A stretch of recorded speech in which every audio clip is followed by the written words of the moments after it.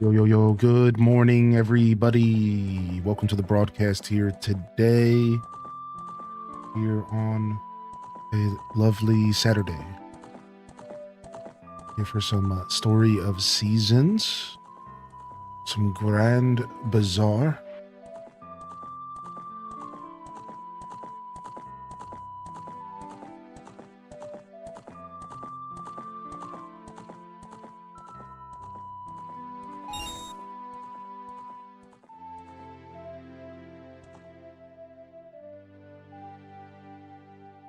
Welcome in here, early birds.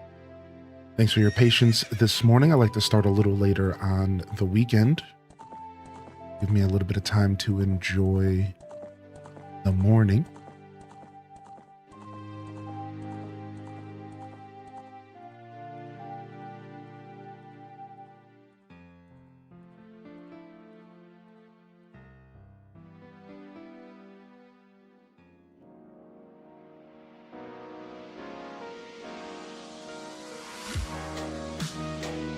All right. We're locked in. We're gonna play some games today. Welcome to the show, Dual Master D, Jen, Musical Toddy, what up, Super? Island Mel Vibes, good morning, Kyle, Dynamic Type, Red Museum. Welcome in here, Variant Hex, Cursed Touch. Oh, we got that coffee right here, baby. Chaos Queen, good morning. Emma Floating Rupees. Ash 370, Trips 14, Kit Kat Cow Zone, Sidey, Smitty, Legend, Altanor.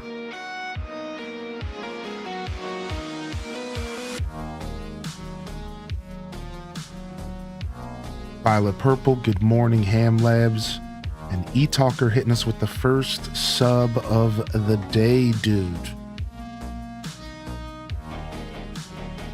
Appreciate you, E-Talker. Enjoy Dinkum Demo. Enjoy the Dinkum Demo. Got an hour to work and chill with the HD crew. What up, dude? Glad to have you in here chilling with us.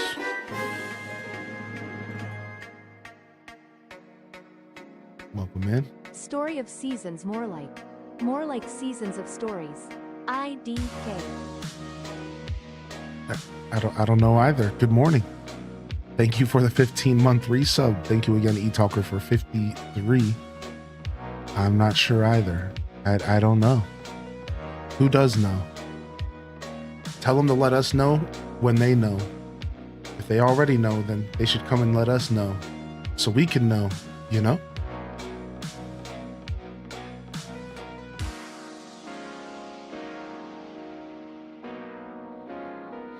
What up, Kai Bells? Doing all right? How are you? We got Gilwen in the building. What up, G-Ski? Welcome to the show, baby. Hope everyone had a good Friday. What did y'all get into for your Friday? I just sat there and thought about the Direct. Man, the more I think about this Pokapia game, the more I'm interested in it. I watched the trailer like 2 more times. I just sat around and I'm just, actually, this might be good. Like, this might actually be... So apparently the Pokemon company's calling it a slow-paced... What are they... Dang it. What was the quote? It was like a slow-paced Pokemon game or something. Like they used... Their verbiage was like locked in on the Animal Crossing energy. And like, it could be cool, man. Do you think it'd be real-time based? Unfortunately, no. Game developers are so afraid to do that. My instincts are no, but now that you've said it and put the seed in the chat, now that's all I want. Now that's all I hope for. You know what I do hope? I do hope there is a day and night cycle, and I hope that it's pretty long. That'd be cool. At least if there's like hour-long day-night cycles, that'd be cool. Happy 62, you. Thanks for all the great memories. Started watching with Mineral Town. Now we on Grand Bazaar. Here's to much more farm and Yo, fun cheers. HD Tier stay 2, 62 months. Started watching with Mineral Town. Really? It's been that long, huh? Dang, man. Dang, dude. Farming Sims unite us. Thank you. Thank you for the tier 2, 62 months, Morg, so I appreciate you, homie.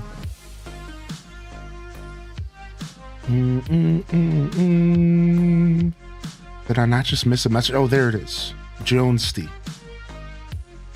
I knew I missed a message. No, I never played Spirit Tracks. That's one of the Zeldas I haven't played yet. I liked Phantom Hourglass, but I hated the control scheme. But I pushed through it, and I think Phantom Hourglass was actually like a really good game conceptually. I think the stealth sections were sick. I think there was like a lot of redeeming qualities. Thank you, Saidi, for the biddies. Thank you, eTalker, kicking off a hype train this morning. So I think not Spirit Tracks. I think Phantom Hourglass was sick. The ship mechanics, designing your own ship to do the things you want it to do, the exploration aspect, discovering islands that were uncharted. Like Phantom Hourglass would be like a really good like main console game, like with the controller, traveling around the sea like that. Like Wind Waker 2, it really was Wind Waker 2, just kind of dumbed down for the DS. So like I really liked that game. It just was held back by the controls. I imagine Spirit Tracks will be the same thing. I imagine Spirit Tracks will be just as good, but with just as bad of controls. I imagine like it'll be just as good, but just as bad with controls. Yeah, we'll see. We'll see. I wish the Pokemon AC game would be more like Ooblets, where Pokemon help you on the farm versus doing it as Ditto. Maybe they will, right? We don't actually know too much about it. I was thinking about it. So like they showed that you as the Ditto learn Bulbasaur's attack, and then you can plant grass. And then you as the Ditto learn like Squirtle's attack, and then you can water the crops. But maybe you can eventually put them to work. Right? Like maybe you can eventually put them to work. I would like that. That would be cool. Yeah, so like, I don't know. The hope is still there. What's up, Toon? Good to see you. Yo, Zoldar coming in with the tier 2 for 54 months, dude. Let's go, baby. Let's go, let's go, let's go. Actually, we're going to do something real quick this morning. Thank you, dude. Thank you so much. What's up, Toon? Good morning. Thank you, Zoldar. I appreciate that, man. So about the Pokepia game, what do you think happened to the original owner of that Pokedex that was on the ground in the cave? Actually, somebody else said, so I have to catch up on chat, but I was watching a video talking about how the concept of the game is actually kind of dark. And they were like, so Ditto can't make friends with other Pokemon unless he looks like a human. So in all reality, right out the gate, the game's actually just really sad. Not dark, but sad. Like right out the gate, the game's just sad because this poor Ditto can't make friends unless he pretends he's a human. I'm like, dude, that is so sad, dude. And then now you're bringing up this mysterious Pokedex. Like, now I'm like, dude, what if the Ditto killed the original owner of the Pokedex? Murdered them, and now he's taking their form. Some poor little kid trying to step into Ash Ketchum's shoes and go on an adventure, and he has extra underwear packed in his bag, and the Ditto just murders him and takes his place in the universe. Now I'm Joe. Like, what a creepy game, dude. What a creepy game. Yeah, the crop fields were fertilized with the bones of his trainer. Yeah. All right, let's actually put this in the title, though. My direct reaction.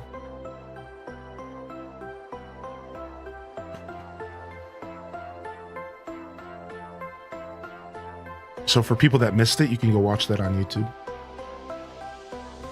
Also, I missed Kybell's message, and I think we're caught up. Salutes to the morning hype train, dude. Always appreciated. Never expected, fam. Thank you so much, dude. Kybell's. Bit of a rubbish week, but I'm hanging in there. Just sat down to start a new Tears of the Kingdom save. Pokepia is growing on me. At first I was like, okay, but now I'm starting to get excited. Dude, same. I'm so glad. Because if you go back and watch my reaction, you'll notice that I wasn't like crazy hype about the game. And the truth is because I didn't know what I was seeing. Like my slow realization that what we were seeing, at one point I was like, is this a farming sim? And then they instantly flashed to a screen of farming. And I'm like, wait a second. I'm watching it evolve and I'm like, wait, this might be sick. But like, you can see the realization in my eyes, but the graphics threw me off so much that I think it did kind of dampen my reaction. Like the whole time I'm looking at the game, I'm like, why does this look dinky? Like for some reason, I let the game's graphics like take over my overall reaction to the game because I was just so lost at what I was looking at.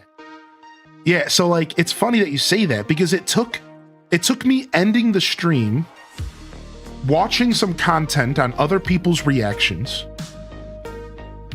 for me to really pause and go, wait, what? And then I went and watched the trailer again, and I sat down, and as I'm watching the trailer for a second time, it all hit me like a ton of bricks. Watching the Squirtle and the Charmander, the Pokemon in the fields, seeing the Diglett in the fields, and reading Pokemon's description of it being like a slow-paced game, I was like, this actually might be Animal Crossing Pokemon. Like it took all of that for it to slap me in the face that they might be going for exactly what we called it in the chat. I didn't think that was it. I was like, no, I don't think that's what's going on here. I thought it was going to be more Minecraft.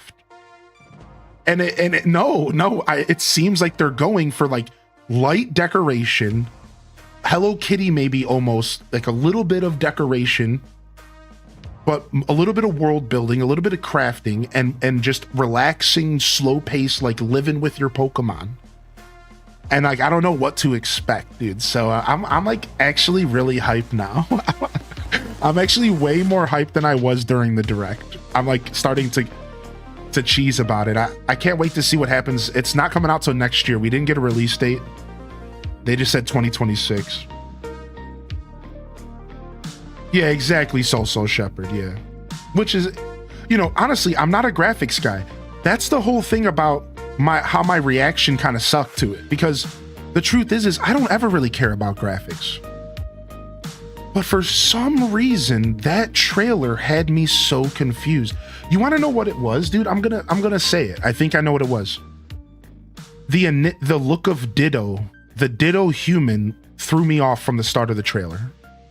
When the Ditto turned into a human, my first thought was, what is this goofy, what is this? Like, my first thought was just like, what is this nonsense?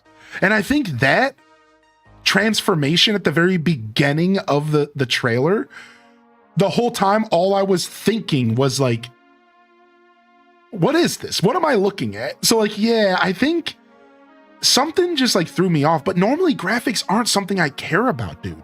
Sometimes they can kind of impede a vibe.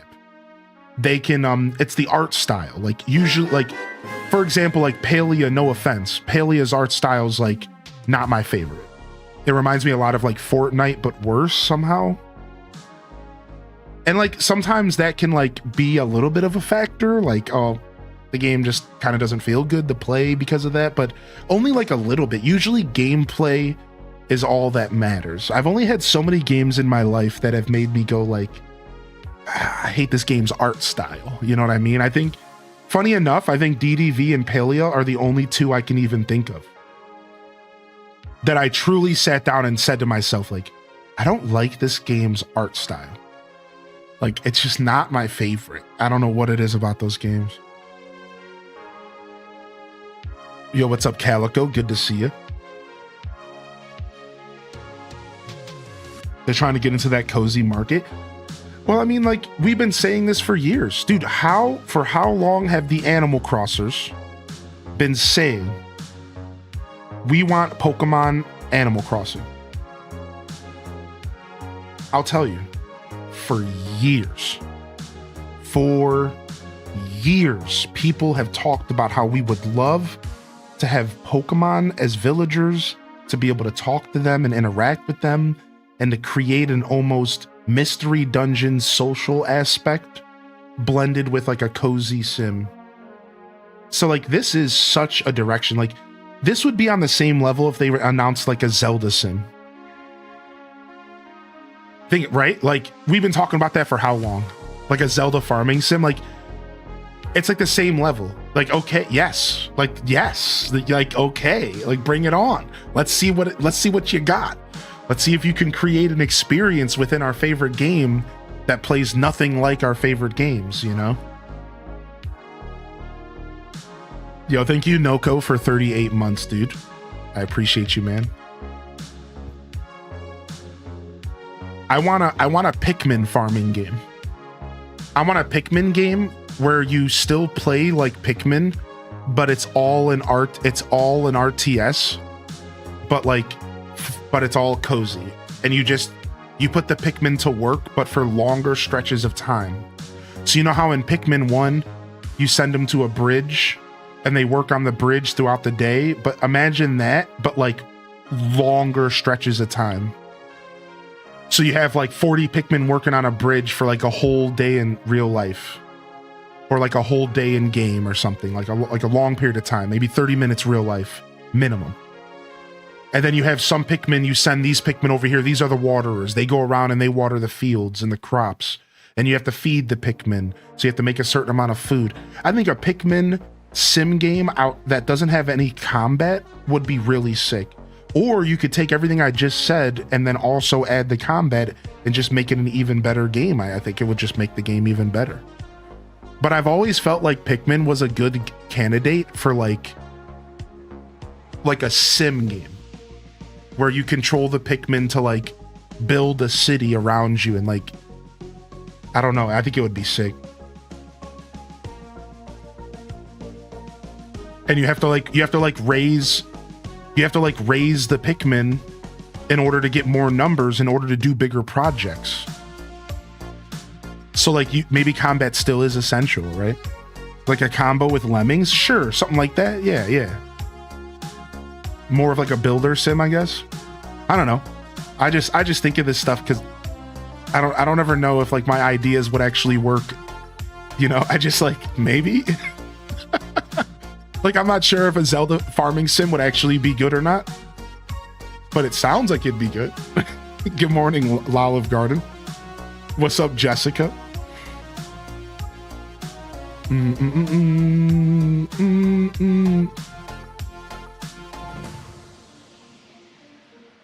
I really would like a Zelda game where we're not Link. And that they try doing something different, or we're not in Hyrule, right? We've only had so many Zeldas that are not in Hyrule. I'd like them to take a break from Hyrule. Send us to a far-off land that we've never heard of and just write it into the lore like they always do. Give us a new universe to explore. No castles. Maybe instead take it into a different direction, right? Instead of a big castle, maybe they could go with a different aesthetic. Maybe like go into like a different aspect of the world or something. I don't know. It would be cool if they kind of dove into something different with the Zelda franchise as well.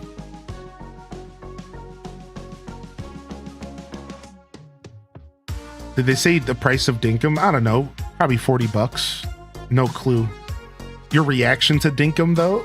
I was hype about Dinkum coming to Switch because, man, I played so much Dinkum on stream, and there were so many people that were like, why isn't this game on Switch? Like, dude, like, that's why my reaction to Dinkum was so hype. Because the amount of people that I interacted with that were like, man, this game should be on Switch. Man, this game should be on Switch. that seeing it finally come to Switch is just like so nice. Like, good. Finally, people can enjoy this game. It took way too long, unfortunately. And like, I can't even tell you if I'm interested in playing more Dinkum anytime soon. And it's like, so hopefully we can like rally the troops and we can maybe get some Dinkum going in the future. But I'm glad that it finally exists on the Switch. Like, this has been so over, like, we've needed it for a long time. Dude, holy heck. Holy heck. All right, let's jump over. Let's play some games. What's up, Miss Andy? Welcome back. Short intro this morning. Go ahead and jump over here.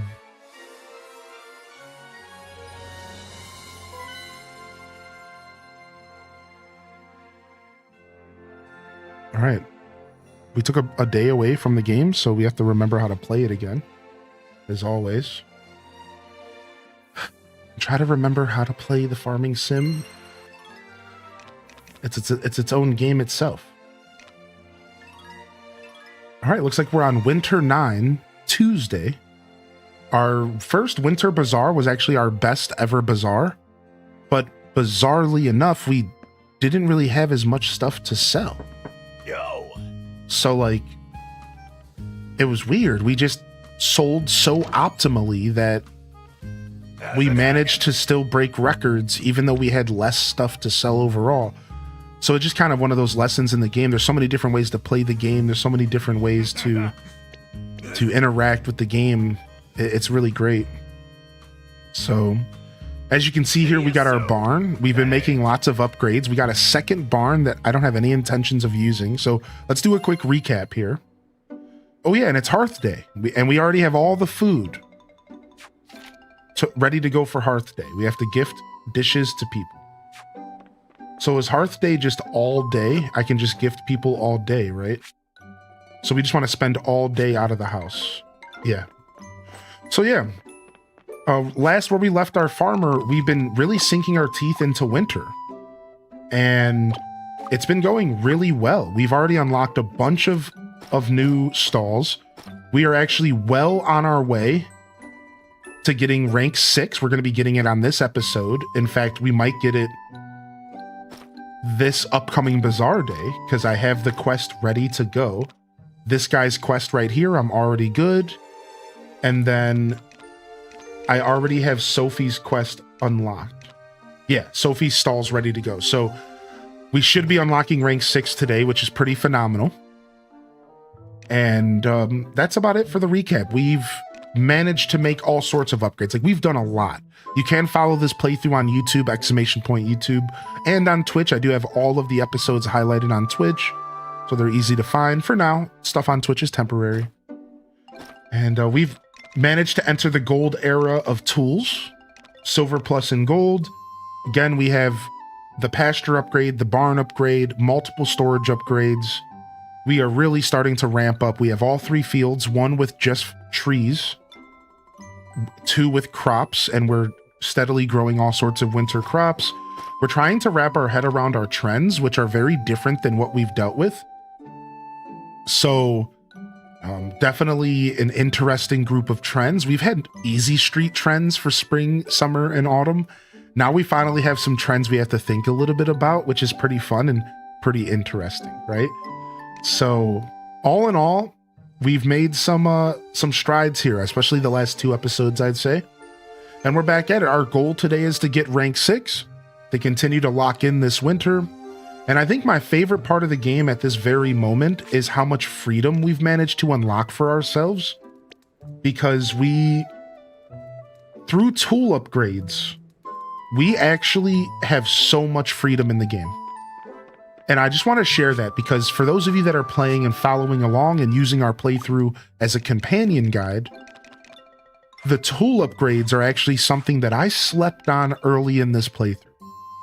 If I were to go back and make a 10-minute video about everything I wish I knew when I started Grand Bazaar, which I probably should do because there's a lot of stuff, one of the things would be actually get those tools upgraded ASAP. I remember Dazabound here in our live chat on Twitch mentioned that that's what they did. And even though I was playing the game a bit more than them, I think they managed to get tool upgrades way before I did. And I think that overall made their experience a lot smoother. Whereas I was struggling with older tools, trying to water my whole field, just kind of going down a little bit of a rougher path to accomplish the same goals because of those tools. I really do feel confident that tool upgrades are more important than I realized as we're going into winter here, all right? So I just wanted to share that as well. Get those tools upgraded, try your best. Even if you have to buy the silver ore, it's worth it. It's really not that expensive, so. But you probably shouldn't have to buy the silver ore. I think you just need to make sure you're checking the equestrian park, especially in the spring and summer. I think that helps a lot. All right, let's figure out what the heck we're doing here. I'm looking for my meals that I cooked for Hearth Day. Boom, and boom, boom. All right, nice. And then otherwise, I think we are going to go to the bazaar and try to get this upgrade. So I need, what do I need? 5 of each type of lumber. I think that's what I was missing. Sturdy lumber. Yep. And it's all getting produced at the blue windmill right now. I remember. Okay. All right, let's go take care of our field. Our animals should be all good here today. Anybody have any fun plans for this weekend? I gotta go do physical therapy. Then I'm gonna play with someone I know and pizza tomorrow. My bowling league. Nice, dude. Nice, nice, nice. Sounds like you have a pretty steady weekend to enjoy, E-Talker. I hope your physical therapy's been going okay, buddy. I hope that you're healing well and that you're not too down and out about what your circumstance. I think that's one of my favorite things about you, bud, is that you manage to always have a good attitude no matter what's going on. That's a super cool trait, E-Talker. Keep it. Don't lose that one, all right? That's a powerful trait to have. I'm gonna play some Bazaar for a little and then switch over to Silksong. Nice, nice. How you been enjoying Silksong, Amethyl? You taking your time with it, or has it been kicking your butt? A lot of people have been saying it's a little difficult, and to the point to where the developers actually felt the same way, and they made it a little bit smoother. The beginning of the game apparently got a little smoother. What's up, Random Reject? Good to see you, buddy.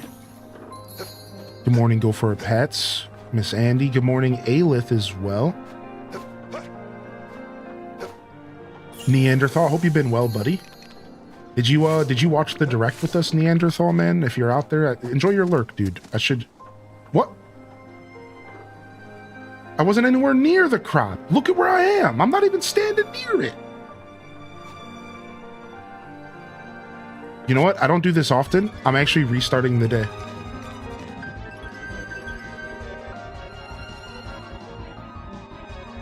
Had a not so great start to the day. My car didn't start. Dude, that sucks. I'm sorry to hear that, man. That mega blows. That mega blows. Thank you, 10 Lobster, dude. What's up, little Budum? How you doing, man? Good to see you, little Budum. Hope you've been well. It's difficult. I don't think they should change it. It's just people complaining. I mean, I agree with you, but I do think that if a game developer does decide to change it, then it might have been worth it to change. Does that make sense? Like if a developer does sit down and say, you know what, maybe we should adjust this a little bit. What they did apparently is they made it to where the beginning of the game was a little easier, but everything else was the same. I think that was the best thing they could have did. This way, the game still ramps up to a pretty high difficulty, but the beginning is just a little easier. I think that probably was smart, you know, like if that's what they felt like they needed to do. I'm right there with you though. I think that hopefully they didn't feel like they had to do that. That's my thing. Hopefully they didn't feel like they had to do that because of the complainers. The platforming's kicking my butt. I have sore thumbs. That's a good platformer then, eh? Been good. I hope you've been the same. Thanks. But I went into it knowing it was going to be tough, right? Yeah, I think a lot of people bought into the hype and they just didn't realize just how brutal the game was going to be. And I think Team Cherry, as a game developer, which I'm not one, so I can only speak so much, I imagine that's the hardest thing to balance, is figuring out how to keep new players. Nice, we got our first apples. Right? Like, how to keep... You have all these new eyes on your game, and like you want people to actually be able to play and enjoy your game, but you also want to make sure your experience stays intact. Like, that's got to be so tough on a developer. Like, how do you find the balance? You know, because think about it. Silk Song had so many more eyes on it because of the whole, like, you know, the weight and everything. So, all right, I think these 3 trees can get rooted, and we can plant other trees. But if we don't have any other tree seeds to plant, so I guess it doesn't matter right now. All right, we need to go around and do some gifting for Hearth Day. I'm actually already behind. We gotta go. We gotta go.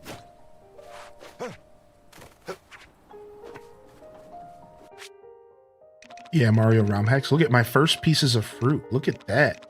Juicy, fresh fruit here in winter. Mmm, so crisp. All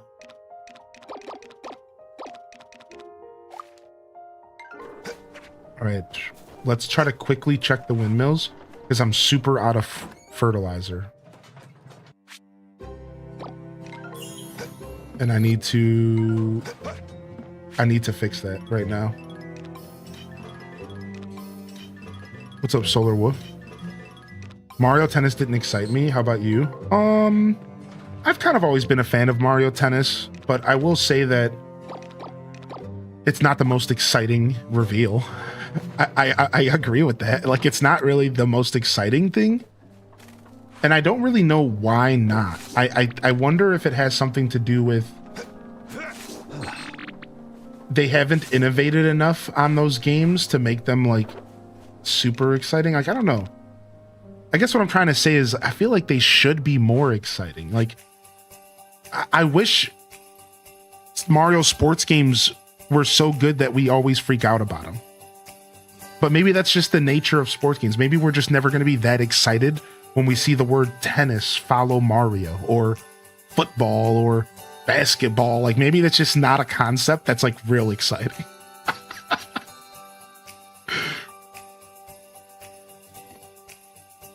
Yeah, Dazabound. Yeah, I don't blame you at all.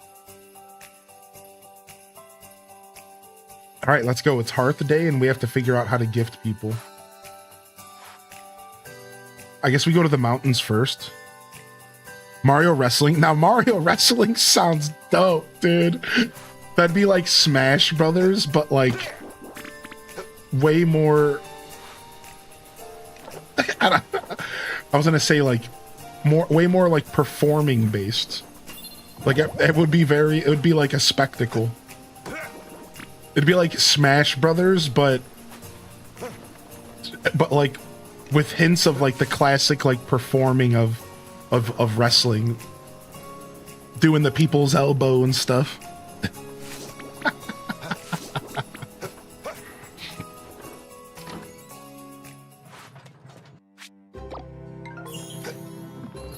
Downloaded the Dinko demo? Nice, dude. I said Dinko, but I meant Dinkum.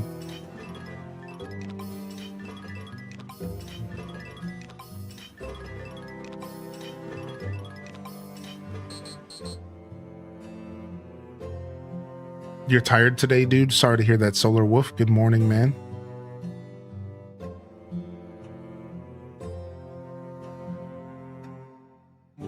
Yo, what's up, fancy mum? Have you ever read TD? No. Or have you ever seen Red? No, I'm not sure. I don't think so. If I'm understanding your question. Yo, what's up, Maharit? UMT, thanks for the lurk. Good morning, Artifice Nations and Spartan Leonidas.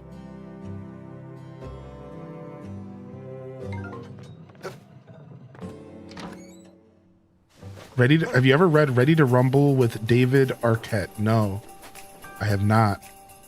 I actually am kind of interested in that read, though.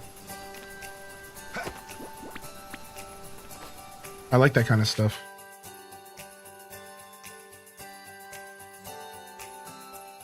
All right, let's get these gifts going for Hearth Day.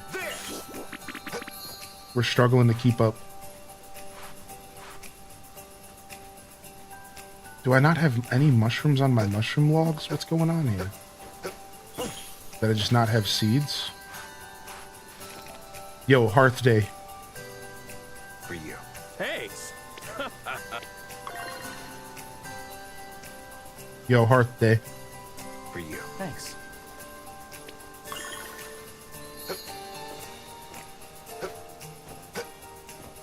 All right, let's not worry about foraging for now. Let's just get Hearth Day stuff taken care of. Oh my lord. Whoa, whoa, whoa, whoa, whoa. What up, Tampert? Yo, I'm gifting you the finest. For you. Thank you. Yes.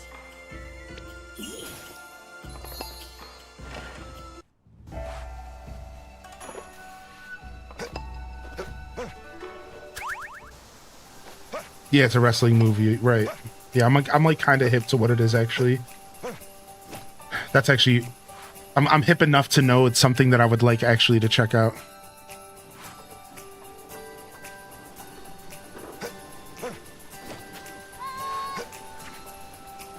What are your thoughts on Pokemon Pia?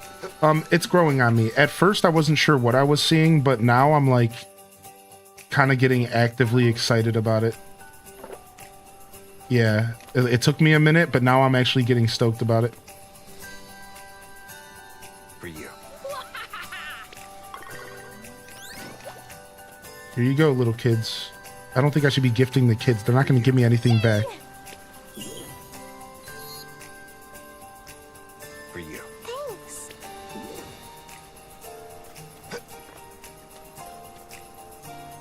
For you.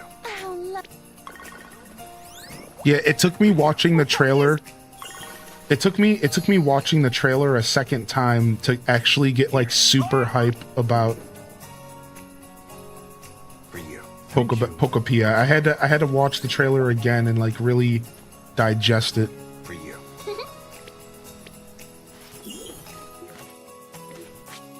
All right.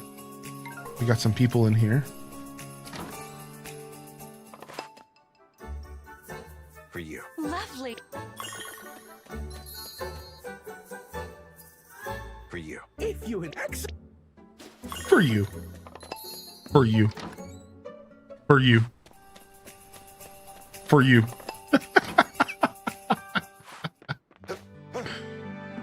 For you. Here. thanks. Here. For you. Thank you.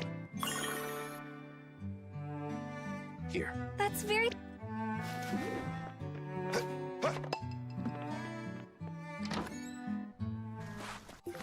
Right.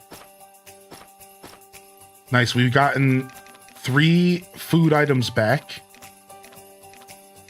so far. 4 items back so far that we have to eat for recipes. I've still got 9 things to give out if I want to. Let's go. Let's go hit up Freya.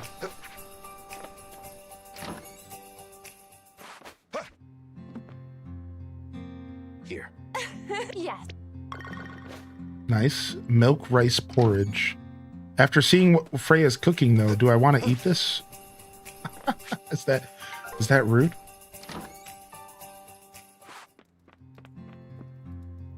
For you. Thank you.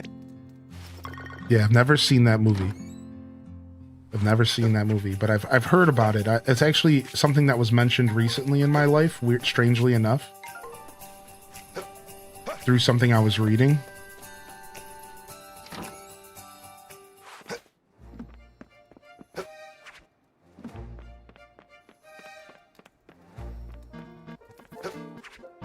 Yo, T-Guard, dude, how you been, man? 9 months? What the heck? Nah. Mina, mo. For you. Wow. More money. Mo. Mo, me, mo. Meet, mo. Yeah, I remember 8-Legged Freaks. Yeah, I saw that one in the drive-in, actually. the drive-in, at the drive-in.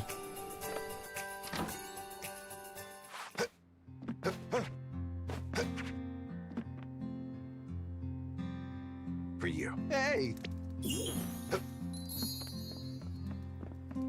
Yo, take this. Here. I'm so How does he do those flips without spilling food everywhere? Well, it's science, actually. As long as you're at the center point of your gravity, then your bowl of soup won't spill. You just have to spin fast enough. I'm being serious, but I don't exactly. I still couldn't answer your question. For you. cool. Right. Cool, right, whatever. Freaking Wednesday Addams. Santa, but instead of reindeer, you're a cow? You have a cow? What? Get out of here. Here. Thank you so much.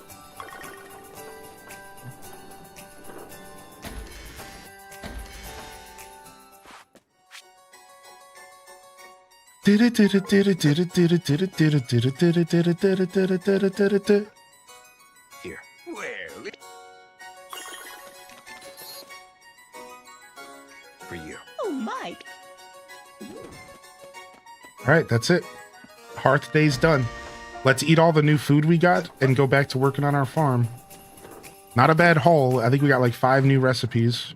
All right, we got the lumber we were looking for as well. Bunch of seeds are producing. We have 5 open spaces here. Let's see what we can cook up real quick. Let's see what we can pull together here.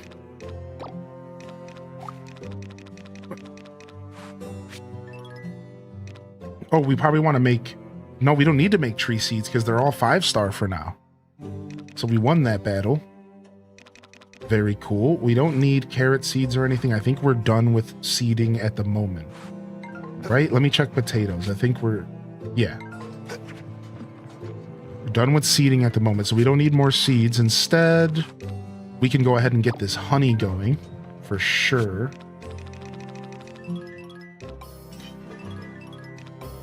All right, that leaves us 3 more spaces. I think we're going to do some jewelry, but... Or we could process some herb mayo and just increase the value of our mayo a little bit more. Sure, why not? We can get rid of some of these 3.5 herbs. How's Story of Seasons? Going pretty good, Porky Bird, man. How you been?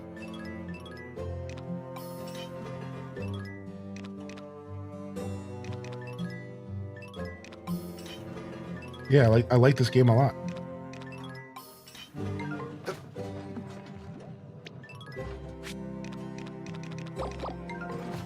I like this game a lot. Nice, some royal honey as well. Oh, you know what? Do we have that lumber on us? 4 pieces. I need to get the 5th piece from the bank, and then we're going to run up to this character, and we're going to go turn in this bazaar.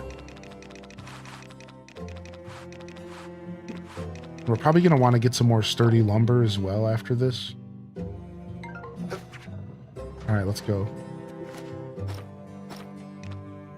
Oh, I need the 5 sturdy stone. We almost forgot. You find time is very limited in this game?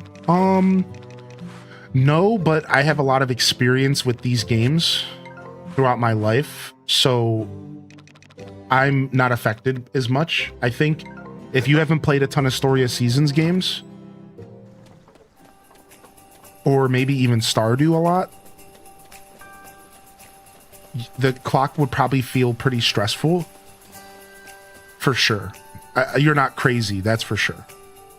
Like, you're not crazy for sure. Like, the clock is pretty stressful in this game by design. I can tell you that it gets a lot better. Like, I was just saying this morning that I've recently entered this era of freedom where because of tool upgrades... Yes. Now it doesn't take me so long to water my field. Yes. And like now I like have a lot of free time actually. So it does get better. But I can tell you if you're kind of new to these games, I think the clock feels brutal early on. For sure, Danny. Yeah, it's just know that this game, similar to Stardew, is a play it at your own pace kind of experience. That's my only advice. Is there is no rush to do anything. The game is never going to end. It's not going to just randomly say you lose. Like, you can just keep going. Just take your time, try to find your own pace, your own stride, and the game will start to open up to you and it'll feel better later. But early on, it's going to be a little stressful. Yeah, this game isn't the kind of game that's going to cut you off or anything. Like, there's no ending to it in that sense, at least not that I know of. I don't think credits roll. If they do, it's a soft ending.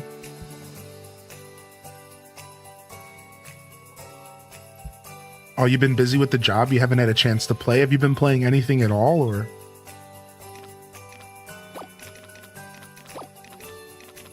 Just completely no games. All right. We got the recycling shop opened up. Unfortunately. This guy seems like a super villain. That's correct. He's so funny, dude. He works for that corporation from Final Fantasy VII. What's that corporation from Final Fantasy VII called? He looks like he's from that corp. He looks like he's from that evil... Yeah, Shinra. Doesn't he, Sidey? Doesn't he not look like a Shinra, like, employee? Like, his hair, the suit... Like, he looks straight like a Shinra employee. The whole time I'm playing, I'm like, this homie works for Shinra. Like, this dude's playing me.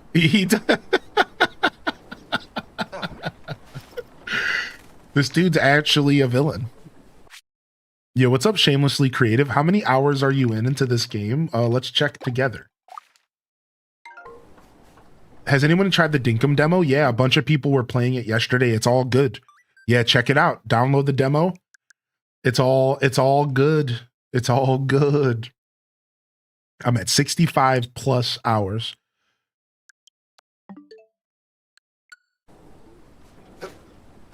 All right, let's take care of our animals first, and then we will take care of the fields and fertilize and water. Do we have anything for petting happiness? No, none of the foods here are for petting happiness. Let's just eat whatever then. Steamed buns, hun. Nice.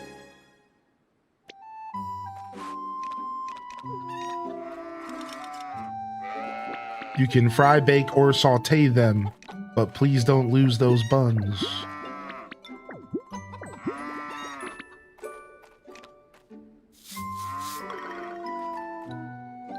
That's helpful as a gauge of when it may feel more calm. So,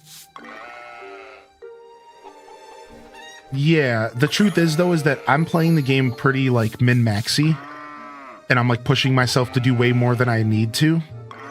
So like, yeah, if you're like really trying to like be quote unquote good at the game, I think it maybe around 50 hours is when it really starts to like feel calmer. But if you are just playing the game pretty casually, like right out the gate, and you're not really stressing yourself out to be like quote unquote good, but more so just enjoy the slow ride, I think this game can be pretty comfy right out the gate. This is just like Stardew in that sense, man. It's like this game is very, it's your perspective on how you play the game. 100%. It really, just like, dude, it's just the same conversation we've had with Stardew for a long time. Like,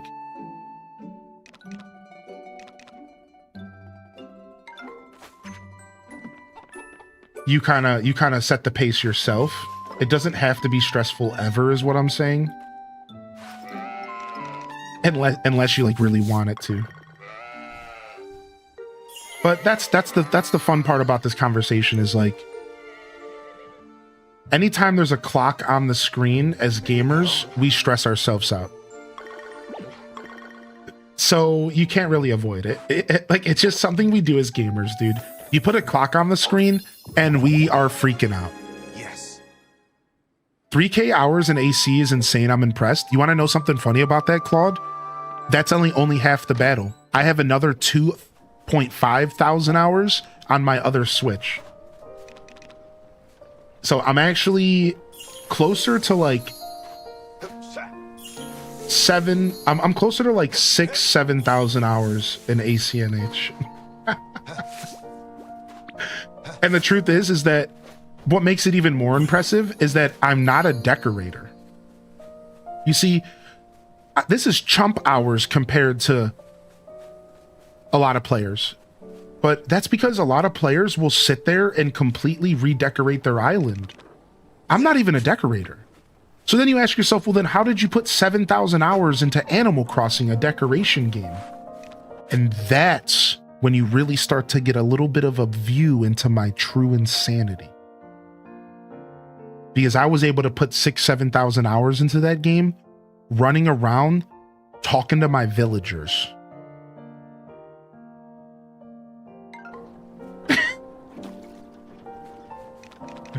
Like, I'm not even a decorator. Like, that's probably the minimum amount of time that I spent playing Animal Crossing. My time was spent doing all sorts of weird stuff, playing hide and seek with the community, and talking to my villagers every morning for a segment called Waking Up with Our Villagers. Yeah, finishing the museums 5 years into the game's life.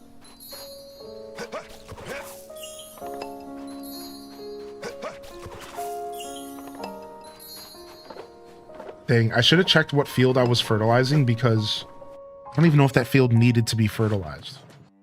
Meanwhile, I'm struggling to keep fertilizer in my inventory right now. You know, I rewatched the Direct after stream. If you approach it knowing there's no AC news, the Direct hits hard.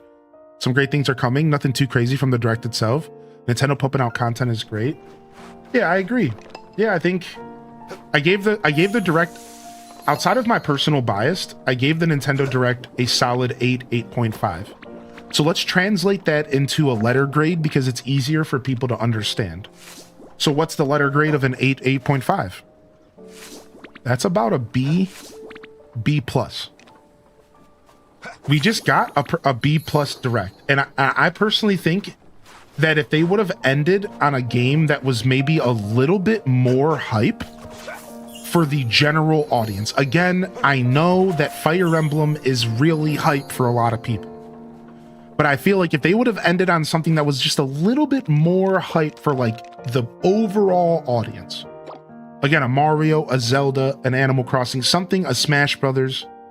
I think that the Direct would have been a solid A, A+. It would have been one of the best Directs of all time. But I think it was held back just a little bit by them choosing to end on Fire Emblem. I just don't think it was the most solid ending that they could have chosen. And I think it did overall drag the Direct down to like a solid B+ from a potential A or A+. But at that point, we're talking about the difference between great and good, or amazing and good, or excellent and amazing. Like, at that point, we're talking about tiny differences. You know what I mean? Like, either way, dude, anything above a B feels really, really good. Like, let's be real. So, like, it doesn't, anything I'm saying doesn't even matter. After I gave it a B+, I don't have to say anything else. Like, it was a good Direct, dude. It was a solid Direct.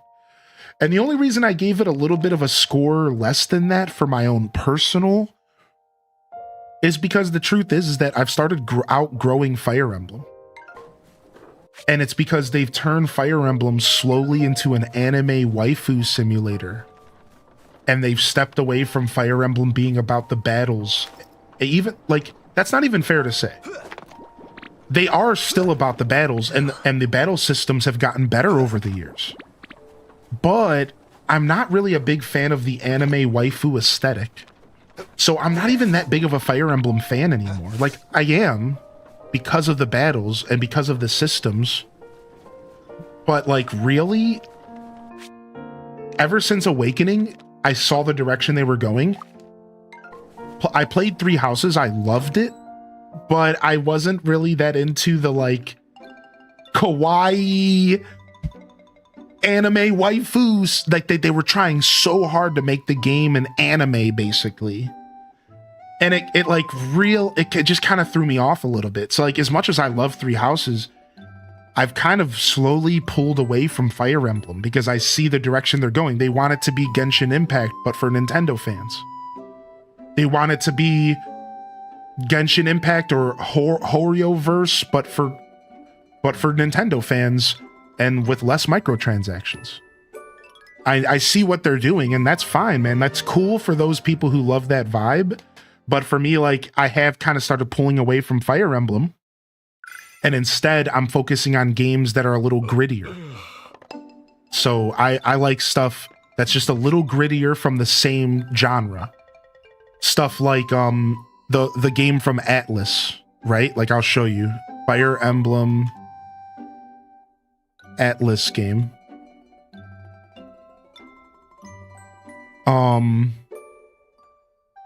What's it called? Atlas strategy game. It was Overlord. Unicorn Overlord. So let me show you let me just show you real quick because I see a question in the chat. But isn't all Japanese animation anime but different art styles? We'll see. It doesn't art and animation, you're kind of just splitting hairs, which is fine because I wasn't properly expressing myself. So let me just show you the difference real quick. All right, like I'll just show you what I mean. We're talking about an aesthetic. We're not necessarily talking about art. We're talking about an aesthetic. We're talking about an energy on how they are approaching the game, the general like grittiness of the game versus like a more lighthearted, fluffy kind of tone of like, it's like the way they're approaching the characters, the way they talk, the little bit of voice acting that's available. Like, it's an aesthetic, man. Yeah, it's just an aesthetic. It's just like the way they've been approaching these games. They really want you to lean into this like anime waifu side of content. Yeah, I think I will be checking out Final Fantasy Tactics. Yeah. Yeah, so like here, let me find. Yeah, so it's like it's less of an art style and it's more of like these interactions like right here are the ones like it's these little interactions with like right here. And then let me go and let's see if I can grab some Unicorn Overlord gameplay. Let's see. Get some gameplay. Yeah, there's a Dinkum demo. Let's see. I think Unicorn Overlord is the game I'm thinking of. There was two of them. There's two games that came out recently that were like Fire Emblem adjacent. Right, like, all right, so here's the difference. So like this game for me has like a grittier tone to it. It's like almost more old school. Right? This feels like a game that I grew up playing on the Game Boy Advance. You just like the graphic style, whatever it is, like the literal tone of the game just feels darker. It feels grittier. It feels like it's more focused on gameplay elements than anything else and about telling a super rich story like through the land. Whereas like playing Three Houses, I was left with a lot of like this. Like it felt like the game was really focused on creating these types of experiences where you're like, oh, who's gonna be my waifu? Hey, this wasn't Fire Emblem growing up. Like, look at this. You could argue that this looks like Genshin Impact. Like they started changing like the focus of the game. Like they really wanted you to like lean into this. And again, Fire Emblem games still have the battles and the depth and sometimes some grittiness in the stories. But like they just started changing the overall vibe of the game. Like you spend so much time in Three Houses running around this school and talking to the characters and like, oh yeah, who am I gonna marry? Who's my next husbando? Right? Like instead of this nice like gritty undertone, like I've heard that Overlord, the whole game is like dark and like gritty and like it's focused on so many more elements of like that Fire Emblems that I grew up playing on like Game Boy Advanced, right? Like this is probably the closest to like those traditional Fire Emblems. So it's just like a vibe check, dude. Like this game passes my vibe check a lot more than like this game does. I pretty much beat all of 3 houses. I got to the final battle and I stopped because I got distracted. Yeah, so like I love 3 houses. Like if I haven't made that clear already, like I love 3 houses. But the direction they started taking the games is just not quite the vibe that I'm looking for necessarily. Like it's just not quite, it's like an energy, it's like a vibe check. It's like it doesn't feel like I'm the target audience anymore. Does that make sense? Like it doesn't all the way feel like I'm the target audience. It felt like the target audience shifted to people who love a different style of storytelling and like a different style of engagement with the characters. It seems like they've shifted their gaze to a different audience and I've fallen out of that gaze. That's what it kind of feels like from the Fire Emblems that I grew up playing. So. Yo, what's up, Dolore? Hey, good morning, man. I woke up early from my adventure last night, Symphony of the Seasons concert. It was so awesome. Even for my hubby who has never played Stardew Valley. Dude, that's nice. Was it just good music? Could you pinpoint what made it so awesome for you? By chance? Was the music and just the energy just really cool? I bet you it's such a good time, man.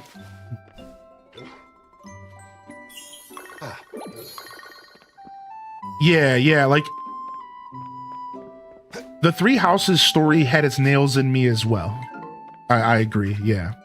I will say that 3 Houses did draw me in, and the story was actually like super interesting, and how they approached the 3 different houses and without spoilers, like the undertone, like there was like all this other stuff going on outside of like the history, like the past coming back to the present. Like, yeah, 3 Houses was good, man. I really liked 3 Houses. I really did, you know? So that's why it's a hard conversation to have, because like, I'm such a complicated human. It's like, I love the game and it was one of my favorite games I ever played from the Fire Emblem franchise. But I simultaneously am less of a Fire Emblem fan than I was. And it wasn't even 3 Houses. The game that actually did it to me first was Birthright, I think. It was after Awakening. I think it was called Birthright. And like, I felt like they turned the whole game into an anime waifu simulator. And I was just like, what am I playing? Like, since when did this game turn into like, choose your marriage candidate and like focus on that? Like, I don't know, like it was just like, I just remember being put off. Maybe I was in a strange time in my life. I just remember being so put off. I was just like, what am I playing? I think it was Birthright for 3DS. I think that's what they were called. I don't remember. So honestly, I think 3 Houses kind of brought me back as a Fire Emblem fan. I remember being so engaged in that game. I couldn't put it down. I was like avoiding going to sleep to play it.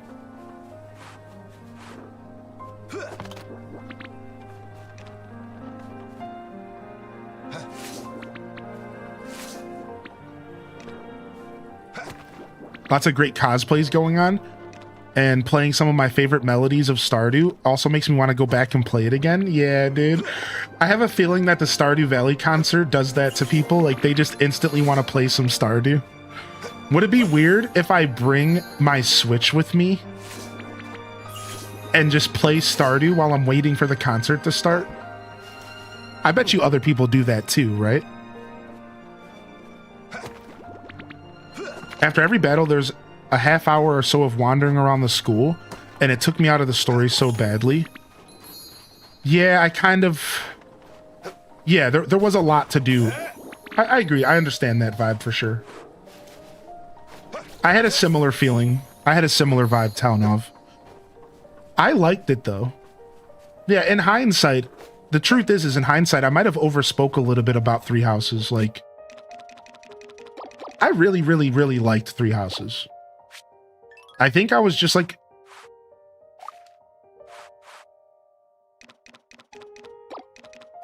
I just felt the franchise changing a little bit, and Three Houses didn't really stop that from happening. It kind of leaned further into it.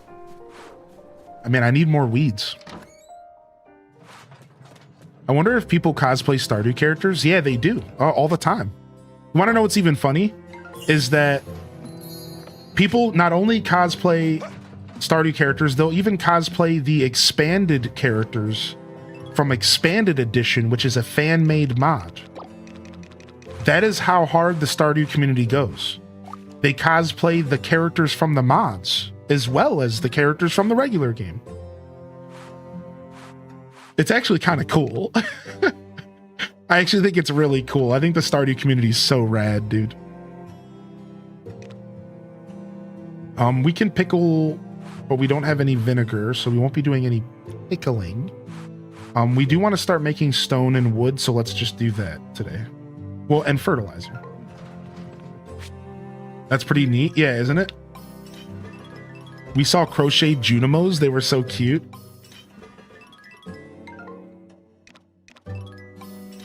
You compared it to Hoyoverse and my heart broke. Oh, sorry, dude. I'm just saying, man, that's the vibe, right? Again, we're just talking about the aesthetics and the vibes. I know that the game doesn't play like Hoyoverse. Or Hollowverse, whatever it's called. Yeah, I know it doesn't play like that, but you have to admit, like, the vibe's kind of there.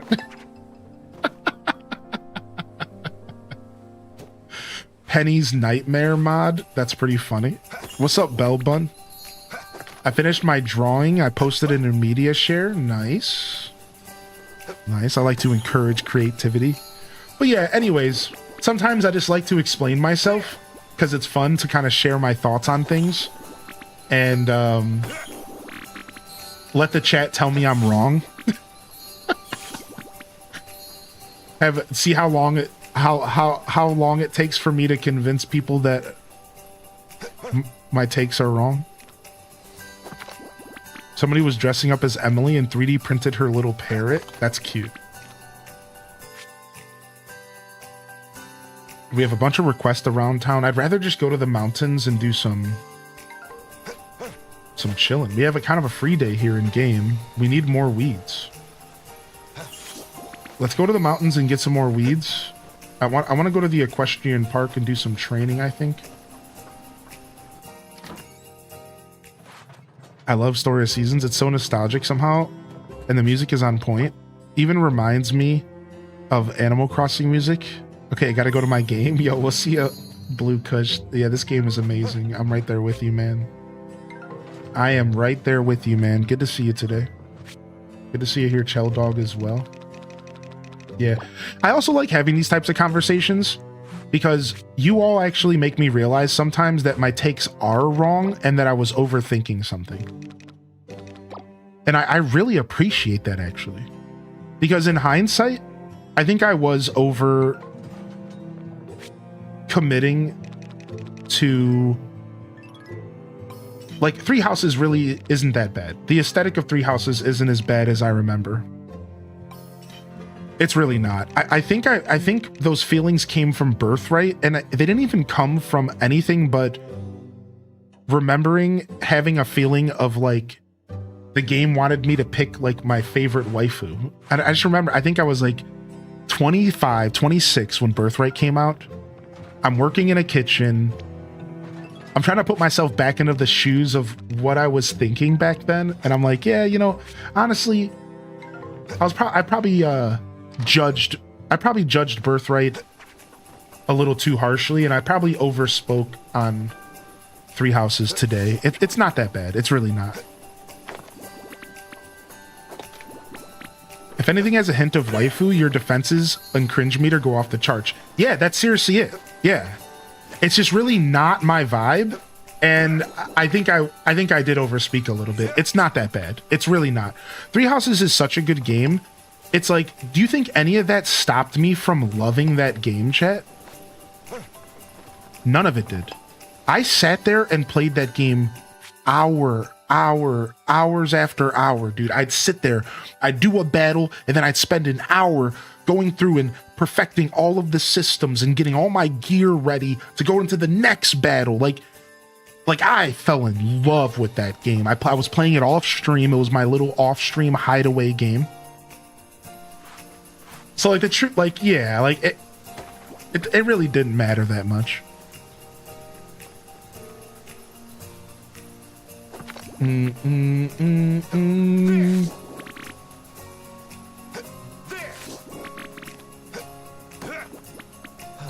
you elaborate, I understood a bit better. My first Fire Emblem was Engage, so I'm picking up the new one. You should go back and play Three Houses if you get a chance. Focus on me play. I do recommend that.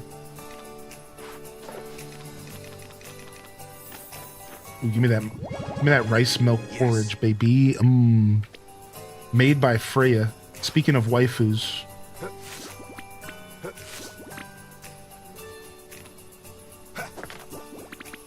What's up, Pharaoh Joe? After waiting 10 months for the concert, it was well worth the wait. I felt so lucky to get those tickets. That's cool. I don't even know if I have any more mushroom seeds left. Let's go check the storage. We might need to start seed making. We could also buy some mushroom seeds, I think, from Miguel. What's up, Zaradu and Bailey B? Does anyone have Grand Bazaar on Switch 1? I've heard good things about Grand Bazaar and Switch 1 performance. I can't tell you directly, but I've heard good things.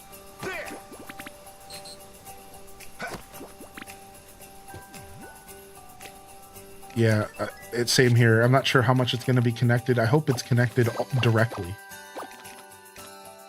That's the hope anyways, right?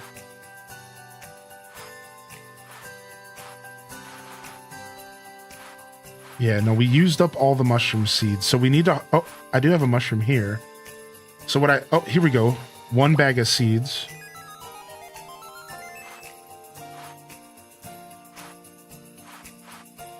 We can seed make mushrooms, so I think we just need to do that. We're gonna need to seed make some mushies. Ooh, what's this? Yes. Harold's lost item. Better go return it. I don't even remember anything about this, Harold. No, we're not giving up our royal honey, but we are gonna give up our regular honey. How do they lose so many items? I know, what are they, Animal Crossing villagers, dude? What are they, Animal Crossing villagers? Figure it out, nerds.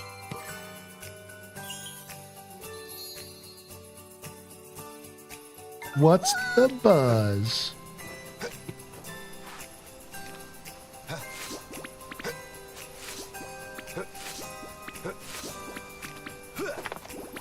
Kids these days don't even know what they got. Back in my day, my farming sims were clunky and hard to play, and you could only play as men, and you could only date women. They were oppressive. Now you guys got it easy.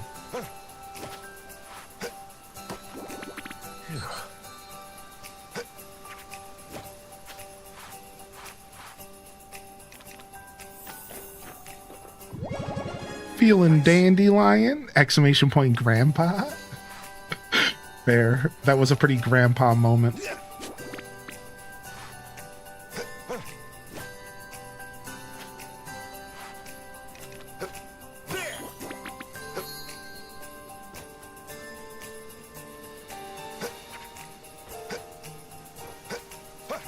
Whoa. I need them weeds. I need that good stuff.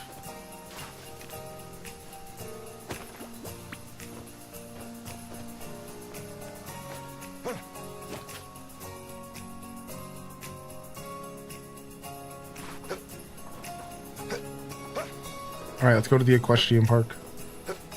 See if we can get some horse training in. We've never done it before. I want to switch too, but they're expensive and I'm not sure at the moment. That's fair. I didn't know the kids came and hung out here sometimes. I had no idea the kids came and hung out here sometimes. I'll take these weeds though.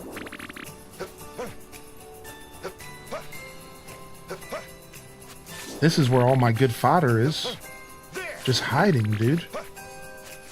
Just hiding, man. This is where all the good fodder is. Just can't get over the movement in this game. Yeah, it's just so good. Man, the equestrian park has all the good weeds.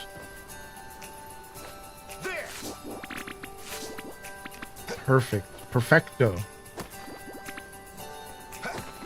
At the end of autumn, if you choose to progress the story... Have you seen this message before? Nope.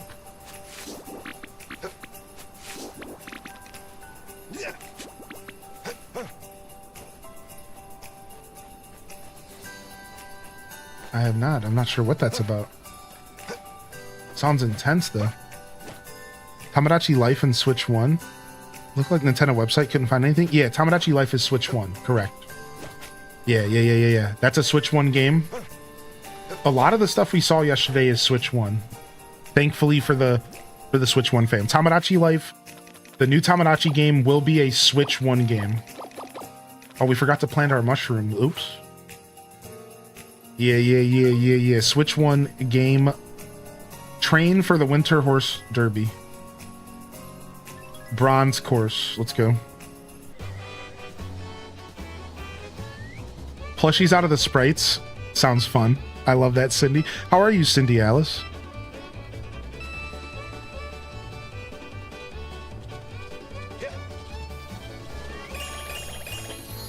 Oh, you're supposed to collect bells. Oh my gosh. Dang, we gotta collect carrots. Dude, we suck. Good thing we're training.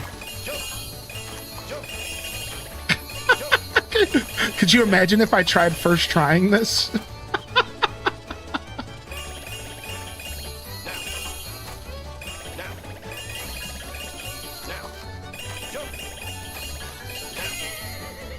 Dang it, this is tough, dude. Ah! All right, we're good. We're cruising. Oh, what happened? Why did I slow down, dude?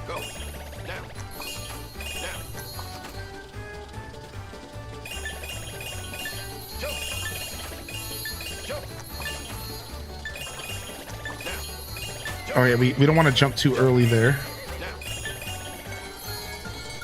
Whew. What? They're turning off the electricity from 7 to 7? Go. Jump. That sucks, dude. Yeah, you gotta make sure your switch is charged. That's scary stuff. What the heck? Hopefully they're like fixing the power grid or something, huh? Now.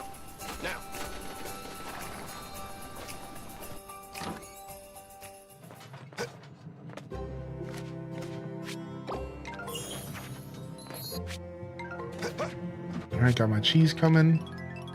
And we can get that fertilizer going. Fertilizer going.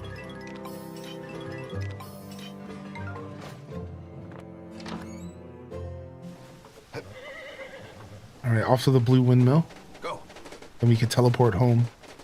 Jump. Jump. Jump. Jump. Now. Go. Jump. Now. I would not be surprised if the new Pokemon Cozy game comes out during the summer. Jump. Yeah, they just said 2026, huh? Stop. How you doing, Focus on You Play, by the way? Are you, Well. what's the thing you were most excited about from the Direct, dude? I always like to hear your gaming takes.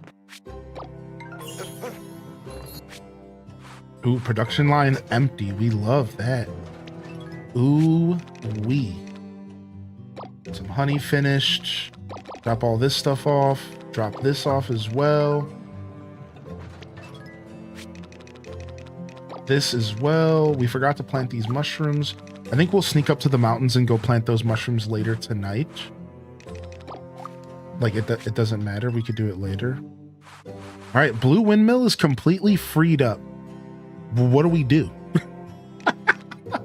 I have 12 spaces to use.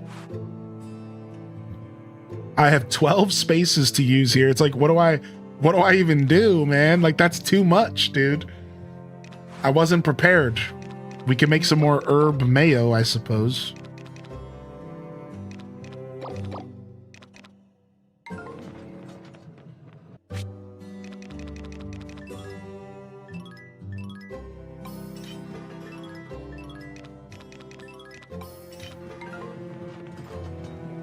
I don't know if I'm ready to start doing any kind of lumber right now. Am I? Do I got 4-star wood and stuff? No, not really. I have some 4-star stone. Yeah, true, Zaradu. I could just do that. That makes sense, actually. All right. We're kind of waiting on wood here. I'm going to do some jewelry. We got some good jewelry to sell here. I'm going to do some jewelry here. So let me grab, I guess, all this stuff, because I don't know what I'm going to use to make this jewelry. Well, let me grab the lowest level stuff first, I suppose.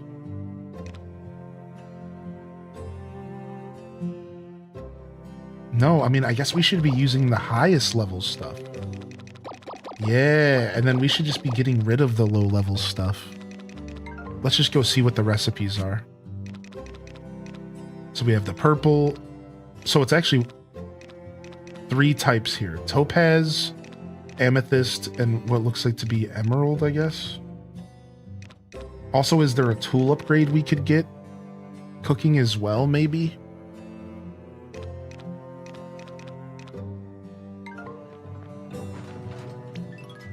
Yeah, maybe we just cook a tool upgrade real quick. I hate doing tool upgrades the night before, because then I have to wake up and go grab them if I need them. All right, we have some silver, some amethysts. Boom, boom, boom. I think we need copper as well. Maybe some gold.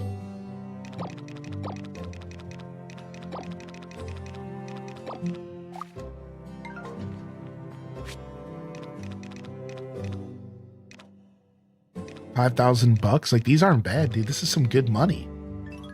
This is some good money, dude. 4-star, 3 days to process. Like, that's crazy.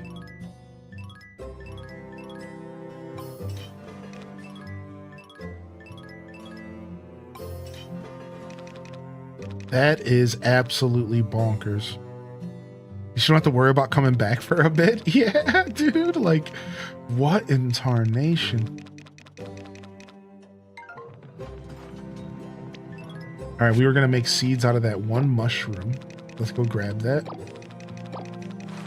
We can get some mushroom seeds out of this. Not going to lie that I'm already excited to load up SOS later. I can't even focus. I know, this game's so good, right?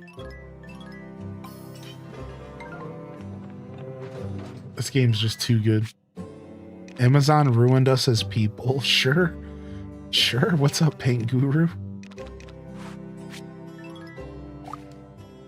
Story progression message is scary. I don't want to make choices that... I know, dude. That was so ominous. I'm over here thinking, like, what's going on over there? That is an ominous message, to be sure. Oh, nice. We got these radishes we can seed make. Ooh. Good stuff. I'm glad I remembered that. Boom, boom. And then I was gonna do a gold upgrade for my tools. Yeah, let's see if we can get an upgrade. Feels good to finally be playing Dinkum. The controls feel a tiny bit wonky for some reason, though. I wonder if that's just the game and you're not used to it yet, or if it's just a wonky game. Like, you know what I mean? Like, I'm not sure. I'm not. All right, let's do fishing rod, because fishing rod upgrades seem to be super important since the fishing is brutal.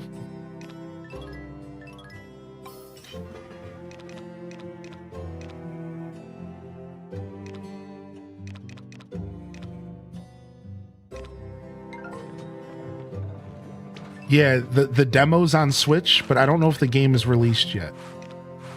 But the demo is on Switch. All right, do I have any more gold in the storage? I do. Here we go. Oh, we have some 2-star gold. What the heck? Just hiding in here. November for the full release. All right, let's upgrade our scythe as well. We're going to skip the watering can because I'll need it in the morning.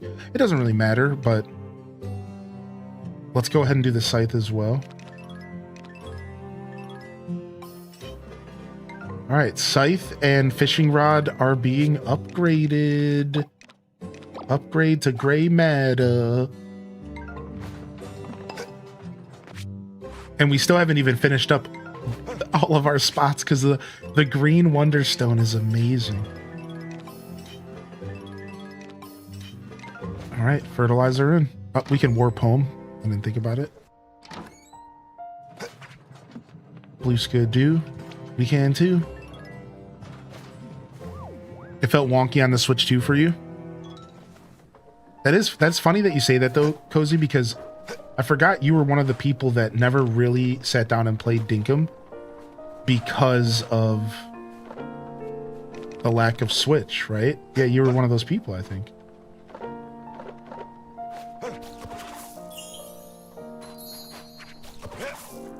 The fact that Donkey Kong Bonanza, Legend Z got DLC, and Mario Wonder got a Switch 2 edition, but Mario Kart had no announcement is something. Will they announce stuff for Mario Kart in the future? Yeah, I think all that stuff was a little bit off. Sure, I agree. I think there was something a little bit off about all that stuff. So, like, this is splitting hairs, but I just want to share this. Technically, the DLC... So, first off, I'm not justifying the ZA DLC. I actually also am not a big fan of DLCs being announced before a game comes out. That being said, they announced that the DLC exists, but it's not day one technically because like it's not going to come out till later, right? I think like there's a fair difference between like day one purchasable DLC and just day one acknowledgement of future DLC. So that's a little less grimy, but what it doesn't solve is this. Here's what it doesn't solve, though. The fact that these video game companies, it feels bad. What it makes us feel like is happening, and this might not be true, so like hear my words. What it makes us feel like is happening is that they're withholding content to charge us more. When they announce DLC too early, this is what it creates. It creates a narrative that, well, couldn't that have just been a part of the game? Now, the truth is that's actually not how game development works. And they actually might not even have the DLC developed. And they might just be selling you something that doesn't even exist yet. They just have plans to make it exist.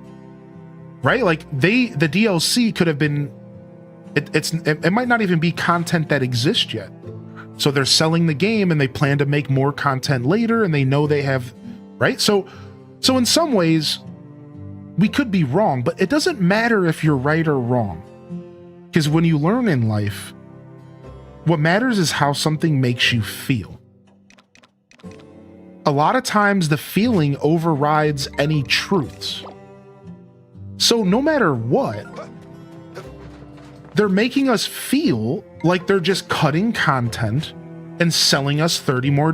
And it blows, dude. It sucks. It's like it doesn't, like, all the company had to do was just announce the DLC a couple weeks later.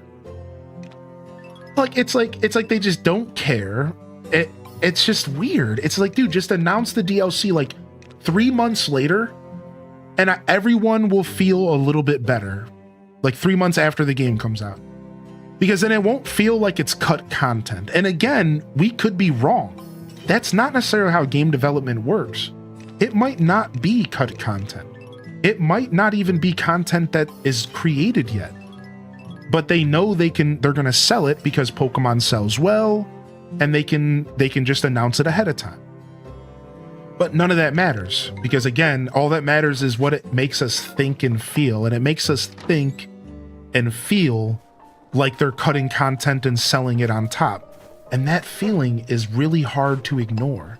That feeling is really icky. As a gamer, it's like, ugh, like, what are you doing? You know, and like DLC, was anybody here when DLC first started coming out into the universe? And like, we had that feeling, right? Like when they first announced DLC, I'll never forget, I was playing Fallout 3. Shout out to Bethesda. The horse armor for Oblivion, right? But it was deeper than the horse armor, because the horse armor actually wasn't that big of a deal. It was stupid and it kind of started it all. It was the slippery slope, right? Whatever. But really, the horse armor was just some extra cosmetics. But Fallout 3 really effed me up. You want to know what they did in Fallout 3? They gave you 20 levels of the game to play. And they wrapped up the story before the DLC. Like literally, when you get to the end of Fallout 3, spoilers, you're at the end of the game. Your dad's dying in front of you, sacrificing himself. The screen goes white. And you want to know what popped up in front of me? A little box that said, if you want to continue playing the game, you have to buy the DLC. What I didn't realize what was going on was that I never saved the game right before that stuff happened. So think about this. I got put into a position where I couldn't keep playing the game. The last time I had saved was like hours ago, right? I don't think there was even auto saves. And I got put into this position where if I wanted to keep playing the game on that save file, I had to go back like 2 hours of content, or I had to give them $20 for the Broken Steel DLC. So there I am, white screen with a box and a decision that I had to make in the moment. Do I want to keep playing this character that I've just invested 2 weeks of my life straight into? Do I want to go back 3 hours ago and just keep playing without going to the end of the game? Or do I want to give them $20? Do I want to get 10 more levels to explore? And do I want to get control of my character again post-story? I gave them $20 and I kept playing the game. And that PlayStation 3 era Fallout 3 experience was the first time I encountered a DLC that really punched me right in the face. And it made me feel so bad. It made me feel like they were purposefully doing this to me. That they were like, we're gonna get him. It was like, like I'll never forget that feeling, man. So I don't know. The point that I told that story is like, we're always gonna hate DLC. No matter what, DLC is always gonna feel bad, period. For the most part, right? Obviously, like, there's exceptions. But like, DLC is just like always gonna feel bad, and like it kind of sucks. It's just like, but when you announce DLC before a game even comes out, it really does just make us feel like you held back content. Right? Like, it really does make us feel that way. And that's how I felt when I was playing Fallout 3 in PlayStation 3. I had felt like they had paywalled a whole another section of the game from me. It made me feel like I couldn't finish the game. It made me feel like I had to buy them. To experience the game, I had to buy it. And like, that feeling is so whack, man. Like, that's such a whack feeling, dude. Like, so even back in the PlayStation 3 era, we were being made to feel this way. Let alone, like, nowadays, they just do it more blatantly. And like, that's my point. You know? And it's like, it's great that people are waking up to some of these issues now and like helping us talk about it and discuss so that we can hopefully choose where we spend our money, and maybe we can kind of fight against this stuff a little bit by keep holding companies accountable. But I don't know, I kind of feel like we lost that battle a long time ago. And that's what I'm saying. Like, I hate to be the downer, but I feel like we're gonna stand up and get mad about it now, and it's like, dude, we should have got mad about it when Oblivion dropped horse armor. We should have got mad about it when Fallout paywalled Broken Steel for no reason. Like, so it's like now we're finally getting mad about it, and I've been mad about it for so long, and it's just like, whatever, man. I don't think we're stopping the train now. I think I think the train is gonna keep on moving, chat. Yeah, like I don't think we're stopping the train now, dude.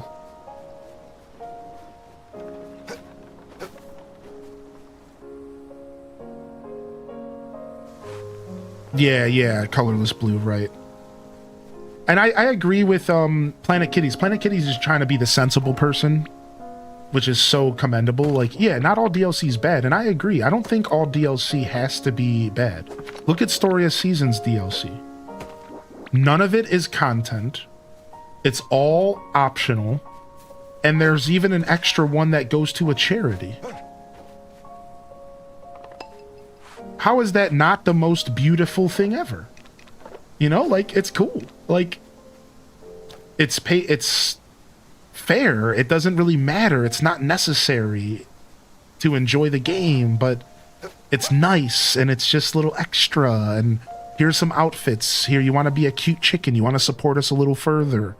We priced our game fairly, and we're giving you options to give us a little more if you want to support us. Like, so I agree with Planet Kitties. I didn't say that I was finishing my rant, but I'm right there with you. I don't think DLC should be a phrase that's Voldemort. We can't think of things so black and white like that. Like, DLC isn't instantly Voldemort. Our eyes start to burn. Saying the word, we go parcel tongue. DLC. like that's not necessarily like how that needs to be. Like, but a lot of times it feels really bad. You know what I mean, dude? I know you play Donkey Kong Bonanza. Is it fun? Dude, Donkey Kong Bonanza is a blast. Yeah. Donkey Kong Bonanza can be described in one word. And for a guy who likes to speak a lot of words, it can be described in one word. Satisfying. Satisfying. If you want a super satisfying, somewhat platformery, but mostly action and just unique. It's one of the most unique experiences in gaming. And when I say that, like, I am using these words pointedly, dude. Like, I'm talking about a game that feels like nothing else on the planet. There is not a game that Donkey Kong Bonanza feels like, except for the spiritual predecessor, which would have been Odyssey. You can argue that Odyssey and Bonanza feel similar because they're the same devs and they're obviously inspired off of each other, but even then, Bonanza does not feel like Odyssey. It's just similar in some ways. I did play some Bonanza DLC yesterday, yeah. I'll go ahead and I'll highlight it and I'll release it on YouTube, Perchowski. We played just a little bit. I'm gonna use the restroom and I'll be right back. I just want to say welcome back again and good morning, Meg. Did you have a good birthday, Meg? Did you have a good birthday, man? I appreciate you, and I'm glad you weren't too shy to ask for a birthday song. I know I was having a little bit of a rough week, but I just want you to know that I relish in the opportunity to make someone's birthday great. And I don't know, I just felt like I was having a little bit of a rough day, and I really do hope that you still managed to have a great birthday and that you managed to enjoy meeting up at the community. I know you said you didn't get a chance to be here last year, so you were like, I really want to be here this year. That kind of stuff makes me really happy and makes kind of all worth it. So I'm going to throw you 30 days of VIP just to say thank you so much for tuning into my show. All right, I'll be right back. Give me just a second here, and we're going to dive into some more Story of Seasons on this lovely Saturday. All right, I'll be right back.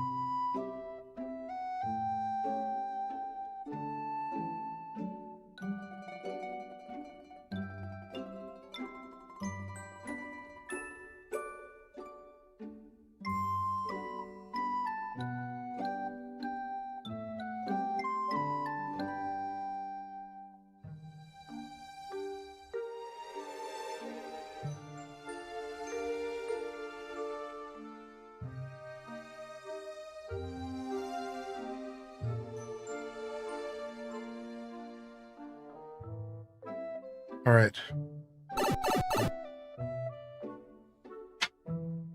I'm back. Oh, frick. More celebrations in October, huh? All right, frick. Nice. Some dope discussions this morning. The day after a direct is always an awesome and reflective day. I just want to say good morning to those of you that are watching on YouTube today. Thank you for participating in the broadcast via the Lurker Zone. And of course, those of you that are hanging out here on Twitch today, thanks for the discussions and for vibing with us.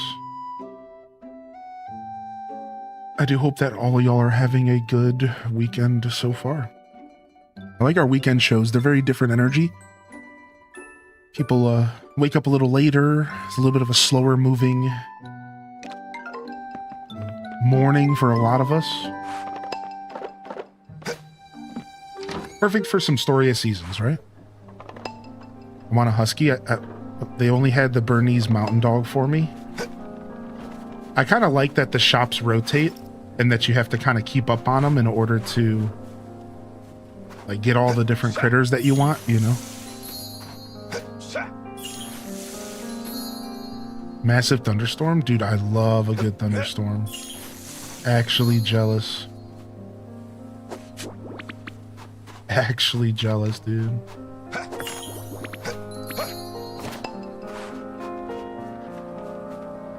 So jealous of the cow outfit.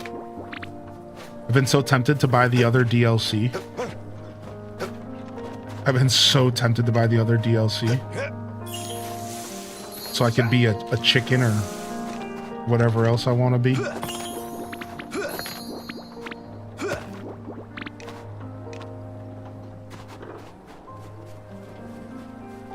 I think my trees are done for now. Everything seems mature. All right, let's go to the blue windmill and let's go get our tools so we can start our day officially. Yeah, there's 2 DLCs. There's a DLC that gives you like 4 other costumes. There's a sheep, a chicken, I think something else, buffalo or a bull or something.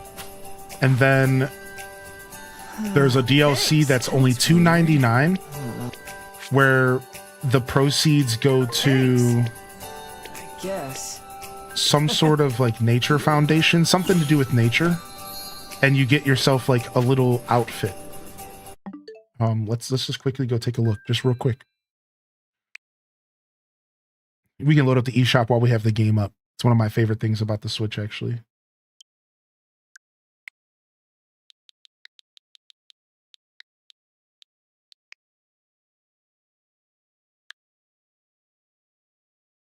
All right, so you have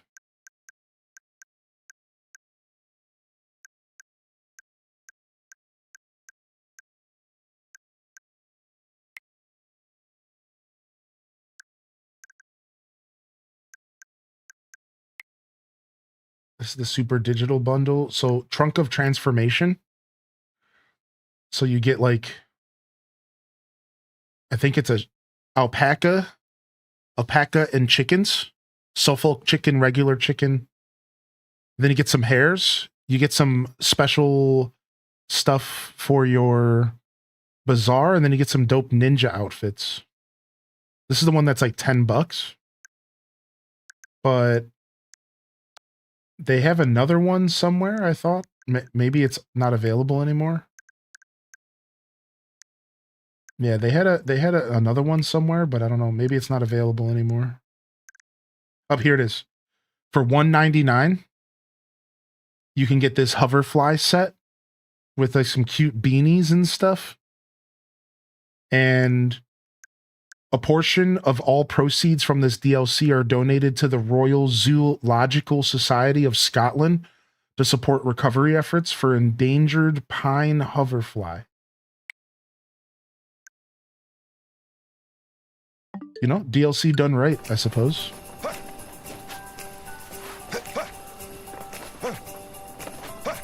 Hylian strikes again. Not sponsored. Not sponsored. Nice. Nice. What's up, Taco?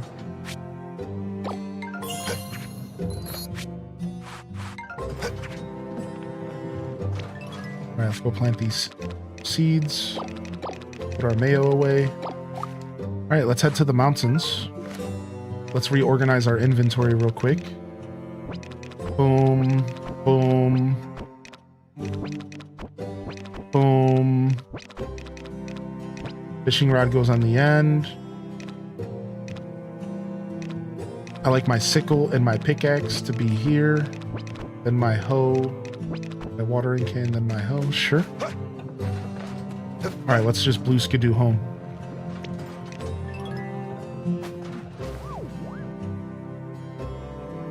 What's up, Panda Breb? How you doing today, man?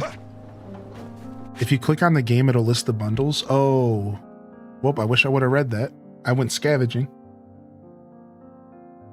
What up, Gold Giraffic?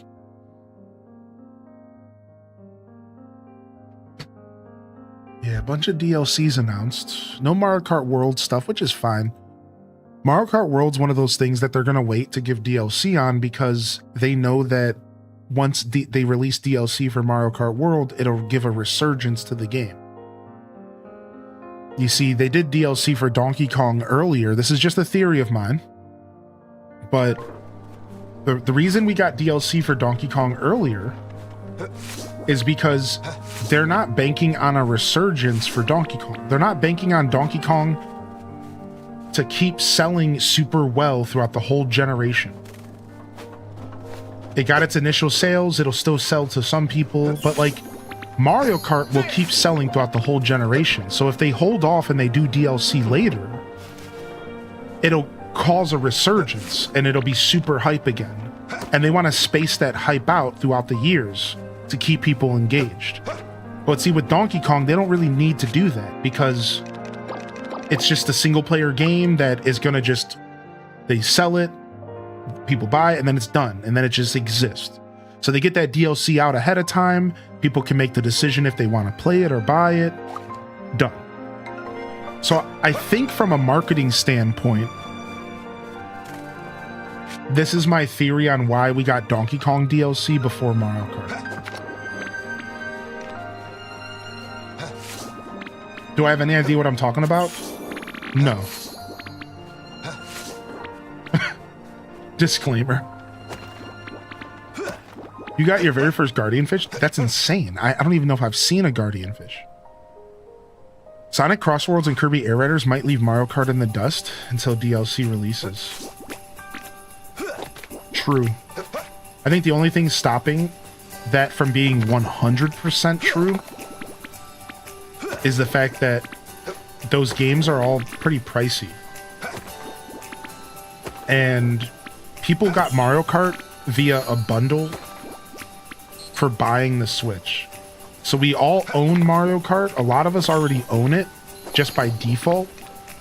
But in order to play Sonic Crossworlds, we have to commit like $50. And then again, if in order to play Kirby, we're going to have to commit like $70. And I think that simple fact could hold those games back from being like insanely hype. I just feel like they're going to have to be really good games. They're going to have to be really good games to get people to spend that kind of money. Because gamers right now are not about spending cash, dude. Should get old Mario Kart? Yeah, exactly. Exactly, UMT. So yeah, but I do agree with you that those games are going to be really good.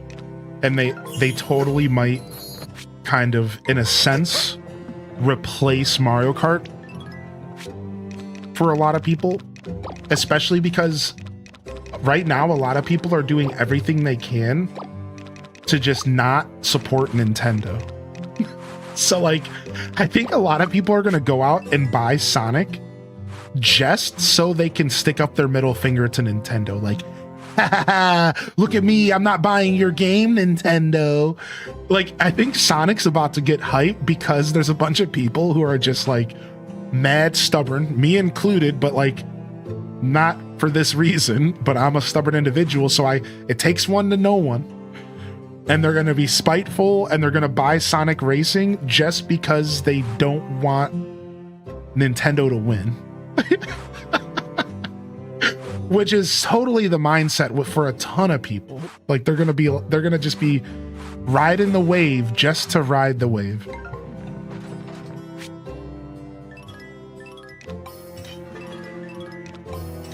In Grand Bazaar, Wilbur gave me the mission of taking 5 baths. I'm slightly offended. Damn, you stank, dude. Stank, dude. You went crazy on an N64 auction. I got so many new weird games. Dude, nice, Bake. I got some recent 64 games in my collection, dude. I recently picked up original Pokemon Stadium, original Pokemon 64, and Diddy Kong Racing. All just carts, no boxes. And I'm very proud. Now I own Kirby and the Crystal Shards, original Gold Card Ocarina of Time, original that still has the Fire Temple music, original, 1.0 edition. I have Pokemon Snap, some random punch buggy like the car, like a buggy game. I don't even know the name of it. I just own it. And then the games I just listed off. I have a pretty okay N64 collection, man. It's pretty okay, dude. Apparently the Virtual Boy stuff won't work docked. Yeah, that's Spawnwave talked about that this morning. The Virtual Boy stuff's cool, though. Even if it is executed kind of strange. The Virtual Boy stuff is cool. Like, it really is. Like, think about having a lost generation of games that now are no longer lost. Like, we complain so much about Nintendo not preserving games. This technically is an attempt of preservation, just obviously not executed well. So the only reason I say this is because if you didn't know, if you want to go and play a Virtual Boy, it's like hundreds of dollars. If you want to get a Virtual Boy that actually works, you might end up spending like $500+. And apparently the Virtual Boys start going bad and you lose one or the left eye or the right eye, and then you don't even get the 3D effect anymore. So like, there is something pretty cool about them stepping up and being like, we're gonna kind of help preserve. State your condition. Like history, just like a little bit, you know. It is cool, even if it is overpriced. $100 for this toy basically is like a lot. But it's cool. It's cool to see them doing a little bit of preservation. I get worried about Nintendo's preservation tactics because I can't help but think about the future of when Nintendo Switch Online isn't a thing and then all of these games just disappear. It's a pretty doomer thought, though. It's probably not one to dwell on so long, because, like, whatever, you know? Yes. Hopefully Nintendo just keeps going with the same Nintendo account system for the rest of history. And we just don't even have to think about it. Yeah, UMT, dude. That was a pretty grimy tactic on their part. I know, man. So Chaos Queen here, let me go ahead and read this message. 1 second. Where's my honey at? Oh, we're about to level her up. We are about to level her up.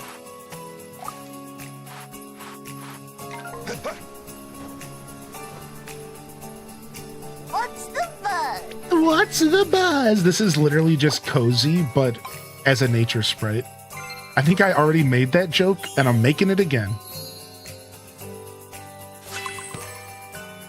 Thanks. Yeah, this is literally you, dude. Look. Whoa!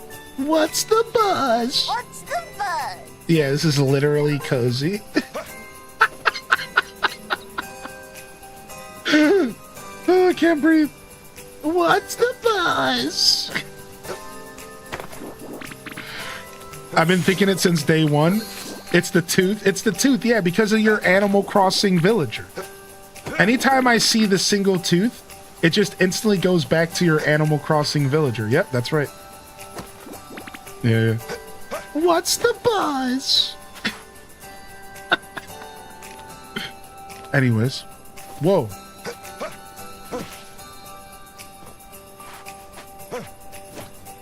I want to say a big thank you. You have such an amazing community. Oh, thanks, dude.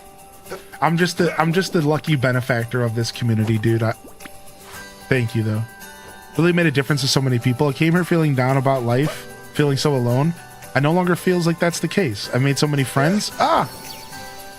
Also found a person who's become very special in my life.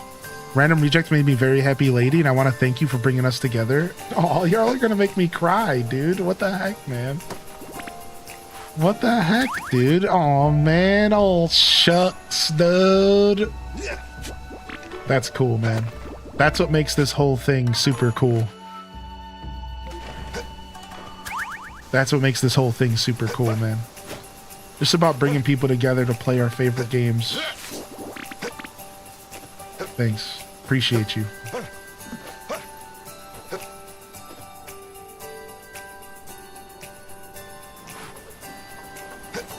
I guess what I'm saying thanks for is for taking the time to share that, because you didn't have to. So pretty cool.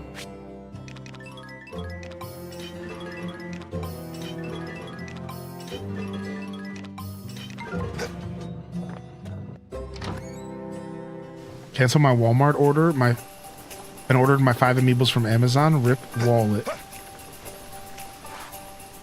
Yeah, amiibos are a bitter thing for me to swallow. Like, I find it hard to commit to buying amiibos because I can't justify the price because I barely use the amiibos. So it's just another one of those things where it's like, it's just a collector's item. And do I need to collect? No, I need to pay bills and fix my life. And then I just don't buy the stuff. Every once in a while, though, I will sit down and heal my inner child. And like I said, I treated myself to some 64 games recently, which was super sick.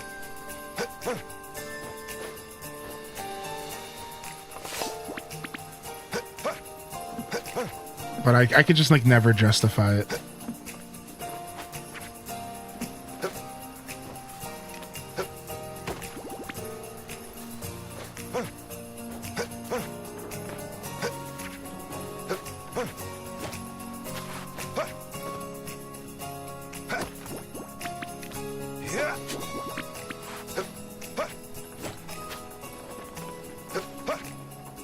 Silk Song being out. Have you guys ever played Hollow Knight? I have, yeah, UMT. I actually, exclamation point YouTube, you'll actually find an 8-episode playthrough of the first time I played Hollow Knight, as well as a little mini review. It's one of the few reviews I've done. I mean, it was kind of an in-the-moment review during the credits.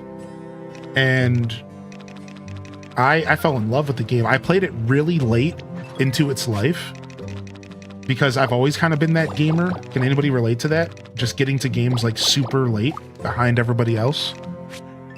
I've kind of always been that gamer up until I started streaming. And I fell in love. Like, it was such a beautiful game. Every step of the way was so beautiful. Like, I can't even begin to start the conversation about how truly special Hollow Knight is. Like, it's seriously a very special game, man.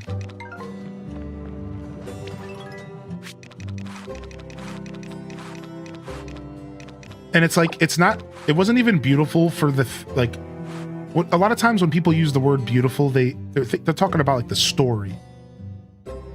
It's like, not necessarily that. It's the graphics, which is another reason when people use that word. The game just aesthetically was top tier. But it was actually, the beauty in that game came from the passion the developers obviously had to create an experience. The beauty was very, like, enigmatic like that. Like, it wasn't like surface level beauty, even though, again, the game was beautiful. Like, aesthetically, it's very pleasing. It's the art style and the different zones in the world feel really impactful. You'll never forget the first time you enter that city where it's raining and you just go out on that ledge and you just look out and you're like, wow. But the true beauty of that game is core deep. It's deep. It's the roots of the game. It's created with loving hands. And like, that sounds like a little over emotional, but like, it doesn't mean it's not the truth.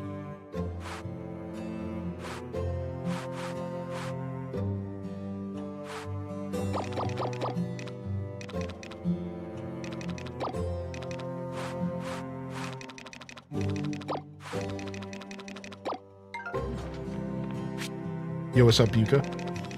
How you doing, man?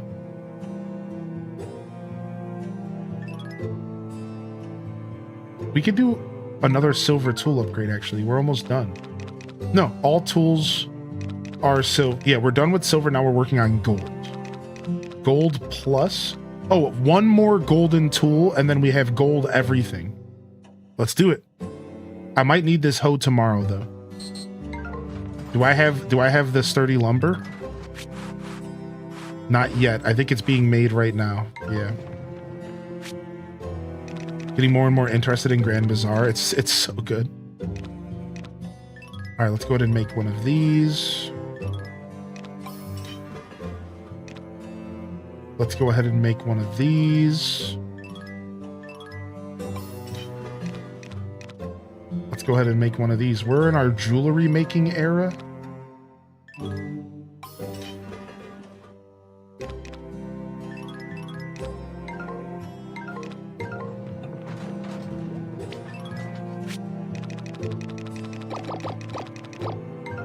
Getting prepared for the bazaar this week. Frick. What's up, Pixie Rose? Hey. The Hylian effect. So hooked on Grand Bazaar. This game's so good, man.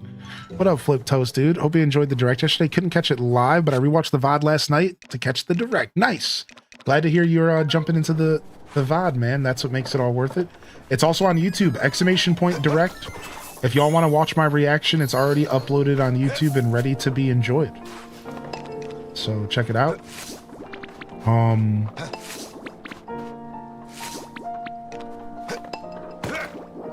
I like the direct a lot. Yeah, for me it was about a solid 7.5, so like a B minus, maybe a C plus at worst. Like a B minus. But I think, yeah, like a C plus. Yeah. About a 7.5. And then I think, honestly, it's hard to match up if you don't do 1 out of 5. I'm realizing, like, it's hard to match up letter grades if you don't do 1 out of 5. So in all reality, if you're doing 1 out of 10, then an A would be like between an 8 and a 10, right? So like, let's just simplify it and do 1 out of 5. If I was giving it a rating between 1 and 5, it was a 3. And if I was giving it a rating between A and B, it was a C, but like a high C, like a C plus. It's like a 3.5 maybe. I think for the general audience of gamers though, it was actually like a B plus. I think it was actually one of the best directs we've gotten in a long time.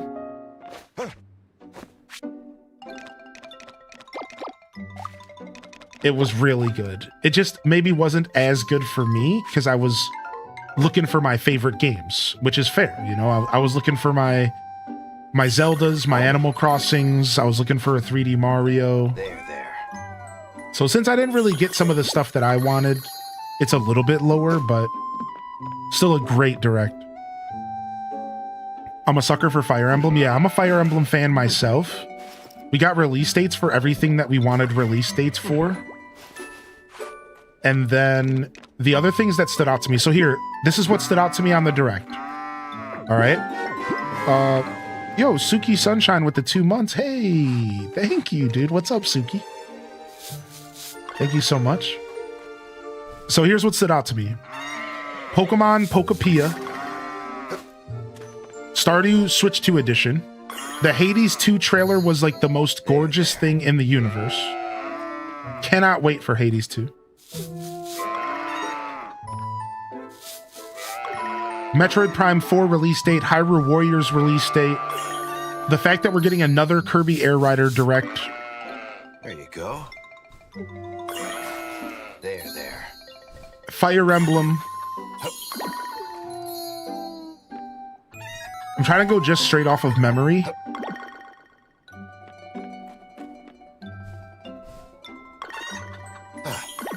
But I know I'm forgetting like one or two things that stood out to me. I know I'm forgetting like one or two things, but like that's like roughly it.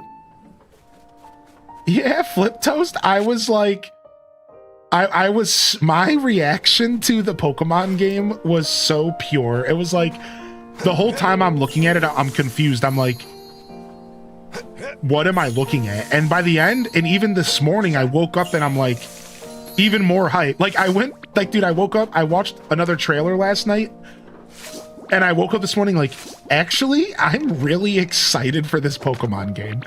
Like, I'm really, really excited. But like, it took me a whole like 24 hours to really let the excitement set in. Now I'm like stoked. Now I'm ready, dude. I'm like, now I wish it was coming out sooner.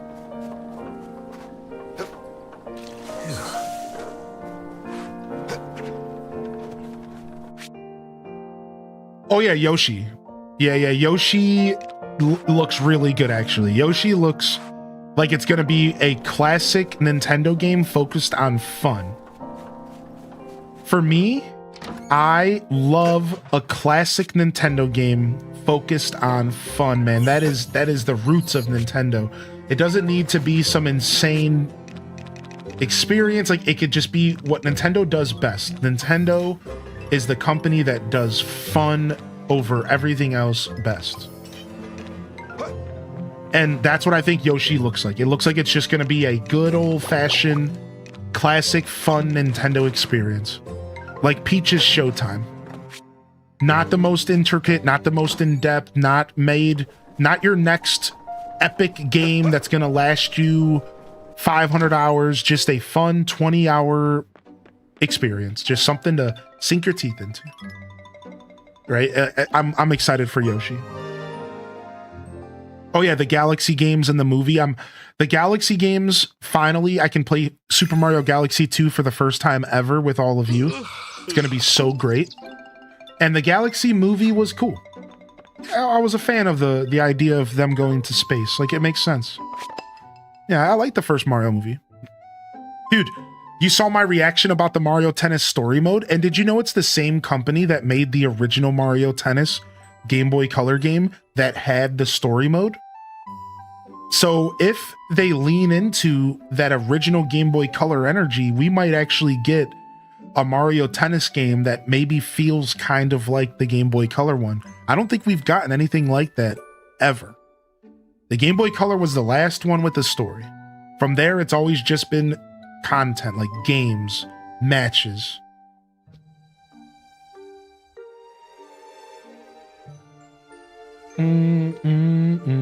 I also missed a message that I want to read here.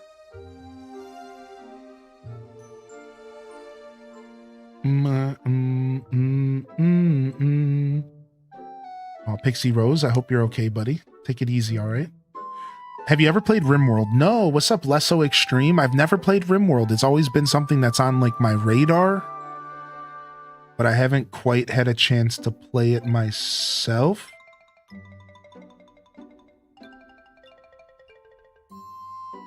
I was just catching up on messages. Oh yeah, Galaxy 2. I don't know, it looks like they might be kind of polished, are they not? I'm really bad at judging that kind of stuff, so I guess I was under the impression that they were going to be somewhat polished. I guess polish and just upscaling the resolution are very different things, right? Maybe that's what I'm... Like, it's going to be upscaled, but that's not necessarily polish. I guess those are kind of different. Nice. We can finally fill this field up with good crops. Let's go. There.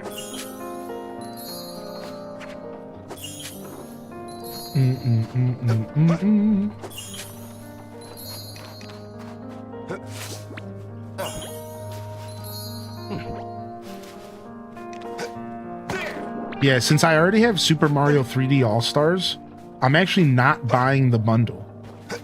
And I'm just gonna buy Galaxy 2 for 40 bucks.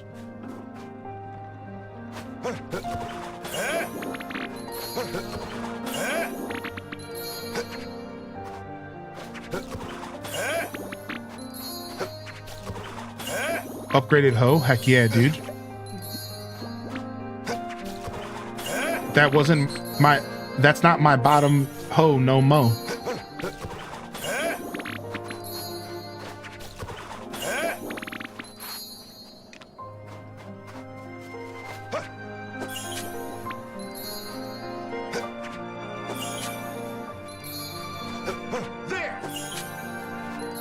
Alright, sick. Let's go take our bath. So the improved bathhouse doesn't fully heal my stamina, but it's close. It might be because I got some stamina upgrades. That's crazy. I'm playing RimWorld right now. Nice. What's up, M-Chu? I want to return to the N64 days, but Fever looks like it's in a good direction. So Nintendo 64 days of Mario Tennis did not have a story mode, though. But I do agree, I have very, very fond memories of playing Mario Tennis 64. Like, I really liked, I think it played really well. Is that what you would say, Buka? Like, would you say that it was one of the best playing Mario Tennises? Is that what makes it so good? Because I'm really not sure. Is that what makes it stand out? Was it just like really good, like really mechanically? Yes. Yes, I remember it mechanically being so good. Yes, okay. I just wanted to see if I was right about that. I think I remember it being really, really good mechanically.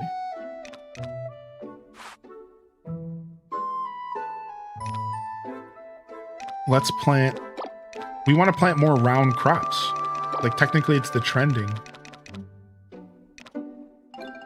Let's just do more potatoes now. Oh, actually we have 2 fields to fill up. We'll do potatoes and carrots. You name it! And then I wanted to cook some food real quick for eating. In fact, we might just make some walnut drink. It's not the best stamina healer, but it's something. And it's relatively cheap. It's basically free because of the walnuts.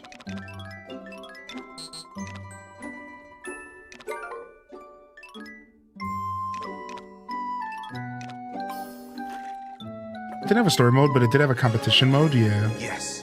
What's up, Aurora Sunrise? Good to see you today. Alright, let me make some... Oh, you know what? And we need to sit down and look and see if there's any dishes we can cook to sell. Now that we have a bunch of new recipes that we got. So we'll do that later.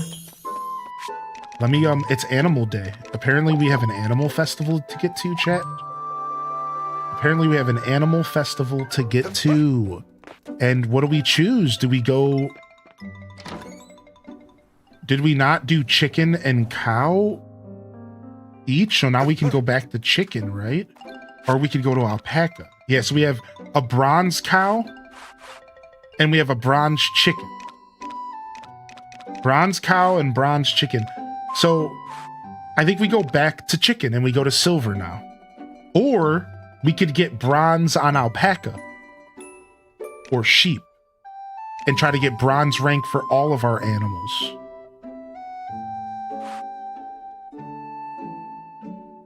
Get bronze on the silkies? Okay, let's do bronze silkies. I like that. Because we'll win with Naralsi for sure. All right, we're going to do silkies.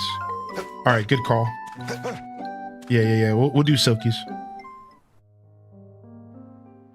Yo, Tweed, my wife has allowed us to have a plans-free weekend, so I'll be sitting on my butt all weekend and gaming and watching Hylian. Tweed Dickulous, dude, what are you going to game on, man? Nice, the rare opportunity to sit on your butt and do nothing but game. That's a beautiful thing. All right, so if I'm planting level 4 potato seeds, I shouldn't have to fertilize them at all. Right? I shouldn't have to fertilize these potato seeds at all. And they should go up to 5 stars because I'm planting 4-star in a level 2 field. In theory, these are just going to turn into 5-star potatoes. I think I might have to fertilize them once. I have a theory that there's a certain mechanic that needs to activate. Like, I have a theory that you have to fertilize everything at least once, but I don't know if that theory is true. It's just a theory.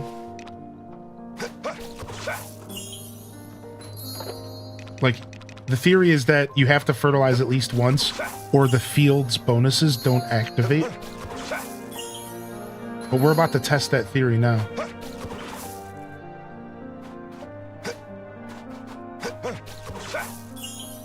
A little bit of classic WoW. Nice, dude. Are you playing the classic anniversary servers? That's what I've been playing. The bonus was there without the fertilization? Okay, cool. Yeah, I wasn't sure because I haven't really been paying attention, so thank you. I'll take your word for it. I figured, but as a scientist, I never assume.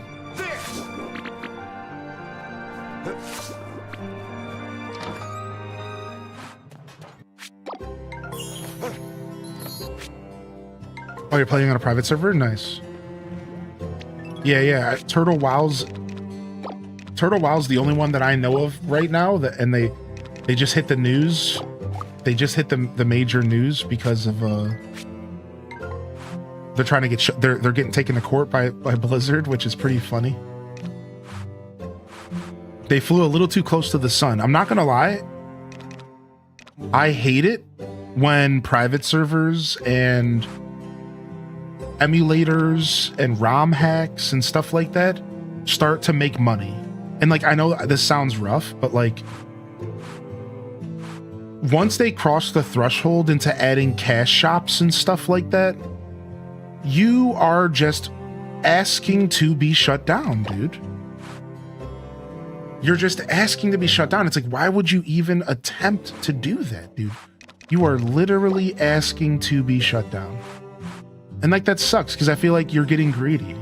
And again, you know, I know it takes a lot of work to run these servers and stuff.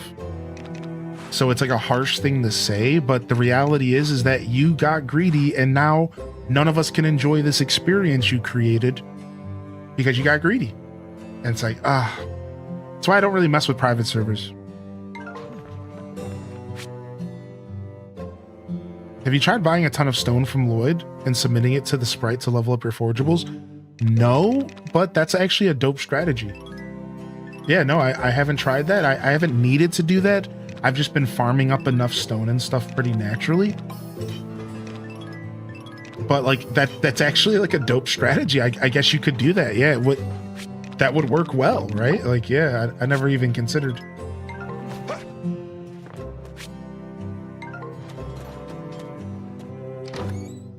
Yeah, they were poking the bear for a while. Yeah, super weird. It's again, it's just one of those things. It's like, obviously it's not my place to tell these people who are developing like free content and how to run their stuff. But like the same thing happened when that emulator got shut down. There was that whole drama with like, there was a Switch 1 emulator and it got shut down and everyone was mad that Nintendo shut it down. But the truth is that they had a Patreon where you could pay to get access to early features. And apparently they made like thousands of dollars off of this Patreon. It's like, dude, at that point, you are poking the bear. Like, you are actively saying, shut me down, daddy. like, what are you doing, man? You know that you can't be doing that, dude. You know better, dude. You just can't do that, man. All right, to the animal show here. State your conditions.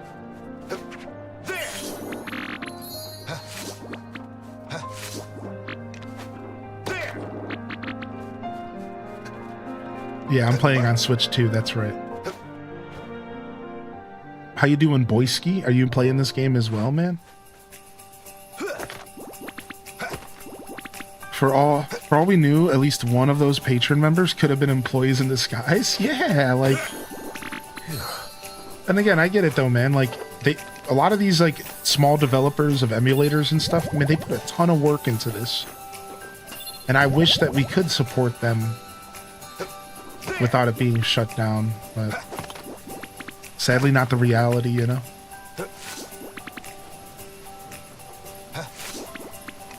That's cool though. I'm glad you're enjoying a private server waiting for Classic Plus. I'm gonna play TBC. So I didn't play TBC in 2019.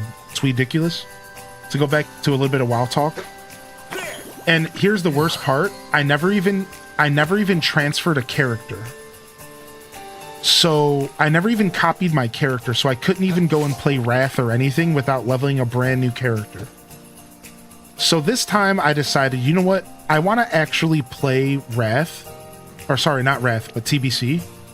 So I actually leveling a character up to 60 specifically just so I can enjoy TBC for the first time since like 2006.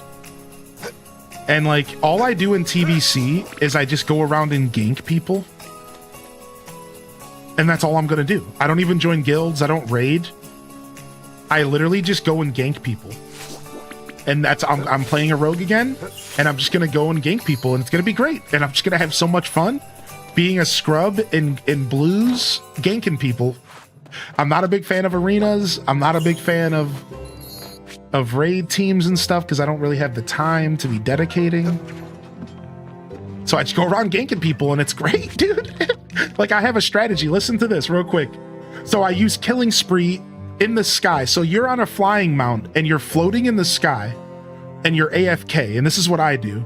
I put on an engineering cape that gives you the ability to float. I hover over your character. I dismount. I use Killing Spree, and I kill you mid-air because Killing Spree is mad OP. And then I just float to the ground slowly over your dead body while you're like AFK thinking you're safe because you're flying in the skies. And this is how I played all of TBC in 2006. I just went around murdering people for fun. It's just a blast, dude. It's so much fun, man. I love it. Toxic. What, man? Don't join a PvP server if you don't want to get PvP'd. What are you... Come on now, man. Come on now. Napa cabbage.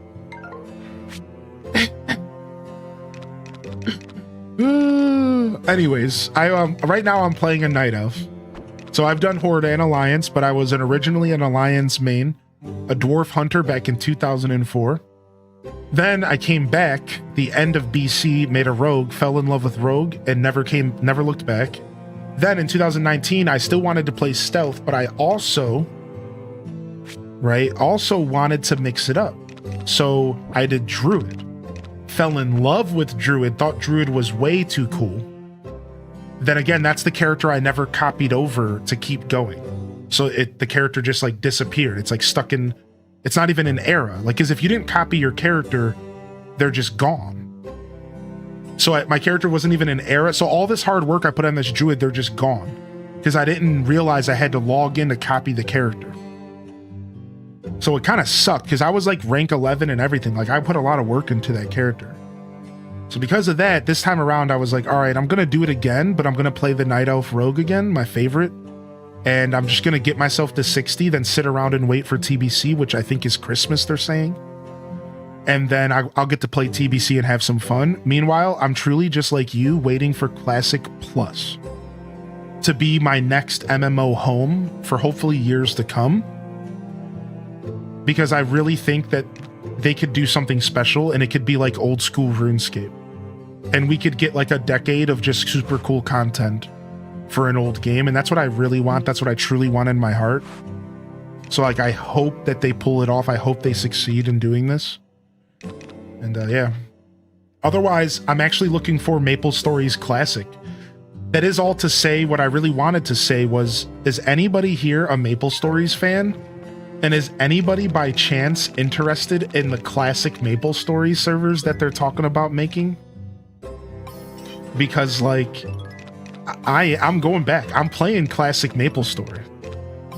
I'm playing Maple Story Classic, dude. I'm going in on it, dude. I'm going back to the grind. 17 hours for a level type trash. That game is so brutal, dude. You need to have so much time to play that game.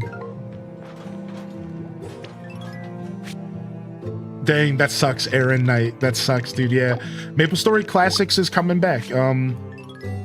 I think they're going to do most of it right. I think they might even be going with the WoW Classic formula where they release stuff as if it was the original releases.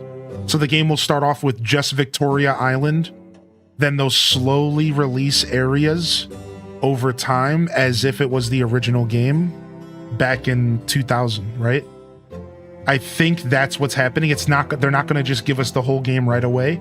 I really even hope that that's what's going on, because I would kind of like to experience the game slowly and not just rush to the best zones, you know what I mean? Like, all right, 127. We have until 4 to do the animal show, so we're just taking our time here. Let's go and try to get some loot over here.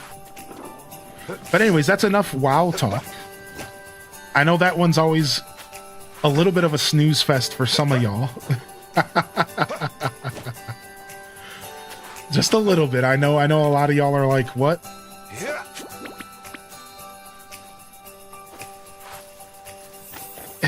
What's up, Red Rogue, by the way?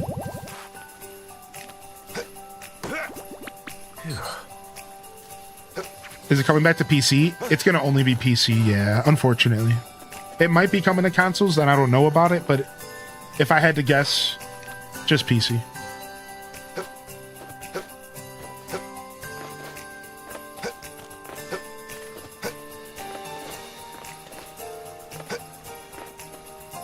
Speaking of D&D type stuff, my character almost died from a mimic door last night. Today. Are you in the middle of doing a D&D campaign? How are you today? Not bad. How are you today? How's it going? You doing okay? All right, let's get this request real quick. Oh? I feel like a lot of our generation's craving a good MMO experience because it's been so long. Yeah. And again, one that we can stick with. Because private servers just make MMOs suck a little bit because they're never permanent. Yeah, like, that's the problem. It's like, I've played a bunch of private servers of my favorite games. The only one that's stuck around is City of Heroes. The City of Heroes private server that I played on, it's still around. It's been like 7-8 years. And it's great. I log in every once in a while just for fun. And that's like it. Like, all the RF Online ones just die. WoW ones die. They always die. And it's like, I don't like to like waste my time. I want to have like a home MMO, you know? Unless you're playing official stuff, right? Again, I'm just mostly talking about private servers. Oh, I didn't know that. That's why it's still around, Tweed. Yeah, that's the one I'm playing. Homecoming, yeah. I've been playing it for like 5 years now, on and off, just like real lighthearted, like 3 years. Yeah. I didn't know that was officially licensed. That's cool. I had no idea. That's so rad. Of course, that makes sense because it's really well run and it's really well put together. I'm playing Mega Man. When I play City of Heroes, I like to remake my favorite character. So I made Mega Man, and I run around with my dual blasters, and I'm blasting stuff. It's sick, dude. The blue bomber. All right, let's go ahead and do this event real quick. I just wanted to do a quick beard check. But we'll finish the beard check during the event. Let's go. Greetings. All right, we're entering a Silky, and we're going for Neuralsi. This will be an instant win for us, so we don't have to stress about it. My beard's doing all sorts of weird stuff today.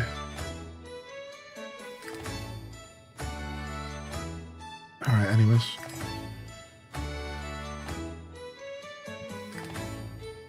Yeah, I agree. Flip Toast, yep. Today is the day of our I'd join you on dying on that hill, actually. I'm not gonna lie. It's a hill I've felt the same about for a long time. First and foremost, allow me to introduce our competitors. What's up, Nerdy Nurse? Hey, man. Entrant number 1. Entrant number 2. Honestly, Maple Stories would work on console really well. And our final entrant. It's a pretty simple game. It's not like you have a ton of skills. I will turn it over to our judge for this competition. Woofio, if you would be so kind. What's up, Cozy Chicky? You know, I haven't been calling out... You. I'm positively excited to meet all your farm friends today. I hate this dog. I haven't been calling out daily check-ins today, by the way. So just one moment here to say thank you to all of you checking in this morning. Appreciate you, all right? Just an overall welcome in. Thank you again, Suki. I appreciate the follows coming in today. Again, T-Guard with 9. And we also had some subscriptions over on YouTube, as well as some YouTube member renewals.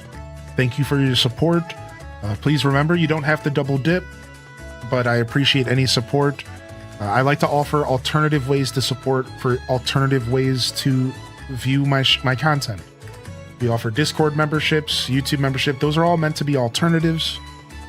Thank you for anything that you can do. Even just being here and enjoying the show, you're doing enough.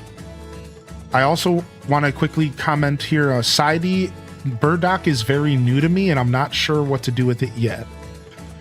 But I feel like it's probably going to be a cooking item, right? Yeah, dude, I can't wait for Party Quest, man. I can't wait for Party Quest to come back, because I used to be the best Party Quest clicker in the West, baby. That you don't even know, Flip Toast. You don't even know. I was the clicker supreme. People would come to me from all over the lands to have me click to get us into Party Quest. Some of that's not true, but it doesn't matter. The vibe is what matters. No one probably knew I existed. It doesn't matter. Dude, I played Maple Stories before Ludabrim existed. I played Maple Stories before there was even the water area. The underground, the underwater zone. I played Maple Stories when it was still in beta. And there was literally only Victoria Island and that Heaven place. I can't remember the name of the Heaven place. I've actually been playing Maple Stories since the beginning of time, like beta. So it's funny because Maple Stories doesn't get talked about a lot because it's just been around for so long. But I've literally been playing since the dawn of time. Like, it is a game that I've been playing a long time. No, I never checked out Maple Story DS. All right, let's go. Yes, let's move right along to the judging. I'm so distracted today. I try not to be so distracted during my streams, man, but I'm just yapping today, dude. I see. You can't bring up the music. You can't do that to me. You can't do that to me. Found our top dog. Now I have to do it. Now I have to do it. You guys, I can't do this. Now I have to do it. You can't bring up the music, man. Every single time somebody does this to me.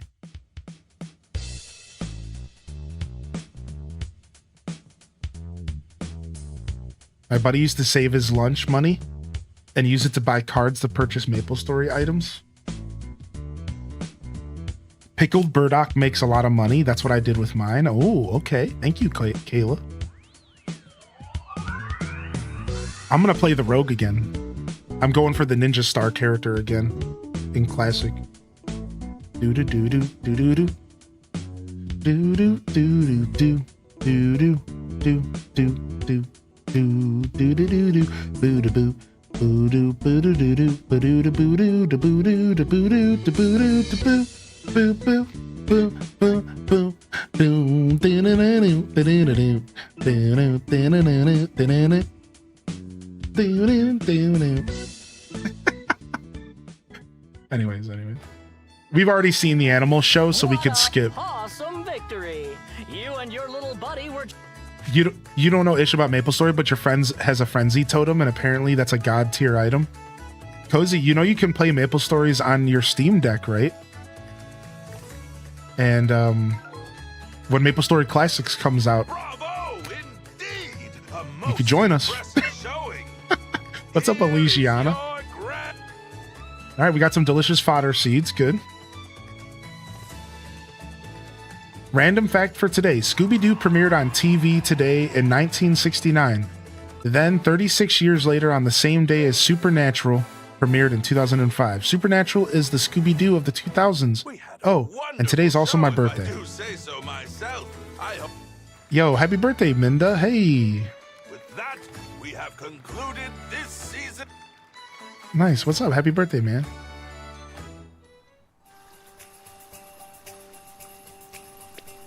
All right, nice. I'll take the delicious fodder seeds as the reward because I'm building those up. Yeah, happy birthday, man. I appreciate you popping in on your birthday. I think it's special that you want to come spend some of your birthday with me.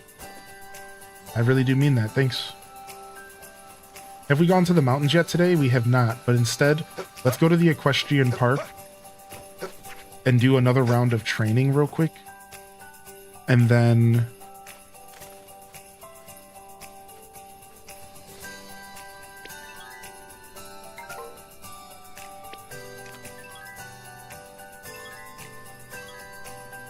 we're gonna get ready. It's a Bazaar day. We can't stay up too late.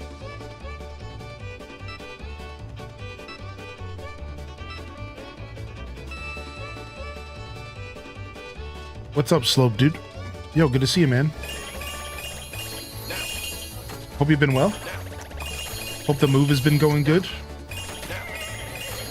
Oh, that's not how this is supposed to go.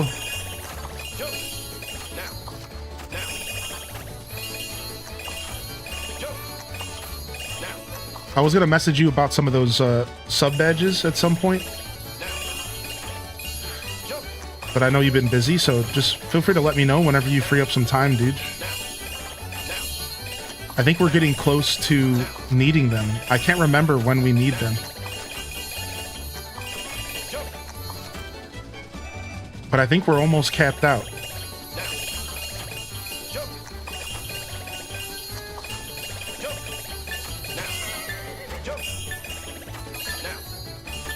Nice. Dude, a lot better than I was last time. A lot better than I was last time. We're figuring this out. Dude, nice. And we're getting some training in, man. I actually kind of like the horse race stuff. It's fun. The message I got was fine. It wasn't a big deal. Yo, do you have any plans for your birthday today, Minda? Finally settled into my new home and got a new job 2 weeks ago. Dude, slow. Will you slow down and save some life achievements for the rest of us, dude? What the heck, man? What? This dude's out here getting it, man. What in tarnation? Nice, man. Nice, dude. Happy to hear it, man. Glad you're taking care of yourself. Yeah, no worries. I was gonna message you. I'm just letting you live your life, you know? I'm not in like a big rush. but There you go. I realized like I really need to message you. I'm like, I haven't had a chance to do that. Like I really should soon, huh?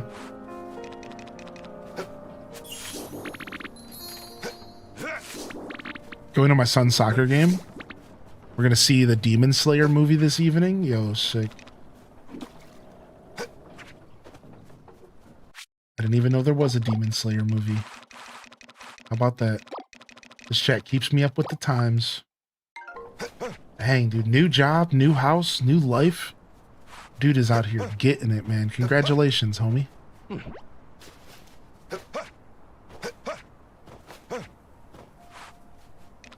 Yeah.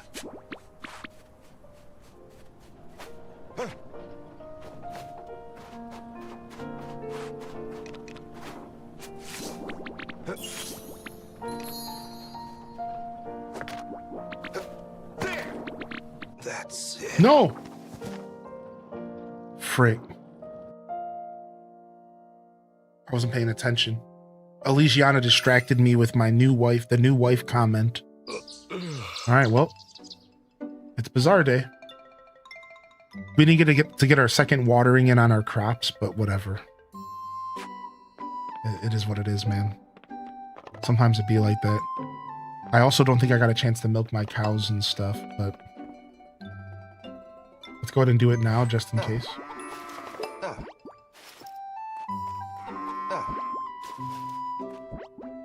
We have plenty of time.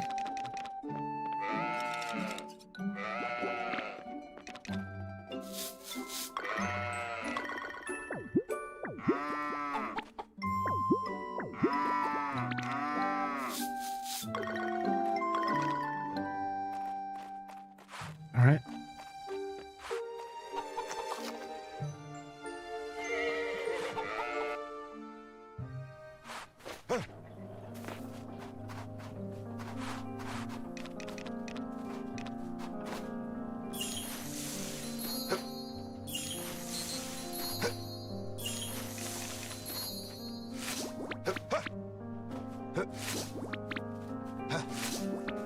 I love that we actually are not stressed in the mornings anymore for the bazaar. Like, you remember like the bazaar mornings? We're always so stressful, but now they're like pretty chill actually. If you pass out, do you sleep longer? Oh, look, my crops are facing a different direction depending on how I planted them, I think. Strange. No, but you lose energy. So, like, I think there is a penalty. I think you do sleep a little longer depending on what time you pass out. There is a penalty, but the penalty is mostly stamina, Sammy set. Because I passed out at like 6:30 just now, and I woke up at 6 in the morning. But the penalty was that I only had half my stamina. So I think the penalty can vary depending on what time you actually pass out. I'm not sure. These are just my theories. All right, we're good. We do need to fertilize this field. Oh, nope. 5-star carrots. We're good. 5-star carrots, 5-star carrots, 4-star carrots over here. These are the ones I think I'm going to fertilize.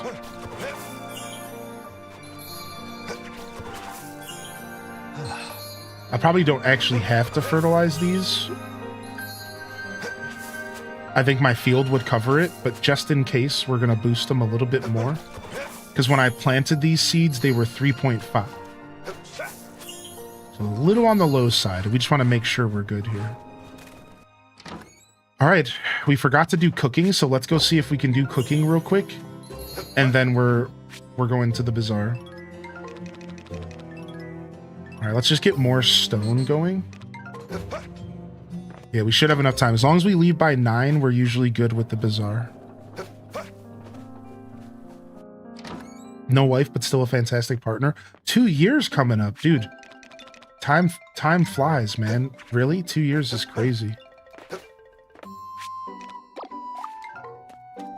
All right, here we go. We're looking for warm recipes only. Something we can sell here. So we have tea, we can't make that. We have the milk, which we still don't think is worth it. We just want to turn our milk into cheese, I think. Black tea. All the teas work here. I'm just looking for the word trending. We don't have the recipe for regular pasta yet. Yes, we do. Ooh. But then we need fish and oil. We do have tomatoes. Cheese fondue, mushroom pasta. I can almost make this, I think. I just need to start fishing more. Cooked rice. Yeah, even after Hearth Day, I really have no recipes for this trending this season. And as much as I want to take advantage of the trending for this season, it's like turning my food into mayo and stuff is just better. Like, it sucks, but it's just better, dude. Like, let's find out. I have some mayo right now. So 4.5 star mayo is worth 450. Okay. Now let me take a 4.5 star egg and make egg drop soup with it.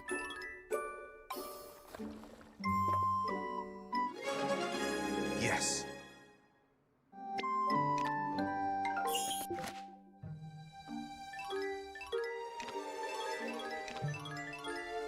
Nice. I just got a bunch of delicious fodder seeds. That's so good.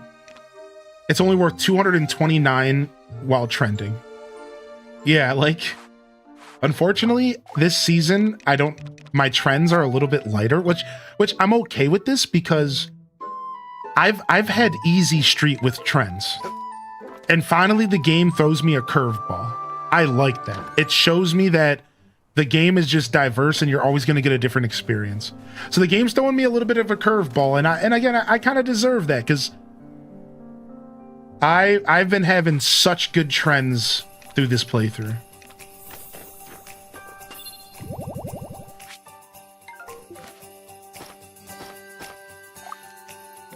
All right. Woo-hoo! Waha! Woohoo! Weehaw! Waha! Woohoo! Working on a new Minecraft server. It's fun to put down. Primarily focused on HCG SMP gang to find a new block game home. Nice, dude. I am thinking about trying to attempt another Wasteland server. So if that's something you want to work with me on, we can do that. But I want to go back and try to do Wastelands Modern again. The stuff that we talked about, but like we never actually committed to because you were just too busy. Yeah, I'm trying to do Wastelands Season 5. I think that's where we left off, or Season 6. I've been really feeling it. I want to go for another approach. We'll just do a completely fresh start. This time, it'll be different from the last time, how it always is. But I've been thinking about putting together Wastelands, so that's something you're interested in. Otherwise, like I'll be able to handle it myself. Yo, Casanova, appreciate you popping in, man. What's up, dude?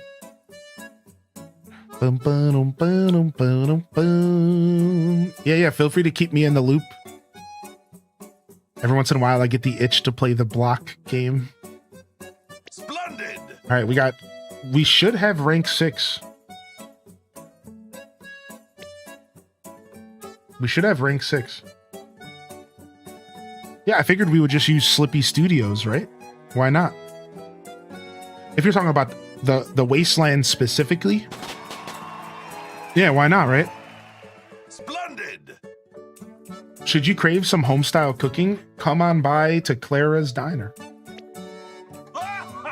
The Bazaar is a test of endurance after all. Stop by for a hearty meal to keep your stamina up. Ooh, maybe this is where I can get some new recipes. Sure. Oh, and I expect to see you there as well, Rob Boss.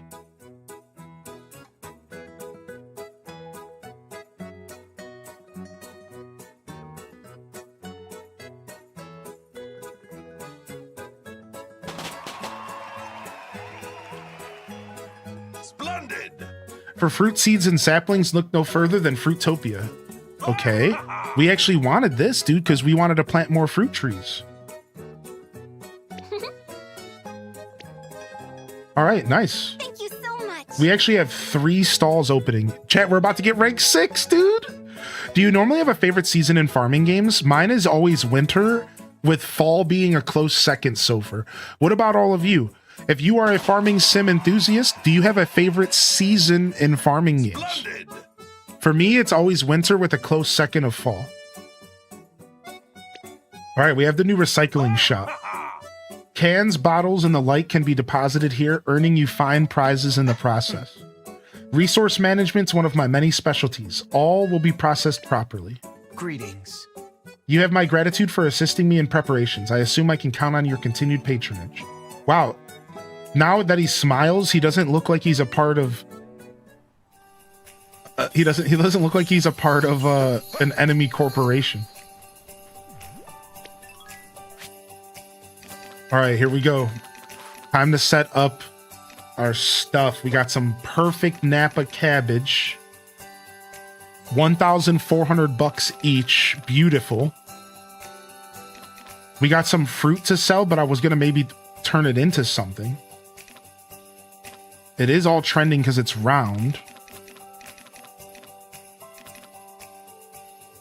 I don't think we're going to sell that. All right, here our potatoes are going to be the things that get our boost up our numbers here.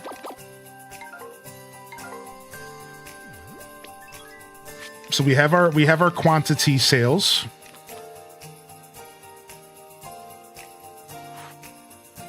How you doing today, Alimo? Hey, I hope you're having a great morning. Happy Saturday, man. We could sell this honey, this royal honey. All right, here's our ores. It's time for the ores.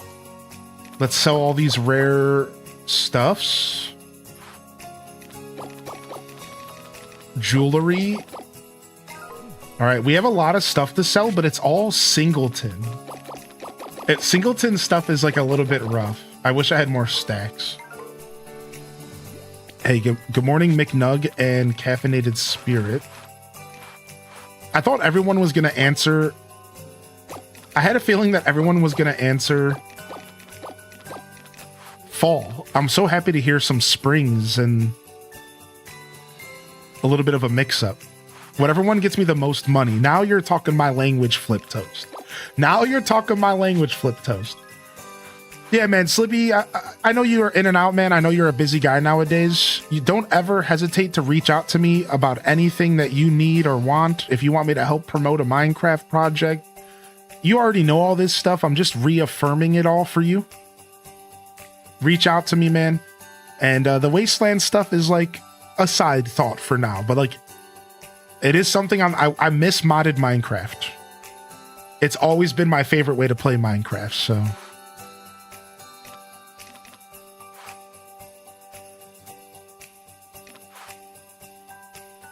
All right, I think we have everything we need.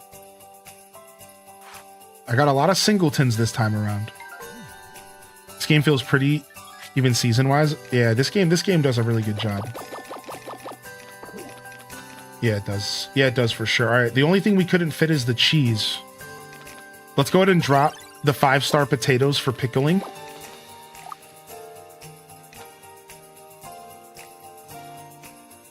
Honestly, even that's overkill because you could pickle the 4-star stuff with just like 1-star vinegar and you could make 5-star. No, the vinegar would also have to be 5-star, right? All right, I'm just going to hold on to this for now. Let's go ahead and reorganize. All right, we're going for the quantity, then quality strategy yet again, chat. Quantity, then quality strategy. Here we come. All right, so we have a strategy that we use here. Let's go ahead and take some rocks out. And let's replace this random stone. So we're going to use some rocks here. We're actually going to save the ore for endgame. All right, so what we're doing right now is we're organizing our inventory because we have learned that when you sell stuff during cheer time, it sells from the top left down to the bottom right. All right. So the first thing you need to realize is the reason I'm taking the time to organize everything is that it's a part of our strategy. we have a strategy. All right. I need these ores to be up here as well. These can go down here. We have a strat. This butter can go up here.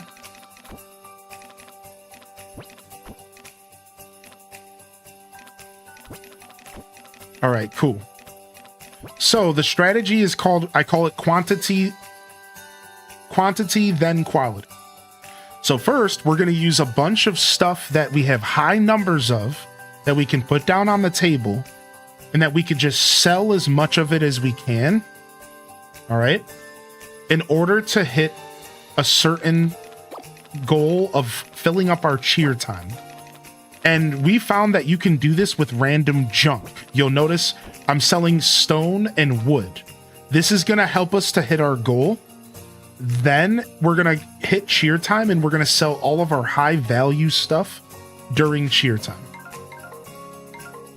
All right, so I'll explain it better as we're in the middle of it all.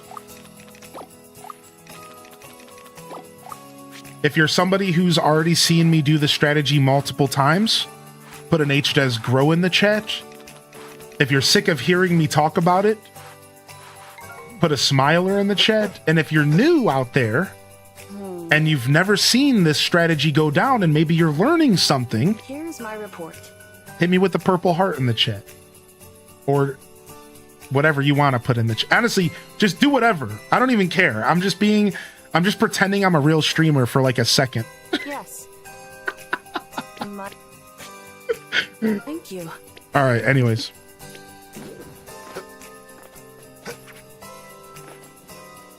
All right, 15 minutes and we're up. Business as usual. 15 minutes and we're up. I'm so bad at this strategy, dude. I know. All right, here we go. First, let's make sure our decorations are where we want them to be. So now there's something about this strategy that you need to know. It actually all starts with our decorations. And the big thing here is happy energy gain with forgeables. The truth is that without these perks, this strategy is a little harder to pull off. So I recommend if you're going to do this strategy, you want to pay attention to your decoration bonuses. And I'll explain at the end alternative strategies that would also work if you don't use forgeables. You could use crops, you could use windmill items. There's actually other strategies that are similar, just without wood and stone and weeds. You would use crops or processed goods, and we'll talk about that. But anyways, I just need to point this out. This forgeable buff matters because what I'm about to sell for quantity is a forgeable. All right, so we're good here.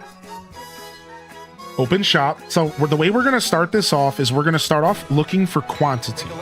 All right, so first step, we're going to cancel that. We're going to drop some potatoes. We're going to drop some rocks. We're going to drop some wood over here. And we're going to drop some more potatoes here. I'm going to ring the bell and I'm going to cancel it with a jump. So we don't waste as much time ringing. So I want you to avert your eyes towards the top left of the screen. You'll notice that's my cheer gauge. The cheer gauge fills up faster the more sales you make. All right, now there's a little bit more to this that we're not sure about. We're not sure if it's trending, does it fill up your cheer gauge more? So there might be better ways to perfect this strategy.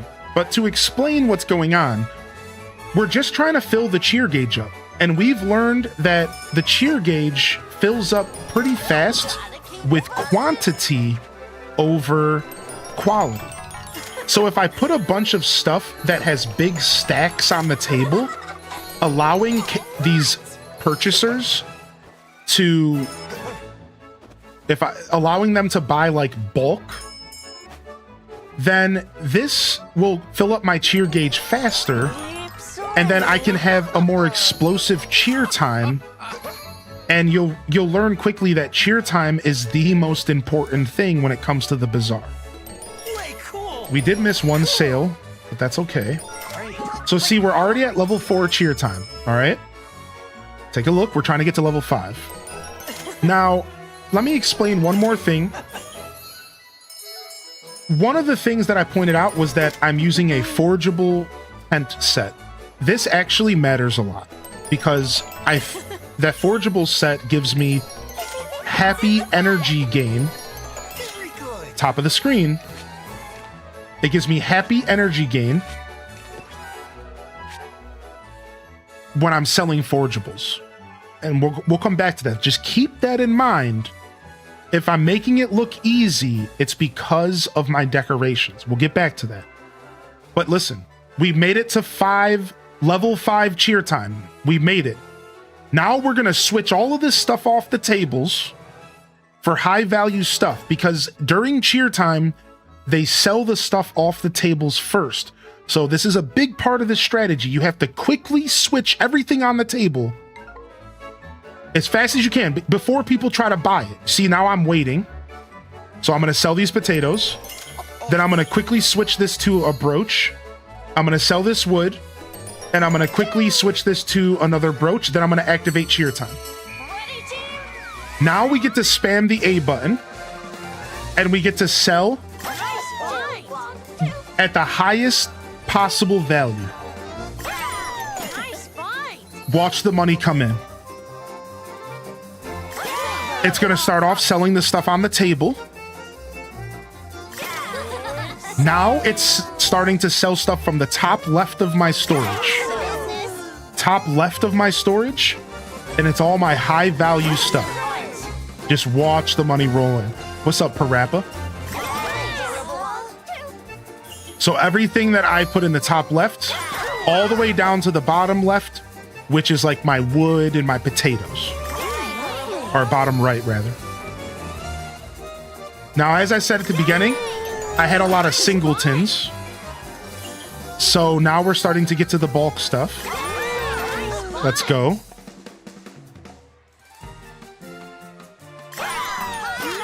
Ooh, now we're getting to the ores, which is really nice. Extra 250 on top of each ore. Oh, beautiful. Up to 200,000. All right, ores are done. We have a little bit of cheer time left here.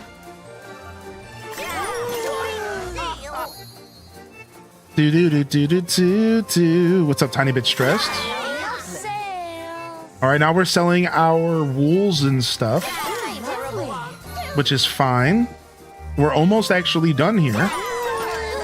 Nice, we sold the walnut juice, or ground walnut. All right, we're getting rid of our mayo. We have a chance for one more sale, I think. Till next time. Nope. All right, we're done. So now, what's left? I have a bunch of mayo, potatoes, wood. We're just going to end. We're not even going to keep going. We don't need to. This way I have some extra time and then I can explain stuff. So now you might still be wondering, what does any of this mean? What did you do differently?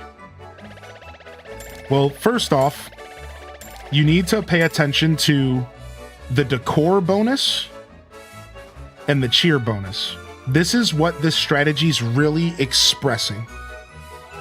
This is what it's really pushing.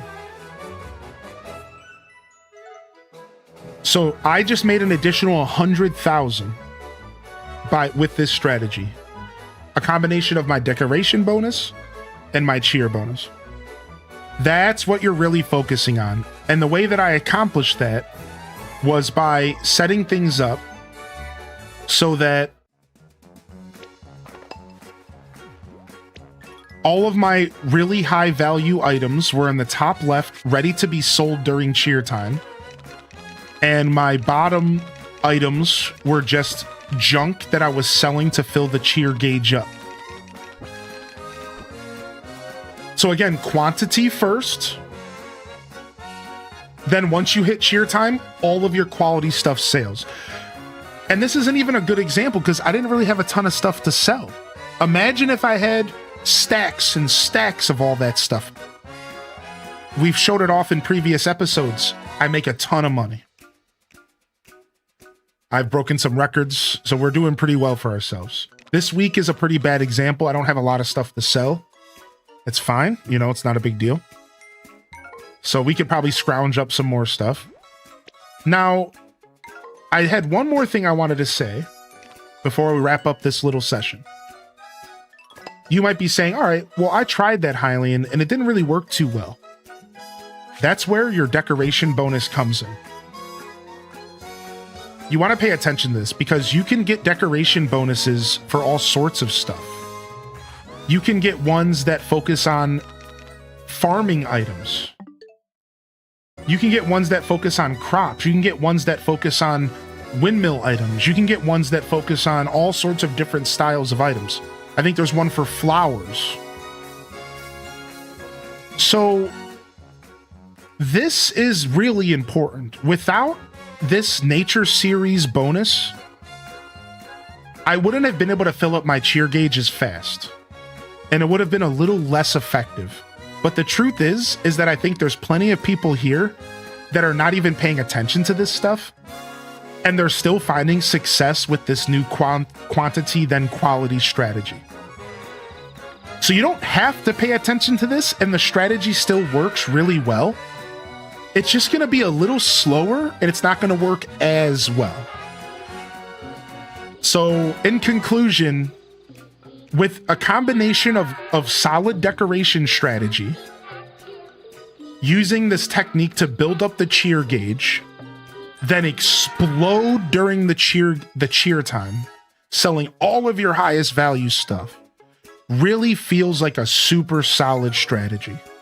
I don't know if it's the best strategy, but as a community, we've come together and we're all convinced this is a really good strategy. And one of the best reasons why is because you don't need to have a bunch of stuff. You can literally sell weed and stone and wood. Like, you could just put junk on the table. And as long as you get to that level 5 cheer time, it doesn't really matter. So, and if you didn't know, here's a pro tip. Your cheer time gauge passes to the second shift. So if you fail to get 5 cheer time in shift number 1, don't panic. Enter shift number 2, get up to 5-star, and then boom, sell out. So like, the strategy is very moldable, it's very adaptable, and you can really approach it however you want. Like, don't overthink it too much at all and just kind of go with it. Maybe develop your own strategy if this one doesn't seem to be working for you, and just kind of take this knowledge with you. But my point is like, it works, man. It's a good strategy. It should work for most of you. You just might have to kind of adjust it a little bit per your play style. But don't sleep on it, man. We've been having a lot of success with this strategy. We're gonna keep our medals for the new medal stand. And I don't have a lot of stuff to sell. I'm not really selling anything else. I'm gonna hold on to my stuff for pickling. I'm gonna be stubborn here. I'm gonna just hold on to this stuff. I don't really need to sell it. I'm fine. So that's it. We're just gonna have the smallest little session here for the afternoon. Let's go shopping, man. Let's go spend some cash. First off, we'll start off checking out the new stalls.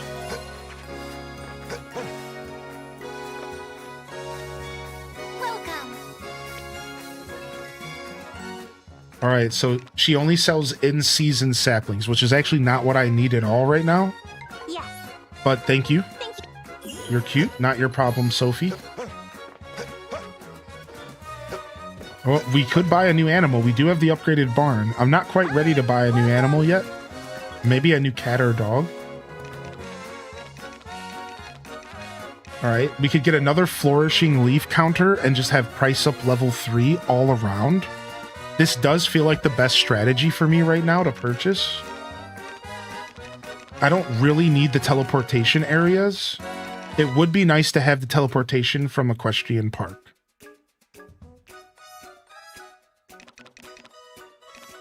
I'm gonna hold off and just buy another counter. Because I haven't maxed out my price level 3. I haven't maxed up the price level up yet. I haven't maxed it out, so. Yes, Is today the day welcome. we buy a pet? What's up, L Rob? Labrador Retriever, Black Shiba Inu, a Calico, and a Black Mix. I'm kind of at the point to where I could just start handling pet food pretty well. Pet food's the only thing I'm worried about. All right, let's go ahead and buy it.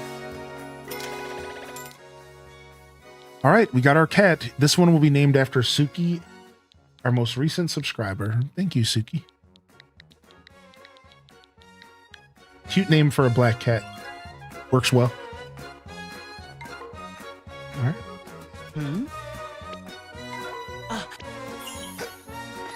All right, boom. What you got here, buddy? Nothing yet, but I think all of these shops are about to start stocking more stuff because we're about to get to rank 6. So I think this shop's going to be offering new stuff next week. So we're about to hit rank 6 there. All right, let's check out this seed stall. I think I already have green onions in the storage. Let's go check.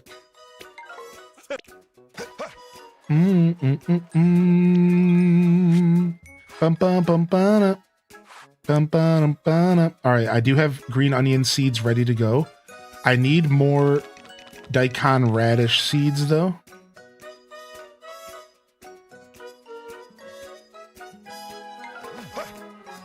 Go ahead and buy those. What's up, Soulspire? Oh, he's not selling them. Maybe Miguel is. Oh, we could buy mushroom seeds here as well.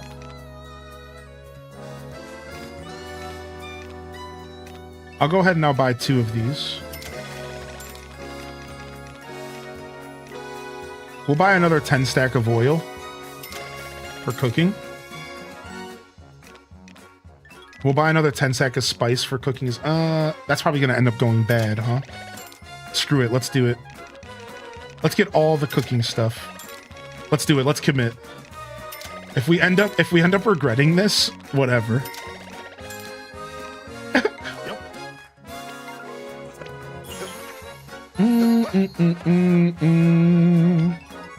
Yo, BZ, Saturday morning story of seasons is back. What's up, Leia? All right, let's go to the big shops. The ones that offer crazy stuff. He doesn't have any work. Nice. All right, we've already finished all the work there. Only the finest here. All right, Lloyd, I don't really need any of your stuff. Yeah, peace. Yeah, Hey, Jules. thanks. Hey, Dragon Quest Builders 2. I thought for sure Dragon Quest 7 was Dragon Quest Builders. 200,000. This is massive. Whoa. Slow down, Arata. I think we go for the huge storage upgrade.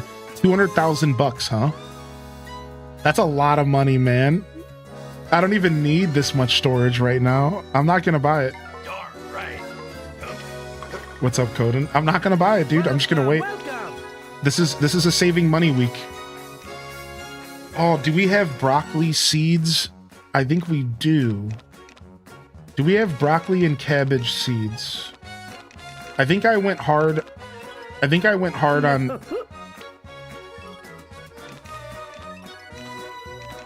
I think I went hard on those seeds last time. Yeah, I'll buy the double bed. Sure, you're right about that. It's only 10,000 bucks. Yeah, you're right about that. Okay, I have the cabbage seeds. I have the broccoli seeds. Okay, because broccoli can go into spring, so we're gonna plant that last. I think we have to plant cabbage in winter. Nope, spring as well. So those two we can plant later. I'm gonna get some fodder just in case.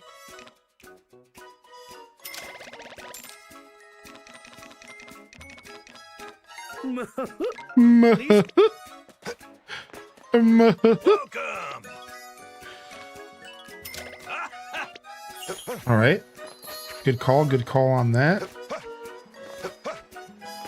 Welcome. Are you the one selling delicious fodder seeds? I thought one of y'all sold delicious fodder seeds. Welcome. No. Okay. So, where's the restaurant? Didn't I unlock a restaurant? No. I don't think I did. Ooh, let's check the rare shop. Please take a look. Oh, top right? Okay. Oh, it's not a money-saving week. I forgot about the Wonder Stones. And here's the delicious fodder seeds. It's not a saving week. I forgot. What does create special items mean? So just items that you normally cannot make appear in the recipe list? And if you plug this into, like, what? Like, and is it different for every windmill? Like, do all 3 of the windmills have their own set of unique items? What, dude? What? This game is crazy. Process up to 30 items at once. Process 1 for every 5. Honestly, this isn't bad for like pickling. Right? Because then you're getting an extra item. That's 1 less vinegar. That's an extra vinegar and an extra crop. If I do 10, I get 2 extra. Like, that's actually pretty good for pickling. I've heard that people are doing it with tea as well.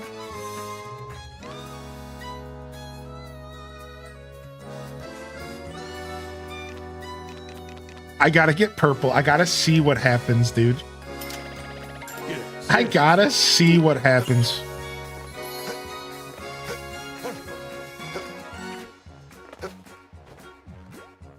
That's so cool, dude. I'm so excited about this. No way, man. Secret items. All right, let me grab my metals and go to the metal stall and see what we can do there. Same thing with my recyclables. See if we can do anything there.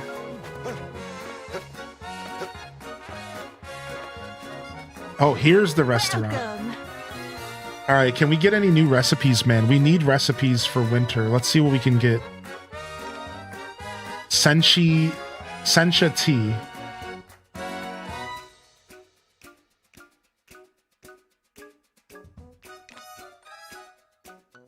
All right, we'll buy all of this.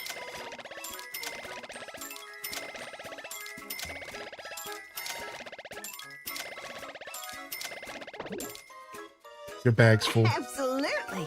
Not for long. Yep.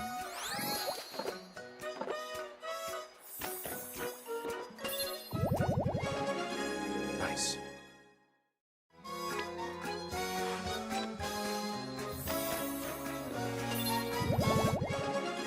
Yes.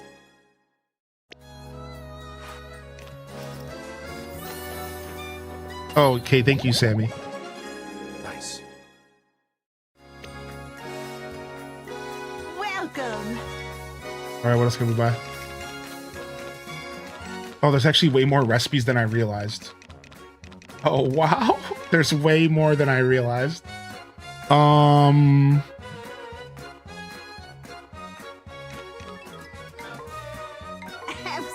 Hold on. Let me go to my storage real quick.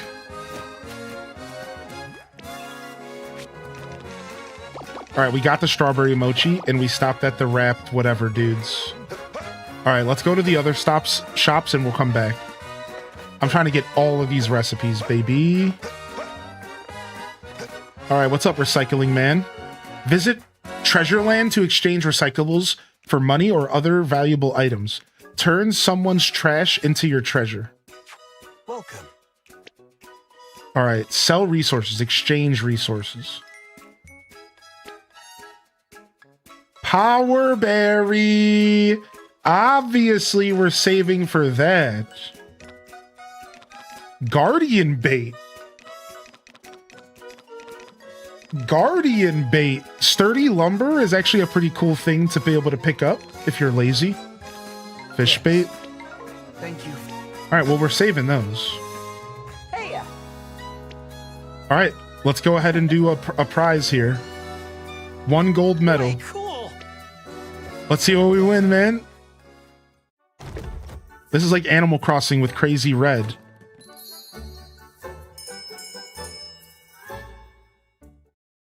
Or Tom Nook in Animal Crossing GameCube. Mm-hmm. 3rd place, not bad. Alpaca yarn is now yours. I'm gonna alpaca you a punch in the mouth if you don't give me something better than some yarn, homie. Hey, You better cough up something better than that, dude. We're about to get in a fight. Wait, he doesn't take regular medals? So can I just sell those?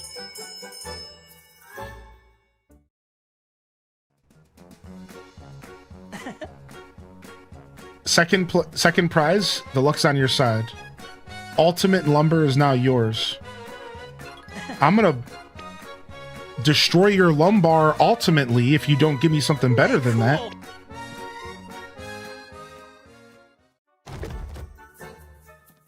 Oh, okay, thank you, Kuma.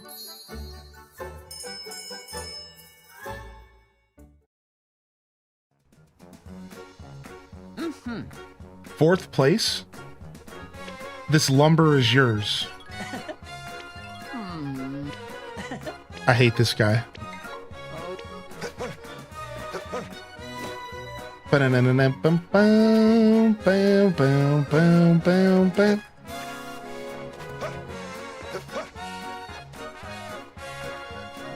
gonna hit you with the Steiner recliner. We're gonna injure your lumbar if you don't give me something better than that. Hit him with the Steiner fucking recliner, dude. If you know, you know. I was gonna sell those other medals because they're trending, but we don't have to sell them. We'll just hold on to them. All right, let's go buy some more recipes really quick. Welcome. Does that involve Steiner math? No, it doesn't, but it should. Ooh, miso soup is trending. And I just got some miso powder done. That's really good. All right, I'm going to stop buying everything, and I'm only going to buy stuff that's trending from here on out. Just for this week. Okay, udon.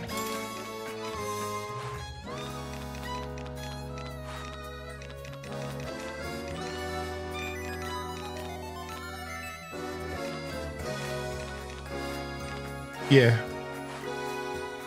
And I'll buy the mixed salad. And then let's buy one thing that maybe is a really good stamina recovery or something. Let's just look around. Stamina recovery, max stamina level 1. Cornflake cereal. What? You're great. Stamina recovery moderate. This looks really good, actually. Moderate is what we want to see. Stamina recovery moderate. Raisin bread. Chestnut rice is probably mad OP.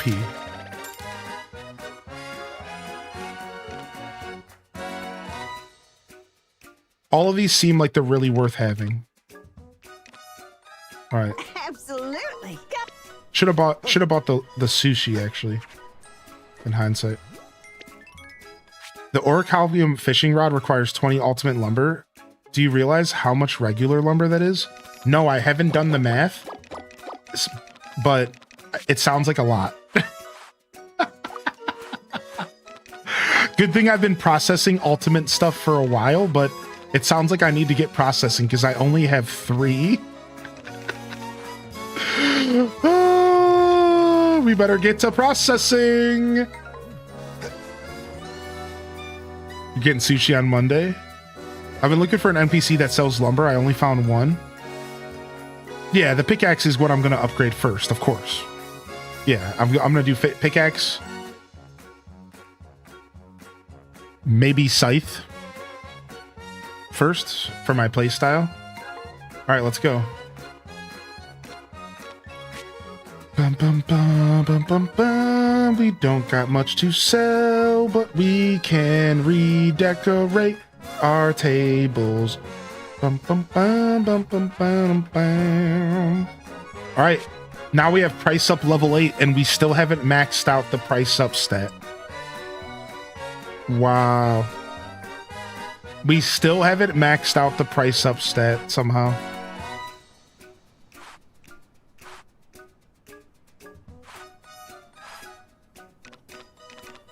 Big spenders level up.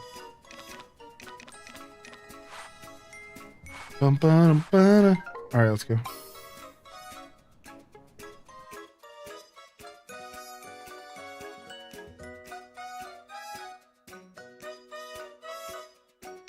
All right,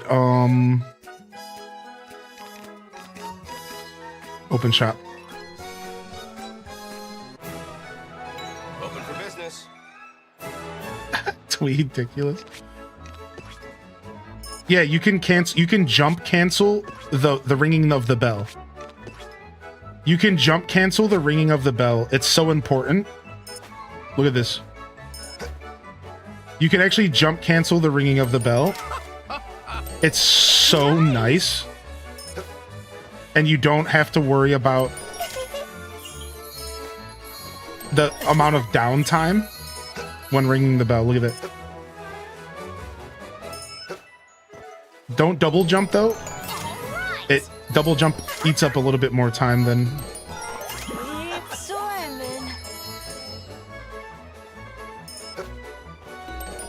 Way cool.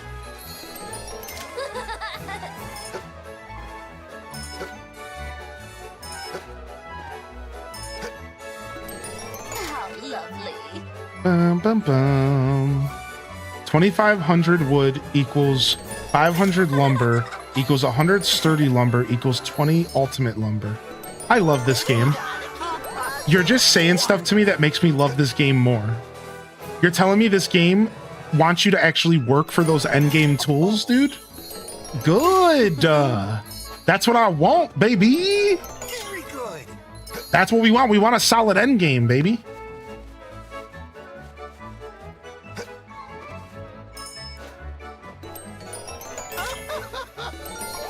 Just wonderful. I grew up playing JRPGs. I love a grind. Yeah, I grew up playing MMOs, specifically Filipino MMOs and like Eastern MMOs that were known for being grindy. I should just say Eastern. Yeah, I played a lot of Eastern MMOs as a kid, like Maple Stories, like RF Online.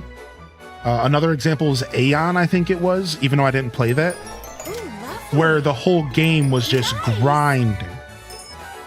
So like, yeah, like I'm right there with you. I love a good grind, dude. I really do. It's in the bag.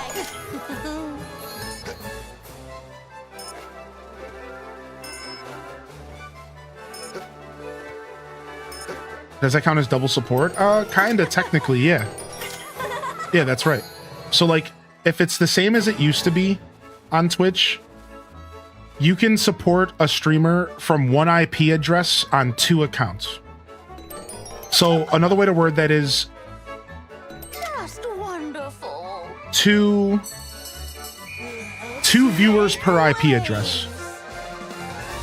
2 viewers per IP address is how it was 3-4 years ago. So anything more than that, you won't count. So like, here's another way to word it. If you have 3 streams up on 3 tabs, you're only supporting 2. So if you're sitting on your computer and you have 3 tabs up, 3 monitors with a stream on each monitor, you're only counting as a viewer in 2 of those streams. Technically. Now you're still supporting in other ways. You know, sure, you know, you're there, you're engaged, you know, so don't overthink it. As a viewer, the last thing we want you to do is overthink just enjoying our content. But just so you know how it all actually works, yeah, you're technically only supporting. So like, here's what I do. If let's say I have like 4 streams up on 4 different tabs, if I'm not watching them all, I'll pause the streams that I don't want to support, or like that, or rather I'll keep the streams live that I'm supporting. So like, let's say I have 4 streams up that I've been engaging in, but there's 2 of those 4 that I really want to make sure they're getting my viewership because I'm trying to help them grow. I'll just straight up full on pause the streams of the ones that I'm okay with not supporting for that day. I'll keep the other ones live and active, and then I'll just rotate. Like if I want to go and talk to one of the streams I paused, I'll just turn it on, press go live, and then, you know, watch and see what's going on. So like, but that's the way I do it. So because I have 3 monitors and I'm always supporting people on Twitch, I just straight up like pause the video on the stuff that I'm not, like, I'm okay with not being a viewer. The talk of the town on the radio this week just talked about Olive Town. How does it work with YouTube and Twitch combined? Oh, I didn't even think about that. Was actually a part of your comment. That's completely separate. Yeah, those are separate websites. So you could probably support all sorts back and forth. So yeah, technically you're supporting me on YouTube and on Twitch, which is really kind. Yeah, I didn't even think about that. Yeah. Thank you. What's up, Ginger King? The best ones are grinds that are really fun gameplay wise. Yeah, obviously. I've played a couple grindy games that weren't so good gameplay wise. And at that point, it just kind of turns tedious. And the only thing that's really driving you is some sort of goal.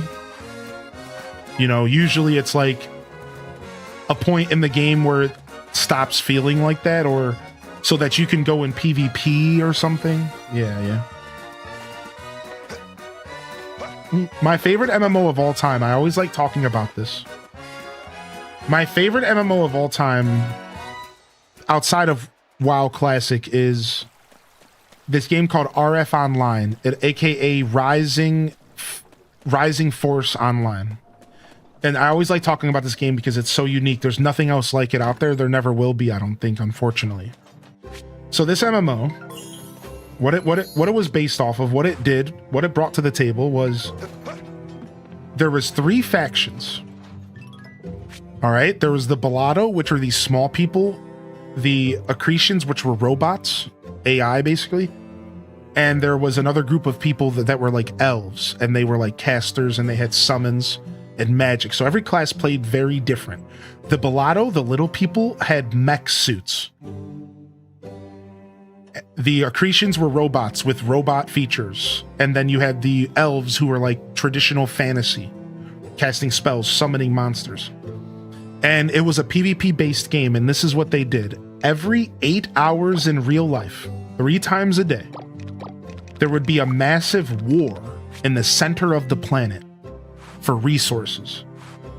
All 3 races had their own base to protect, and all 3 factions had a base to get attacked. Your goal was to destroy one of the bases. If you destroyed a base, you would get an item called a chip.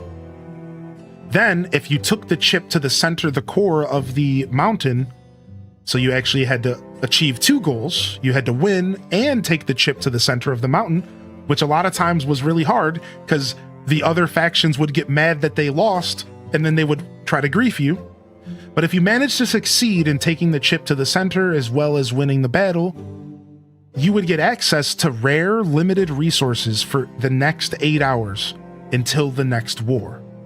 So if your race won, you got access to the juiciest materials for crafting. But if your race lost, then you had to wait till the next war for a chance to win. And it created this experience because, think about it, there's 3 factions, so there's always going to be drama. One faction's always going to be overpopulated because people like to switch to the team that's winning. Then there was politics. Every server I played was different. Sometimes the Balados and the Accretions were teaming up against the elves because they had to team up to ever have a chance, and they would trade wins with each other. Sometimes all 3 factions hated each other. Sometimes one faction was so overpowered that it was oppressive and nobody could ever do anything, and the server was almost dead because of it. And every time, every server had a different experience because you never knew how people were going to manage it. And there's even more details to this game that I could talk about. Every week there was a literal political poll, and you could vote to who's going to be your leader of the race for that week. And then they had cabinet members, And the perk of being the leader was you got a buff, gear and armor and a buff that made you stronger so that you could be a beacon of light on the battlefield. And you had like your cabinet members and your offensive leader and your defensive leader. They all had their own buffs. And it was this super social game. We were just talking about this earlier with Flip Toast.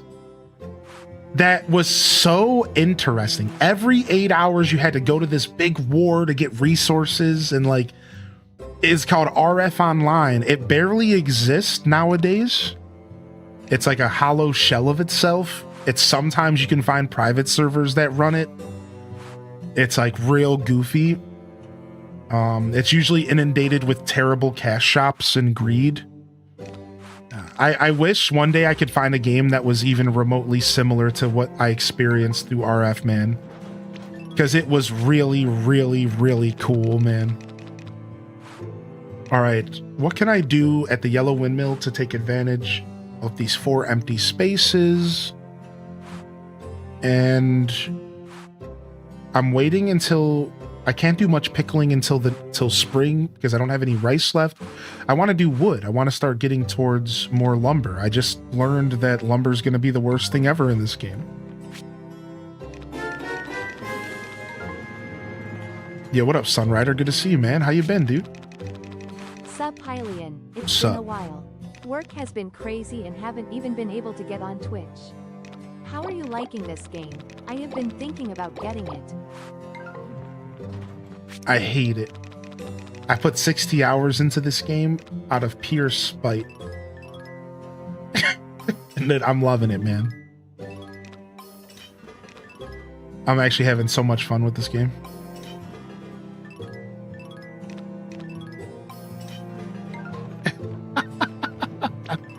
Good to see you, man. I'm sorry to hear work's been keeping you busy, but sometimes that's a good thing, right? You know, idle hands and all that. Sounds like ECO, but without the warring factions. Sounds like Dark Age of Camelot. I never played those games, but it's cool to hear that maybe it got inspiration from something that I didn't realize. Isn't that the beauty of art, right? My weather app just told me prepare for a damp. Oh no, not a damp.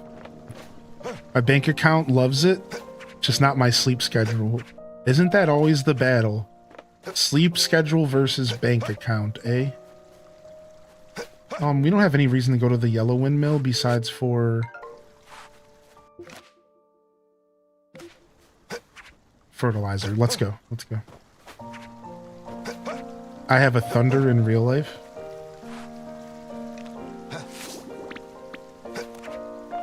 What's up, Lexi J, by the way? The movement in this game seems fun. The movement in this game is everything, dude. It's such a fun game to just run around in. It's super satisfying. Oh yeah, I can check the rare stuff. Yes.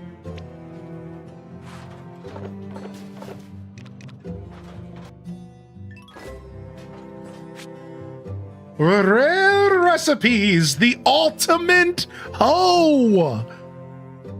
My nickname in high school.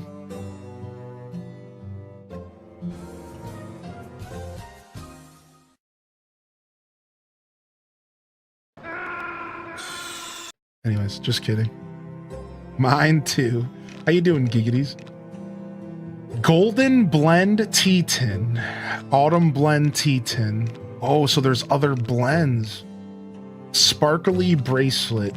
Ultimate stuff, dude? No way, dude. It seems like it uses a rare stone. Let's see what the stone is. Adamantite. Mithril. Adamantite. Dude, this is crazy. 15 ultimate stone. Wait, travel stone? Wind jewel, feather jewel, sky jewel, winter sunstone. Strangely cool and invigorating to the touch. Oh, you know what? I was gonna make some... No, I guess I don't really need to make seeds, huh? Yeah, we don't. How cool is that? Can I take it out? Yeah. Give that back.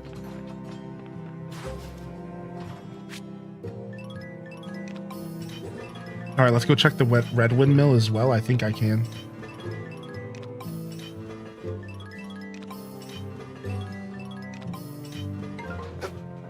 let's get out of here. Oh, we don't have to teleport from here. I didn't realize I could dock with the Satisfy grip. Nice, dude. I haven't picked up a grip yet. Should I? Do you recommend the Satisfy grip? I ended up not picking up one yet. Because I just play, I don't play handheld often, so. Oh, we need to get home. Oh, it's a Bazaar night. We could stay up late. Purple orb. Yeah, Diva. I got this purple orb and it unlocks secret recipes. Oh, we haven't taken care of our animals either. All right, we need to be quick.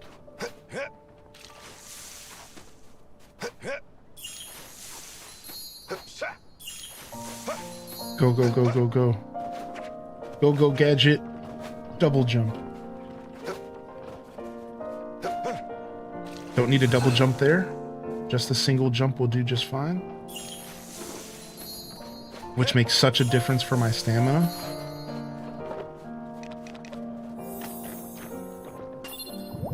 Alright, that should be enough to take care of the animals.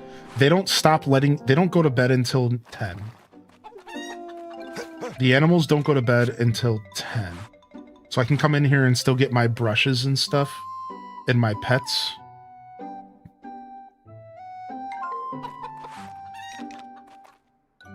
The horse seems to sleep whenever he wants, though. He's just like the cat and the dogs. There you go. So that one doesn't always work out the way I want. That's why I usually try to take care of the horse earlier in the day. Because sometimes when I show up in here, homie's just laying down for a sleep.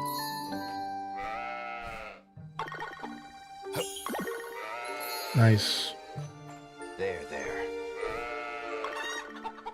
My new Silkies just won themselves a ribbon.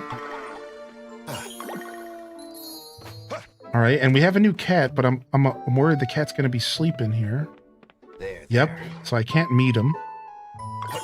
Got a new cat sent to my house. Can't even say hello because you're asleep. There you go. That's that cat life.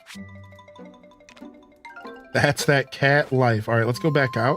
Oh, my flowers died. That's not good. Hold on, I guess we can. Yeah, we were gonna go to the windmill. That's what I was gonna do.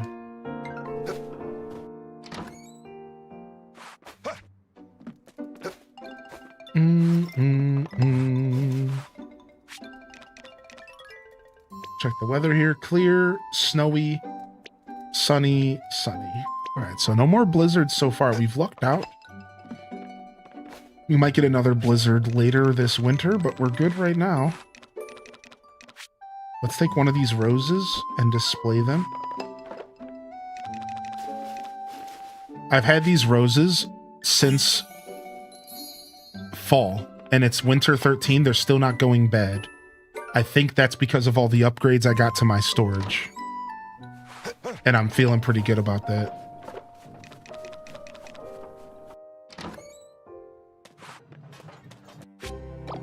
Alright, I don't think it's done, unfortunately. It's not. So I can plug it in here and I won't be able to take it out until this stuff's done. Which is fine, right? You can't remove it until it's done. That's fine, I just want to see what's in here. The Summer Sunstone. Sprinklers!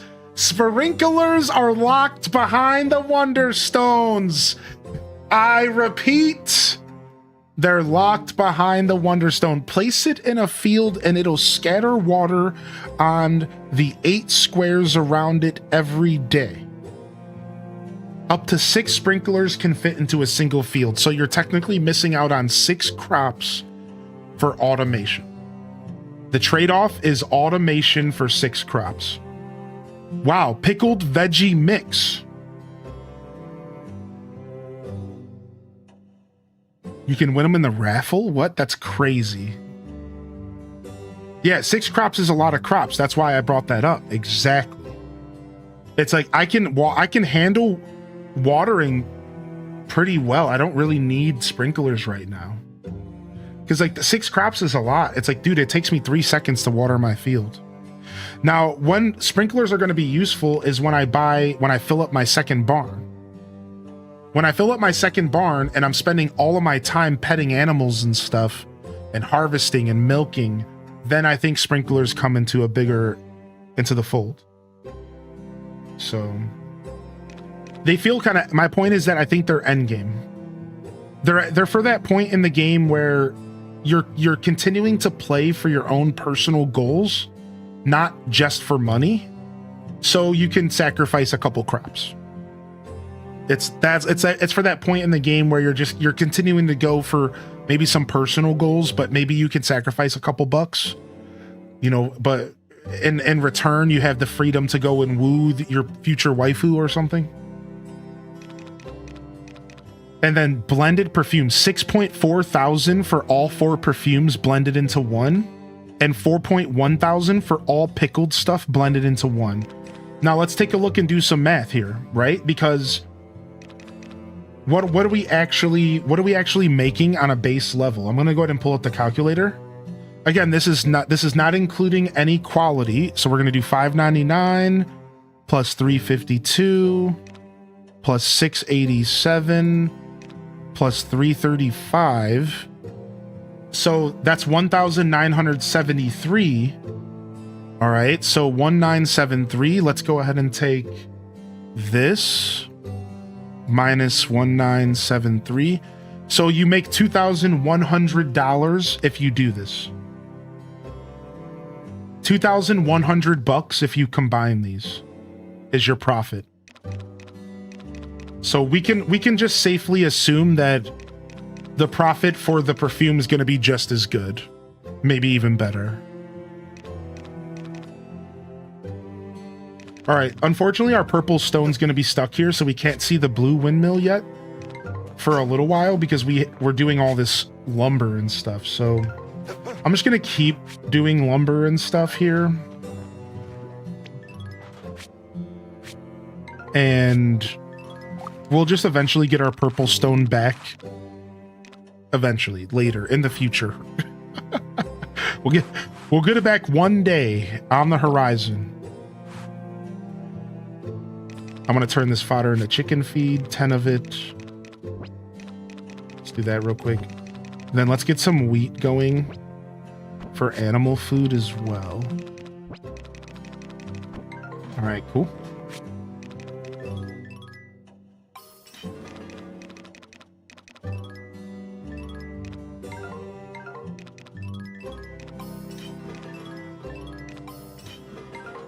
All right, cool. Let's go to bed.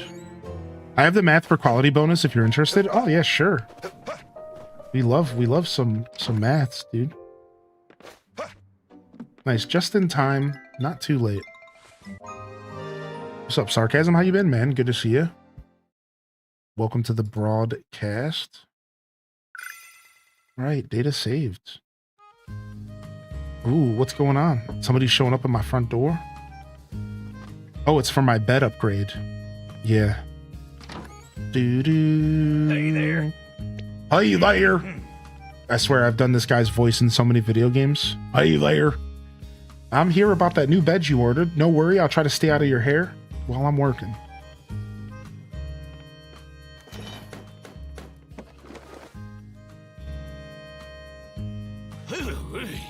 Thanks for waiting, job's all done. Nice, now I can have twice the size bed to sprawl out in. Darn right. Full starfish status. Don't know who's caught your eye, but I'll be rooting for you. Dude, I'm just rooting for myself over here. Speaking of beds, come talk to me if you need an even larger one to squeeze a kid in there someday. Oh my god. There's another bed upgrade? There's another bed upgrade.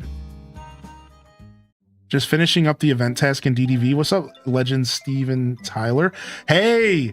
Rank 6! Rank 6!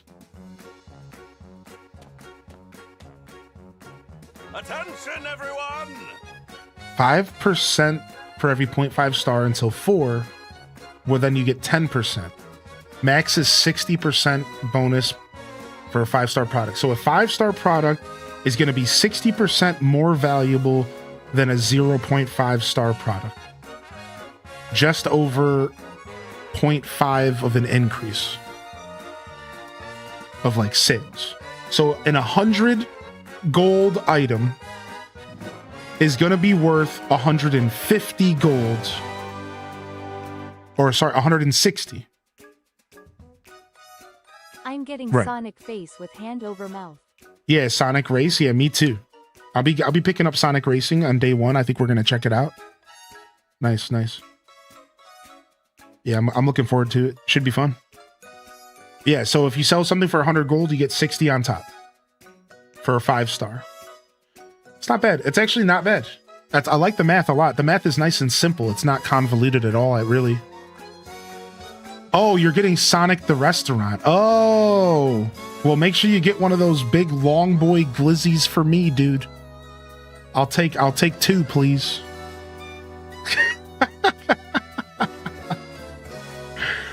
All right, let's go.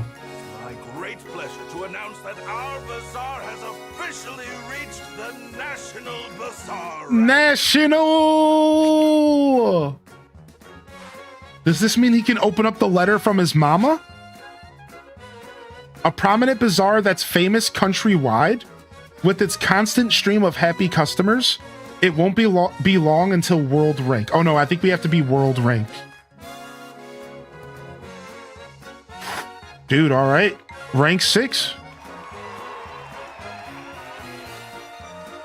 We got our work cut out for us for rank 7. Wonderful, simply splendid. We have to open up 3 more stalls. From world rank now. And one of them's the old grandma who wants fish How about and that? crops, I think. This little bazaar has come a long way. The customers barely trickled in before, and now look at us. It all happened so quickly, and yet that time feels like it was ages ago. Funny about that, because now that I think about it, I only have 1 more possible bazaar stall to open, but I need 3. Which means I have to go find some requests for 2 more NPCs to open up 2 more final stalls after that. Because the only request I have right now is with Madeline, the cafe. So I gotta find 2 other characters. Rank 7 by the end of year 1. Dude, I'm not gonna lie. I feel like it would be possible, but I don't think it's gonna be possible for me.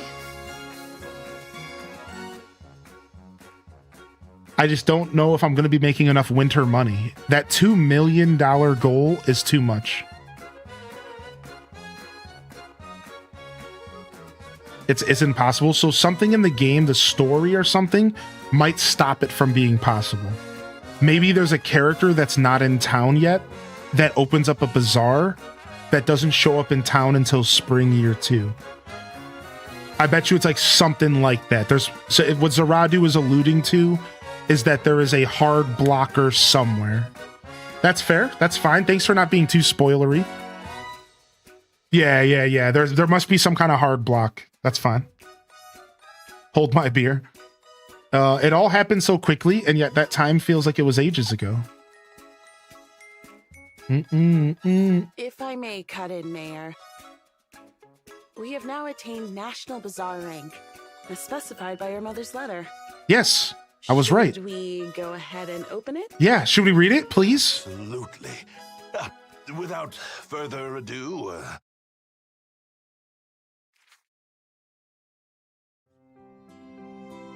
Dearest Felix, if you're reading this letter, it must mean you've done it. You've gotten the bazaar its prestige back. You and the other townsfolk must be impatient to know why it is I left. It was simple. I left for the sake of the town's future. I want Zephyrtown to flourish for ages to come. But for that to happen, it's up to you young people to learn to step up. And I knew you wouldn't do that as long as you had a veteran like me to rely on. That's why I chose to pull out and let you pave the road forward yourselves. It didn't hurt that I happened to throw out my back just as I was deciding what to do. I like this, and I wish we saw more of this in our real life society, where like the older folks step aside instead of trying to control everything and let the newer generations figure stuff out. And that's what clinched it.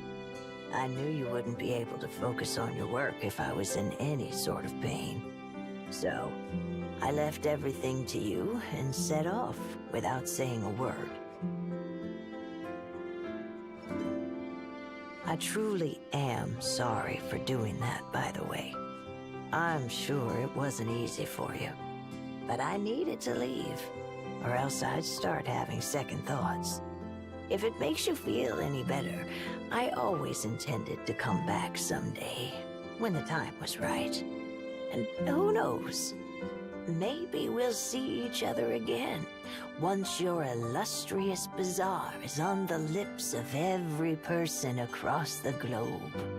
So you better make sure you build it into something noteworthy before I kick the bucket. You may be a bit worthless sometimes, Felix, but I know you can do it. You are my son, after all. Dude, I love her. Her voice is really good, dude. I like it. That's like, I do an old lady voice like that. Mama, this letter will be my guiding star. I swear it here and now. I'll make this bazaar better than any before it, for the day when you come back to us. That was cool, dude. I love that, man. Isn't she involved with some other bazaar now? Why would she do that? Yeah, why Wednesday Addams? Grandma never did know when to stop working. She'd work the job of 3 people if she could.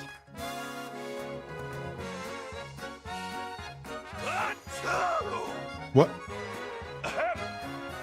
Excuse me. What was that sneeze?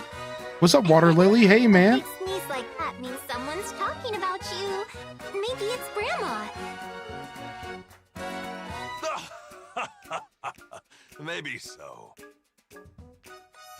I think I've got a chill. Surely it's from all the excitement. Is Felix getting sick? What is going on here? What's up, Stacky Tacky? All right. Let's get back home. Sick, dude. We made it. Bazaar rank 6. So it sounds like it could be possible to get Bazaar rank maxed out before the end,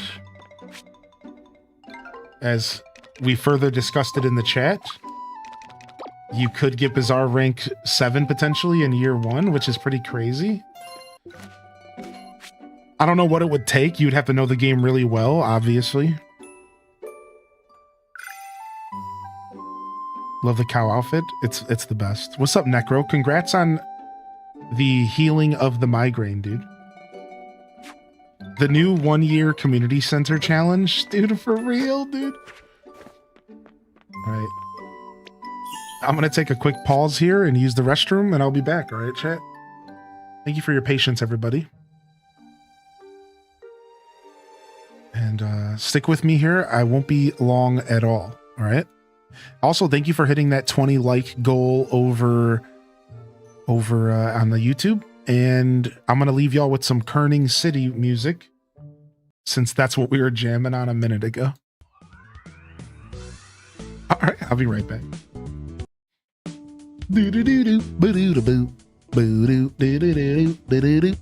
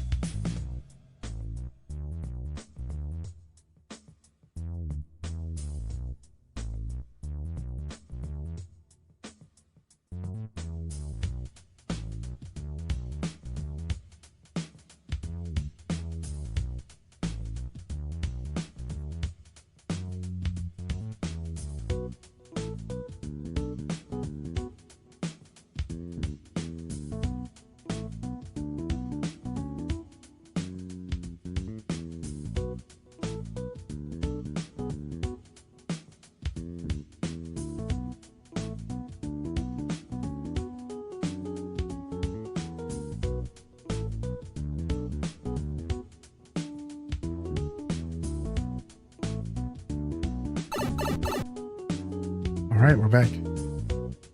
Did y'all enjoy some Kerning City?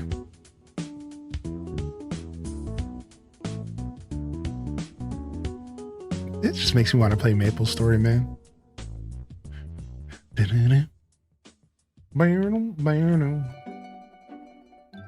right, let's mix up the music in game and go check out what's playing today on Musical Melodies. How are you?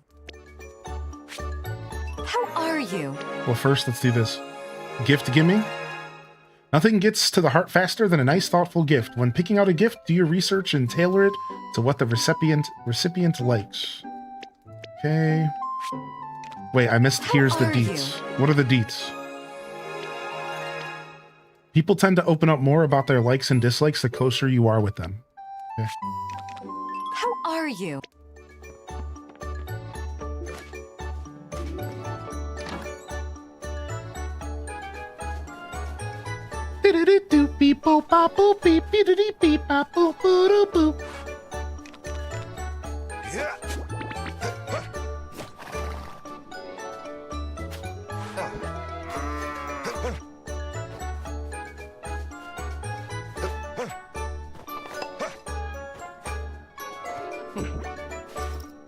No clue what this song's for, but I'm digging it. 4.5 star carrots. All right, let's fertilize them one more time to make sure they get up to 5 star.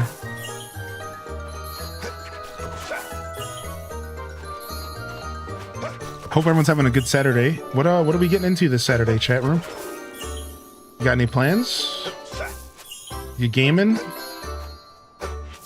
You gelling? Y'all remember those stupid commercials? Bro, you gelling, bro? Oh, bro, dude, I'm gelling, man. Dude, you gelling, dude? I don't even remember what the product was.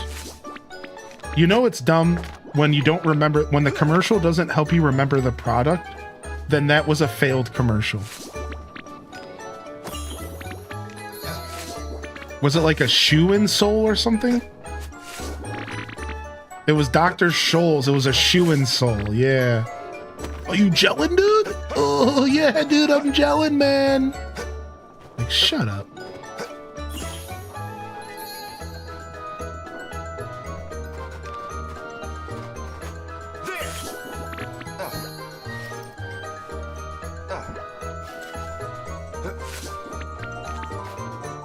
A 17K, a K-pop group concert started another Mario Galaxy save. Nice.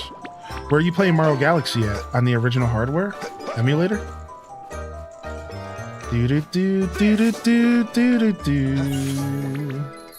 Been lurking H-Day clap H-Day. Been lurking. Exhaustion. Coming in with the 6. Yo, just a reminder, you can get yourself some discounts this month with September nonsense.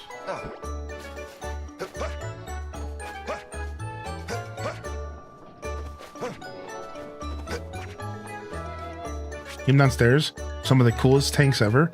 They combine my love for music and The Legend of Zelda. That's dope.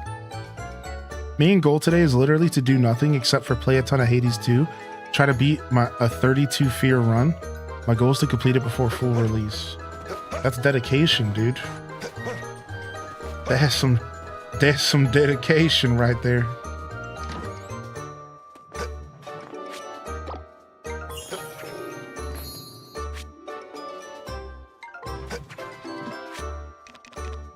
We'll do a little bit more fertilizer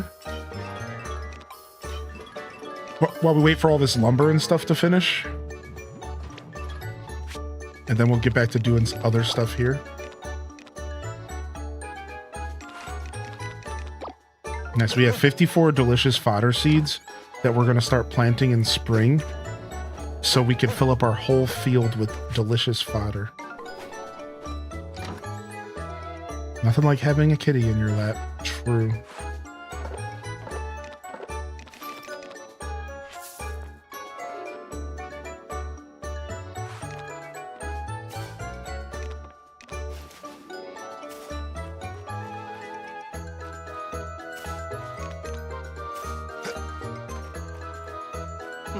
Another grocery pickup order. I need to do some grocery shopping myself. Things are pretty skimp around here. I don't miss the berries and cream commercial.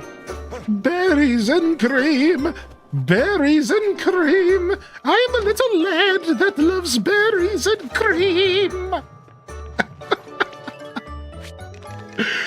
What do you mean? You missed that, dude? How could you miss that? What are you talking about? That's the best stuff ever.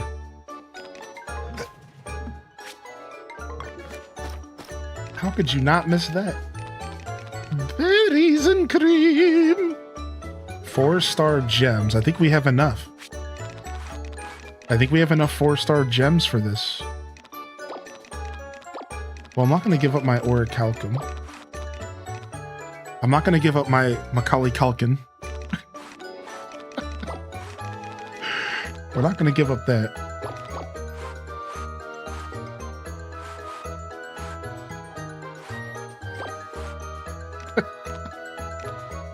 Dang it, I used up all my gems. I used up all my gems and jewelry not thinking about it. I need to go farm more. I only have 4 of the 5 he's asking for. Dang it.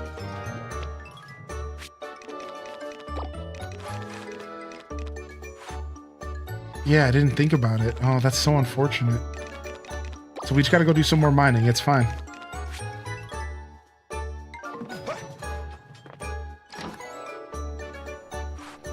Perfect nap conditions.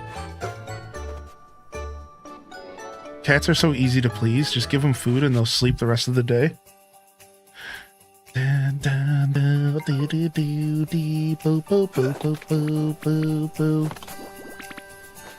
I like the kind of Christmassy vibes.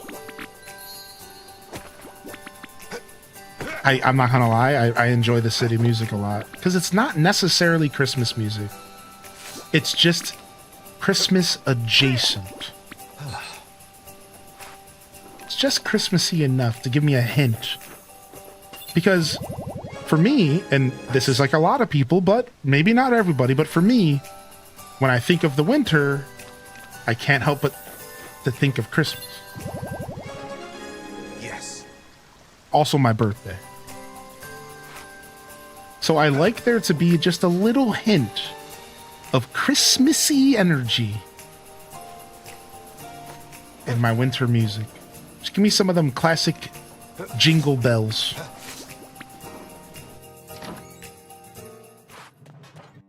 Would you ever get a cat?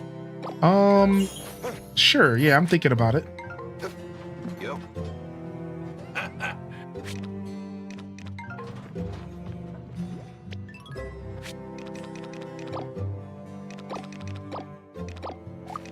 Streaming's not too time consuming for a pet, but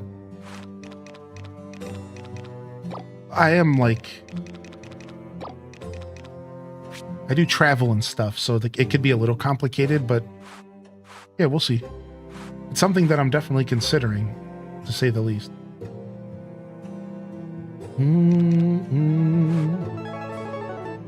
It is up for consideration.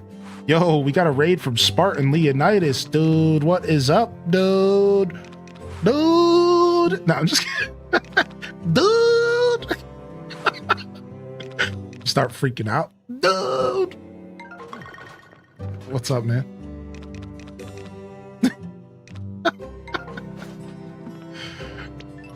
It's a freaking Spartan raid!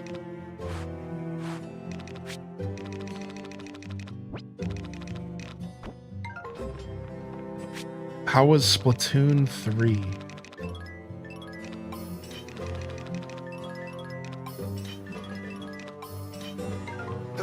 It's good. Up to the mountains.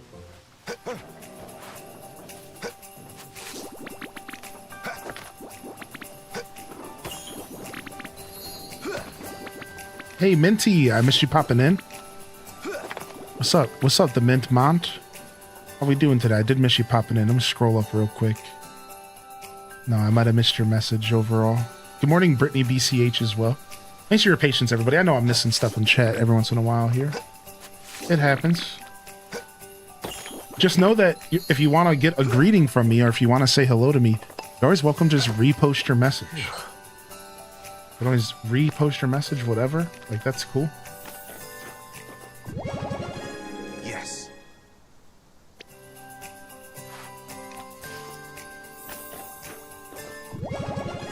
Nice. Splatoon is a fun painting simulator with hype music. I agree with that. I agree with that. That's kind of the vibe for sure. That's how I always felt about playing Tony Hawk 1 and 2. Tony Hawk 1 and 2 had a game mode where you had to like do tricks off of certain things to either turn it red or blue. And whatever, the more things you had by the end, like the better off you were against your opponent. It was the best. I love that. I love that minigame so much in Tony Hawk.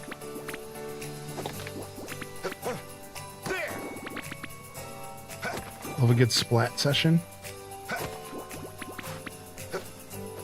Hey, honey. The good stuff coming out. Ooh, 2 royal honeycombs.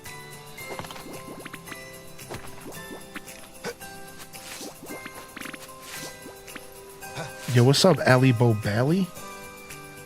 Good to see you today. Targary, Albino Black Bear, Zella Zephyrah, Lucinda.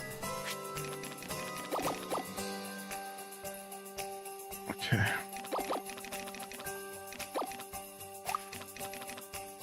We'll give these little mushrooms to the mushroom guy. Grab these seeds just in case we need them. Do I have any honey to give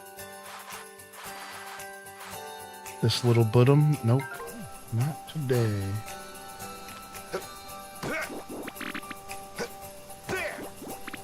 There!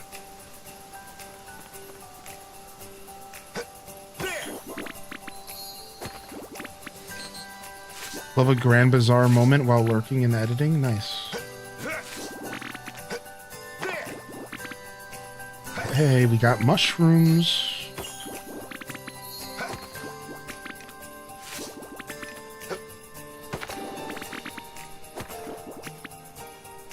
I've had so much more time to forage in the game that I'm starting to have too many wood and stone in my inventory, and I could finally start putting it in the storage. Hey. State your condition. State your condition. He's so cute, man. Let's keep the shiitake and turn it into seeds. And let's give him 10 of these. And then we'll turn these into seeds as well.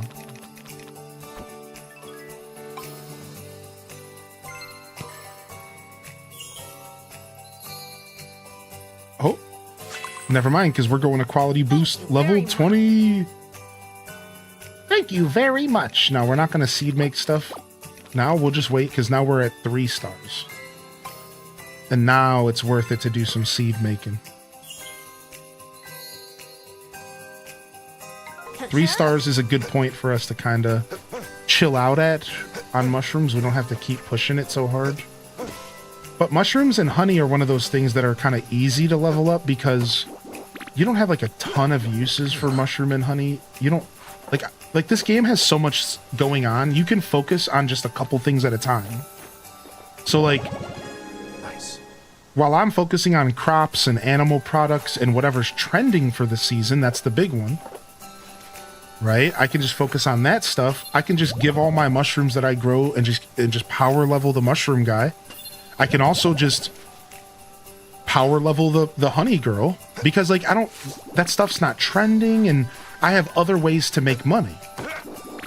That's the key. Now, once I get to the point to where maybe in spring or something, honey will be trending or I'll find a good recipe for honey, then at that point, I might change my mind, you know, like maybe, oh, I want to sell this honey and I won't be leveling her up as much. It levels up their cheer time bonus as well. Ooh, I didn't even think of that. You're right. And we're getting cheer time bonus.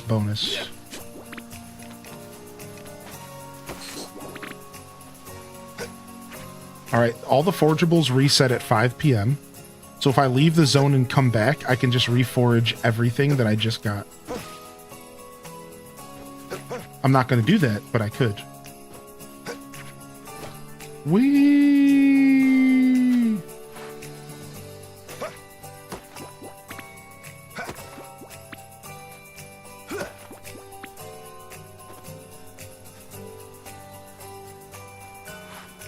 Yeah, royal honey comes from regular flowers versus the wild flowers aren't going to always give out royal honey. Correct.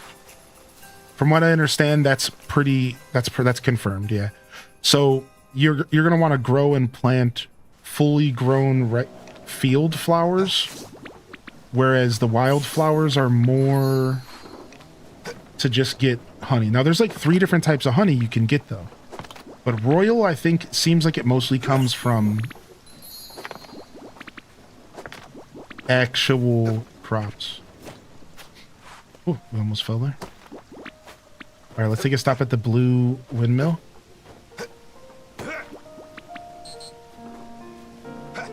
Actually, we're just going to stop and take care of our animals. And then go to the park and do some training.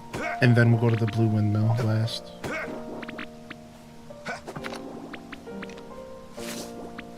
Alright, let's go. This way we can get the animals before they fall asleep, and then we could stay up late tonight if we want. Because we don't gotta water the crops since it's a snowy day.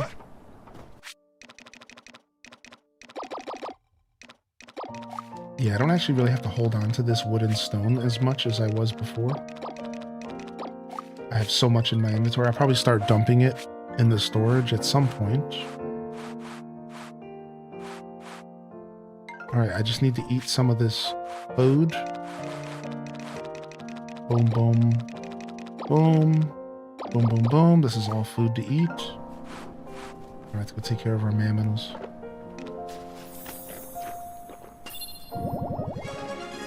Yes. Surprised Wilbur hasn't told Rob Boss to take a bath and wash that cow suit.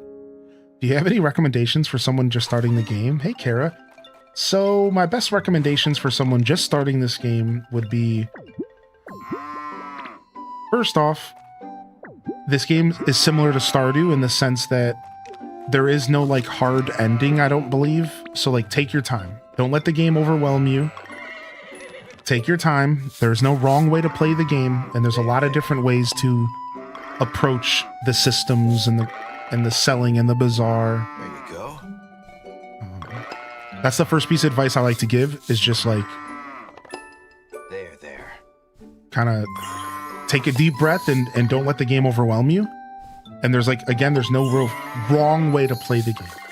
But you're going to feel overwhelmed at first. You're going to kind of feel like you can't accomplish much because of the stamina. And it's going to be a little rough, but you'll stick with it. Now, I can actually give you some real advice, what I call a cheat code. And I think it's actually one of the most important pieces of advice I can give you. All right, so storage. Storage is a problem in this game, especially because there's a lot of items and forgeables and stuff to pick up. So, a little secret for you is there's actually 24 extra spaces of storage at the bazaar, and you can store items in the bazaar ahead of time. So, early game, if there's an item in your inventory or in your storage that's clogging it up, you can go to the bazaar and you can just put it there. Even on a Monday or a Tuesday. You don't have to wait till Saturday. So this is what I'm saying, is that the bazaar has 24 extra spaces of storage waiting for you to use from the very beginning of the game. This is really nice. I call it a cheat code. The second thing is your windmills. As you start to unlock the windmills, remember that you can actually leave stuff in the windmill. You don't have to take it out of the windmill. So start from the beginning to practice that. Don't take stuff out of the windmill unless you need it right then and there. And this will also help with storage issues, and this game has a lot of storage issues. You're going to run into, very often you're going to have to pick and choose, like, what are you going to take home with you? What are you going to keep? And that goes into my final piece of advice, and again, not a tip this time, just advice. Don't really get attached to items in this game. this game, it has a freshness system and stuff can go bad. And I think the game is kind of encouraging you to just get rid of stuff. So if there's something that I wish I knew early on, just go ahead and sell stuff. Get rid of all of it. Everything must go. Because in all reality, if you sit there trying to hold on to things, you're just going to get punished. And you're going to run out of space. You're not going to have space to do anything. So instead, just sell stuff. Just get rid of it. Don't overthink it. You don't really need to save anything from this first spring. You don't really need to save anything from the first summer. You really don't. Like, none of that stuff's really going to bite you in the butt. Holding on to metals might help, holding on to trash, but it doesn't really matter. You'll be fine. So just sell stuff. Don't overthink that. I know a lot of us, when we play farming sims, we hoard. We love hoarding. This is not really a hoarder's paradise. This game, early on, kind of wants you to think about what you're bringing home, what you're keeping. It seems like it really wants you to kind of think about that stuff. And that's really it for tips and advice. Just enjoy the game, man. I'm sure there's other stuff we could tell you, but I don't want to overwhelm you. All right, so yeah, there's all sorts. We could sit here and talk tips for a while, to be honest. So I'll cut myself off there, but if you have any specific comments or like questions, if you're just curious, how does this work, or what do I do in this scenario, ask questions. If I don't have the answer, someone in the chat probably will. And together we can make some cool stuff happen here. We can enjoy this game. Pikachu. 13 hours, huh? Alright. Pikachu. Pikachu.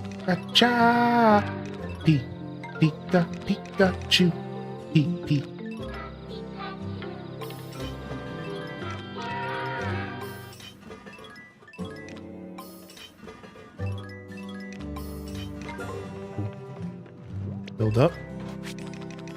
Drop this off. And then what was I gonna quickly do? I had an idea, something I wanted to do. Milk, cheese, wheat. Oh, I was gonna make some more pet food. That's fine. We'll do it later. Thanks for the follows, by the way. Welcome in. All right, let's stay up late. We can't train our horse too late. It doesn't let you, fortunately. So I don't think we'll be able to train our horse. Let's go and find out if the training horse cutoff is 9 or 10, though. By just going there right now and seeing if it works. I think it's 9, but it might be 10.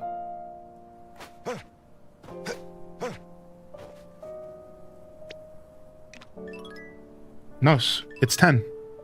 Nice, it's 10. We can train. We're ready for this derby. My horse is getting super ready for this derby. And so am I.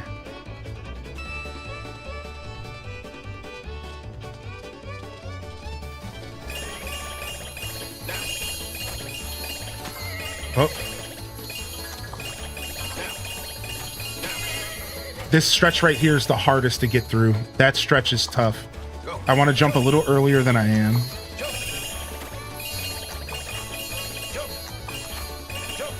That stretch right there is super easy. I always jump so late there. Dude. If you start off bad on this stretch, it sucks.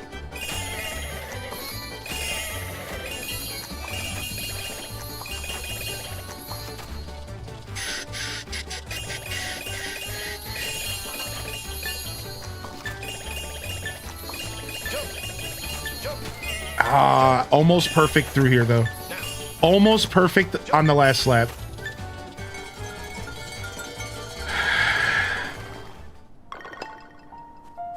Not bad at all. All right, let's go. You can come with us, buddy. We're going to the blue windmill. Bunch of forageables here at the park, but we gotta go. Can you train for both derbies? You can. Yeah, you could train for spring and winter. Yep. Which is pretty cool. I didn't think it was going to let me train for the one that was out of season, but...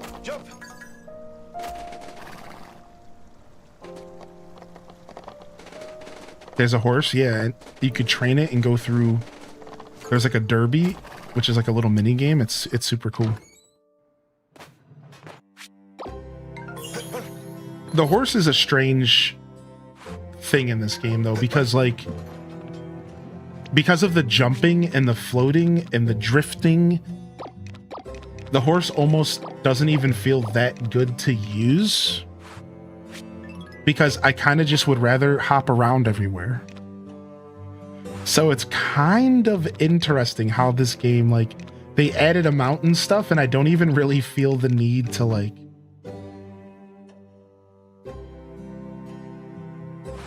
use it too often.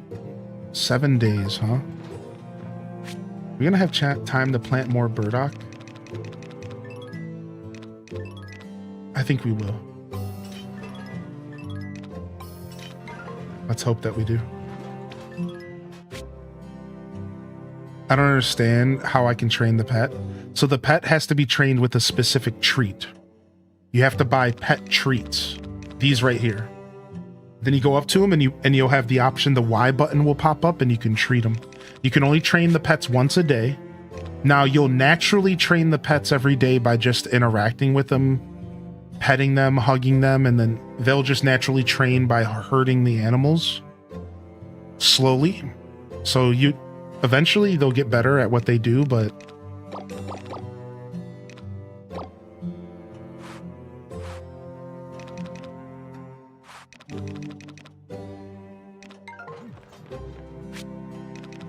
yeah, no, it's not quite the same as Wonderful Life. I thought the same thing when I first picked up the game, yeah.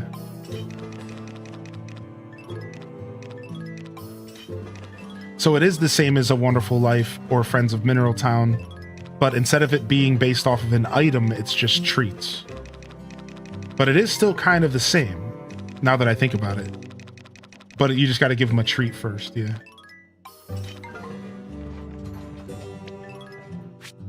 You're right about that, Ali Mall. Yeah, just riding around town will give you little bits of horse training, yeah. Just riding around town gives you just little bits of horse training. And that's the thing about this game that's so cool, is there's a lot of stuff that's gradual. I love that about this game. There's a bunch of stuff that just gradually happens by playing the game.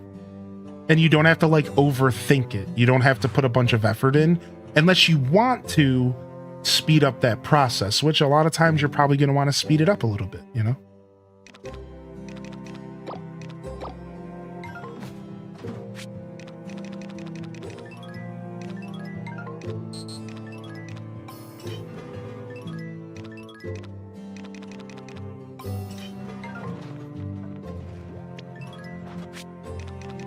I'd like to get rid of this 3.5 stone. I'm going to do it. Oh no, we're filled up. Oh well.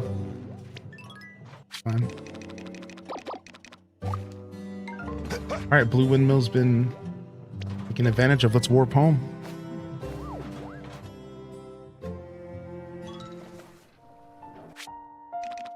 Hope you're doing well today, Silver Blink. What's up, Met City? I just got this game, so I'm gonna lurk. Nice, man.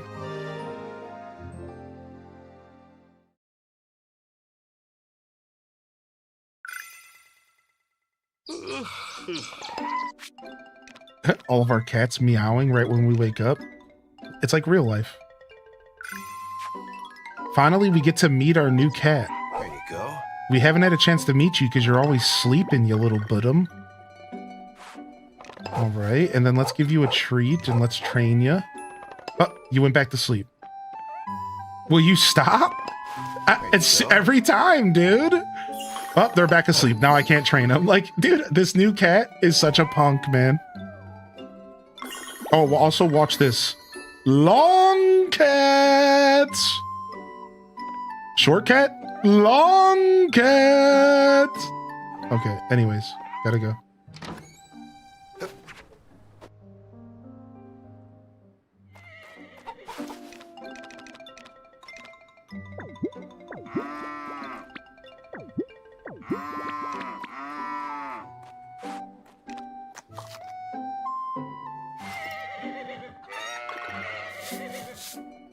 There you go. All right, we'll take care of the rest of the animals later. We just need to do a couple things. Now I got a new goal, year 1 World Bazaar rank. I know, it almost makes you want to restart the whole game and like do a different save file just for that goal. Which I'm tempted to take on that challenge. I don't know if I will anytime soon, but it sounds like a fun challenge for sure.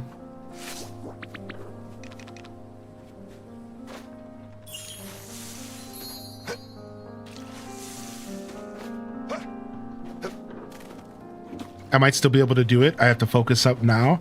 Yeah, I think I could get close as well if I were willing to focus up. I think I could get close as well. I'm not gonna though. I'm just gonna chill. I just want to keep chilling. This is my chill playthrough right now. I'm just gonna chill. But it does sound like such a fun challenge.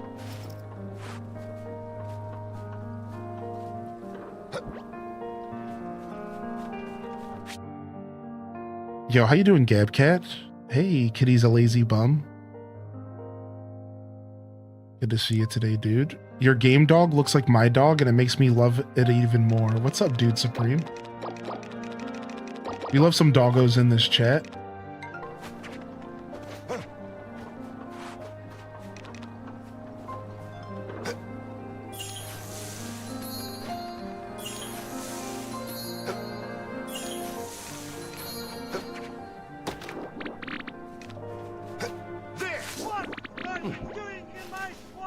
Dweeby, good morning.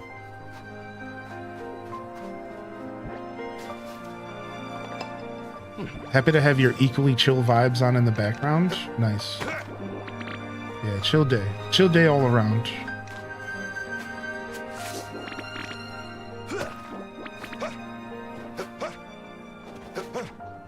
Chills across the board. What's up, Lamgella?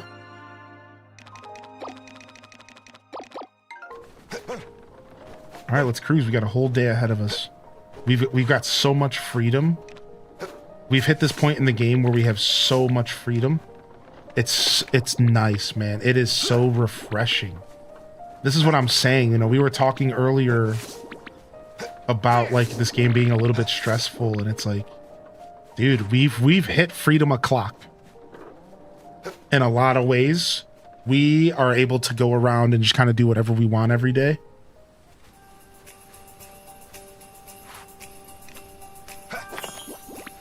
And it's nice. I've been opting to do foraging and material collecting and stuff, but I could also be fishing. I could also be romancing and getting to know the townsfolk and trying to do quests and stuff.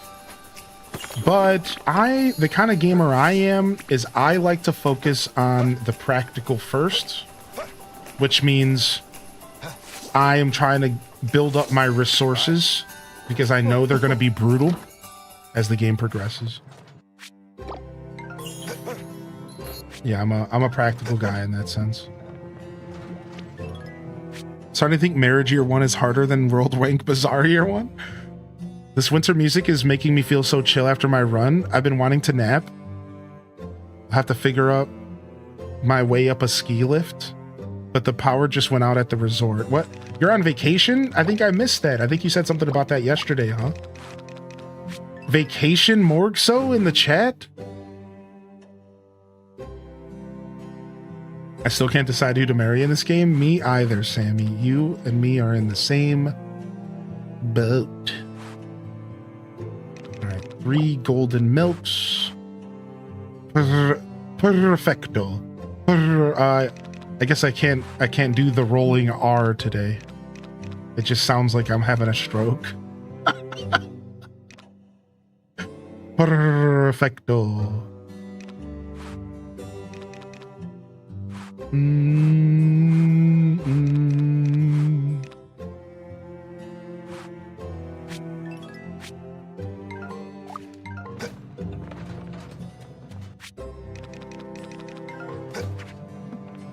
Oh yeah, we got you. No worries, Dweeby. Chat's always good for helping out. Thank you, chat. And decide who to marry. You might not have even seen all the characters yet either. Like, have you met Samir yet? He's a late arriver. Yeah, you might not even have met all the characters. That's why I'm kind of waiting to decide as well. Because I'm not even sure I've met all the characters yet. I'm actually not even sure, like 100%. You married Samir? The nighttime and rainy piano music is the best. Agreed. You married Samir Baxter? Dude, don't you want to marry a literal oil prince? Yes. Don't you want to marry a literal oil princer?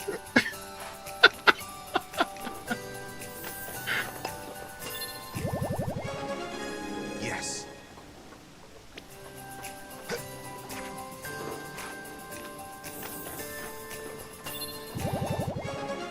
I'm on perma vacation since I moved. Trying to find work's been difficult, but thankfully I've had some savings to work with. So since I've never taken a real life vacation before, I'm doing an extended one for mental health and whatnot. Dude, get it, man. I'm so proud of you, Morg. So get it, dude. Nice. And I'm glad you're doing okay. You can always send a message if you ever need anything, all right? Don't hesitate, man. I might not always be able to help, but don't be shy.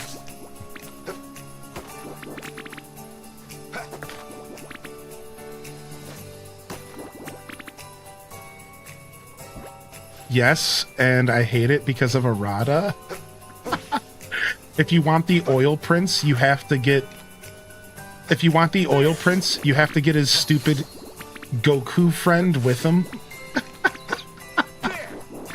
Is that how some ladies actually feel in life?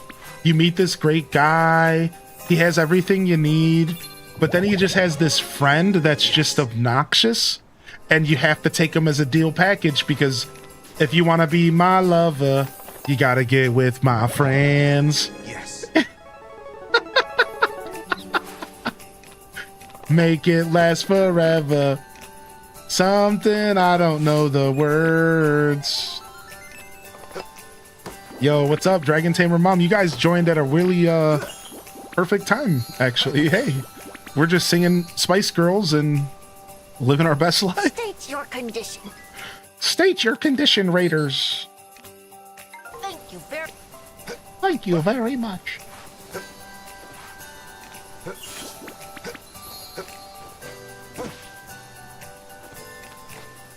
Yep, Cap.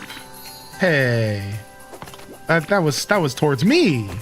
I'm the obnoxious friend. True, actually. Probably, actually.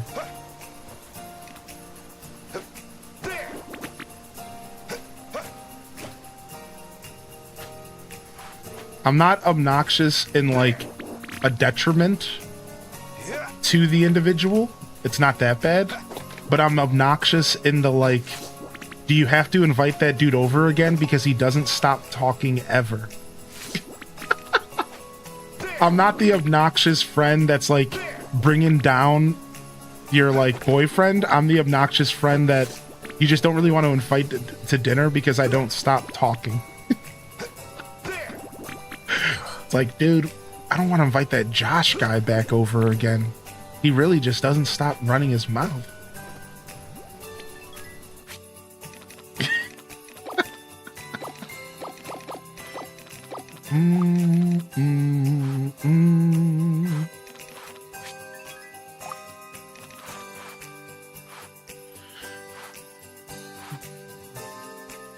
But I'm always full of good advice and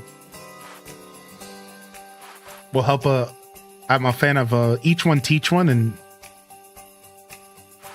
gotta help each other grow. So I'm good for that. I'm good for something, you know.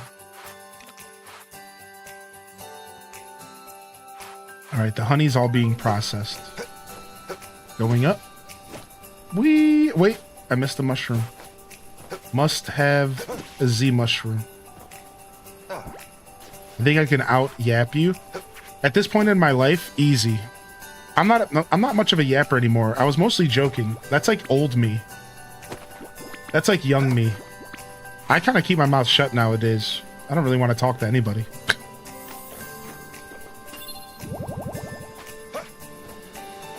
It's mostly because I do it for a living. Now that I talk for a living, I'm like yapped out. I end my stream. I don't want to talk to anybody. I don't want to even open my mouth.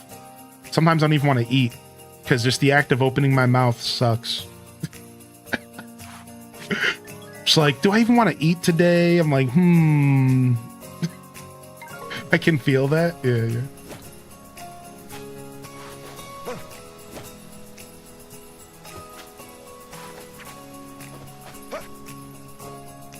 We'll have a block party. You can all come too.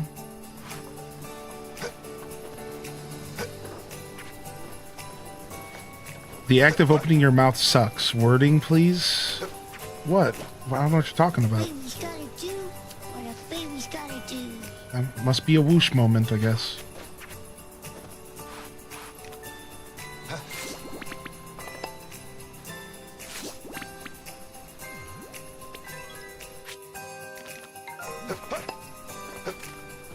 Dang it, I missed a bug there.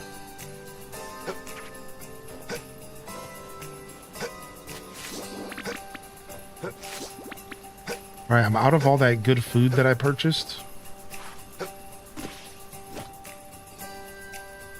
So now I'm gonna have to start eating my food again. Which is just a bunch of herb salad. It's delicious! Goo.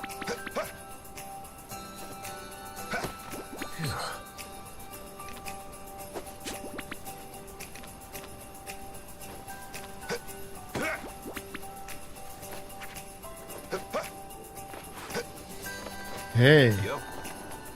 Yo. I'm so happy. Yo.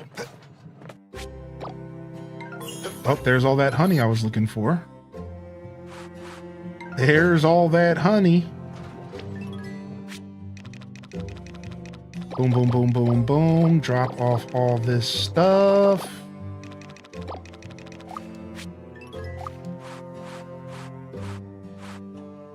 All right, my blue windmill is starting to get freed up a little bit, which is not normal. So we better start producing something here. It's going to start making me get the shakes or something. If I'm not constantly doing something at my blue windmill, I'm not playing the game right. I'm going to start bugging out. Blue windmill must always be processing something. Always. I can make some jewelry.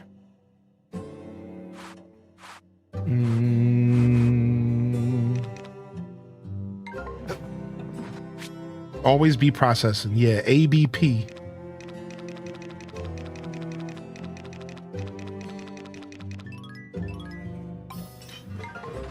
ABP.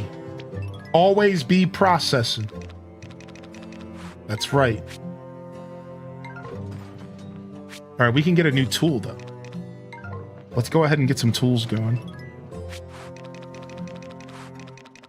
Time to grab some gold. All right, gold watering can plus. Don't really need the upgrade, but we're going to go for it.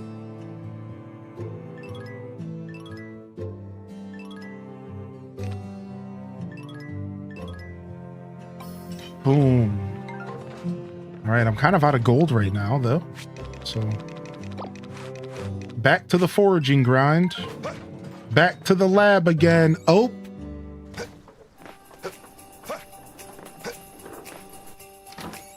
All right, hold on. I can't leave this thing behind the building. I just couldn't leave that. I could not leave it, dude. It had to be handled. All right, let's head back to the farm for the day. And then we're going to go out to the equestrian park. How you doing, winner chicken dinner? Good to see you. We'll see you later, Alto girl. Oh, you know what? We should fish. Yeah, we're going to take a break from the park today. We're going to fish, and then we can come take care of the animals. Then we can just go back fishing. Absolutely perfect.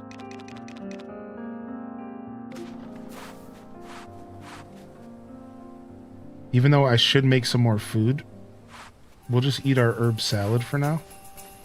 And our walnut juice. there's so many other places to fish in the game, but I tend to only fish here because I'm too lazy.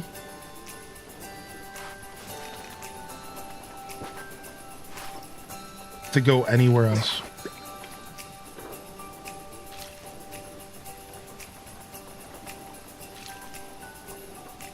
Walnut juice, tasty. It has to be like, it has to taste like the stuff that comes out of walnuts if you like soak them. Nice. Right? Like that's what it's gotta taste like. Gross.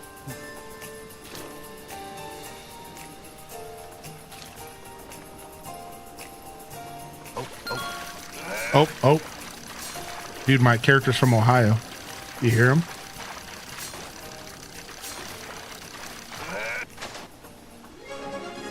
Yes.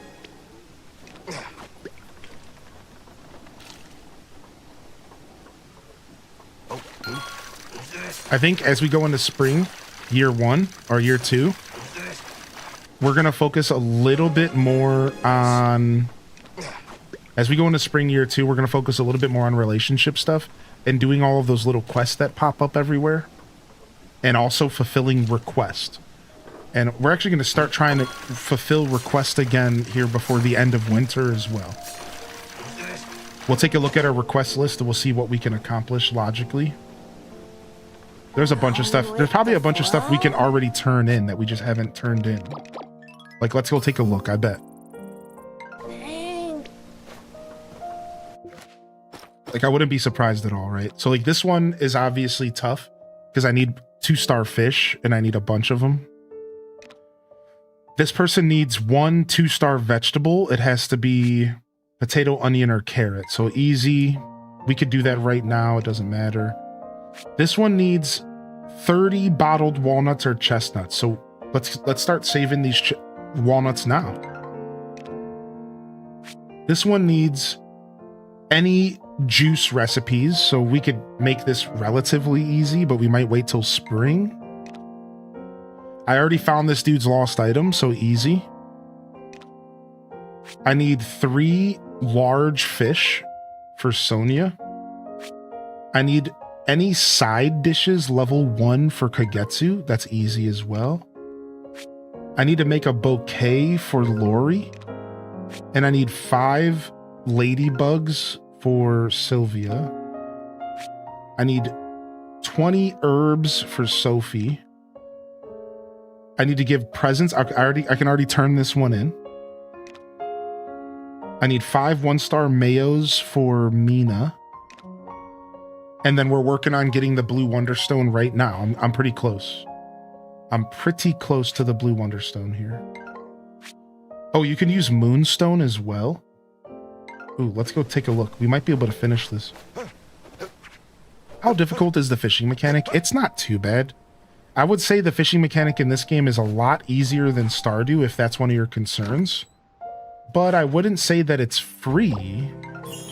I would say, here's what I'll say. The fishing mechanic in this game isn't difficult at all.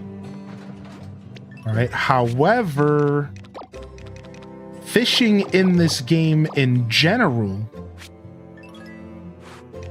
takes a lot of upgrades of the fishing rod. It's going to feel difficult because you're going to lose every time because you have to upgrade your fishing rod for it to like actually be a smooth experience. Does that make sense? So like, I wouldn't say the minigame itself is at all difficult, but you are going to fail a bunch trying to fish early on because the fishing in the game is just made to be like, you're made to fail a lot until you upgrade your fishing rod and stuff. And then it's all just pressing up. You just press a direction. You press left or up or right or down, whatever appears. And that's it. It's like playing Simon Says. Super straightforward. So the mechanic itself, easy. But it's going to feel brutal because the game wants you to get your upgrades fast. Like that was something we got advice from Zaradu really early in our playthrough. Zaradu being a member of the chat here. And they said that they hated the fishing so much. I think it was Zaradu. that they upgraded their fishing rod as much as they could as fast as possible so that it was just easier in general. Because it was like a little bit, it was just easy to fail.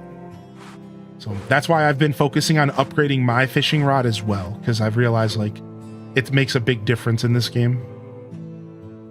Whereas like Stardew, you could almost argue was more skill-based fishing. Right? Like Stardew was almost like a skill-based fishing mechanic. Where you had to be good at the minigame, period. Like you couldn't just coast by. Like Stardew's minigames are brutal, man.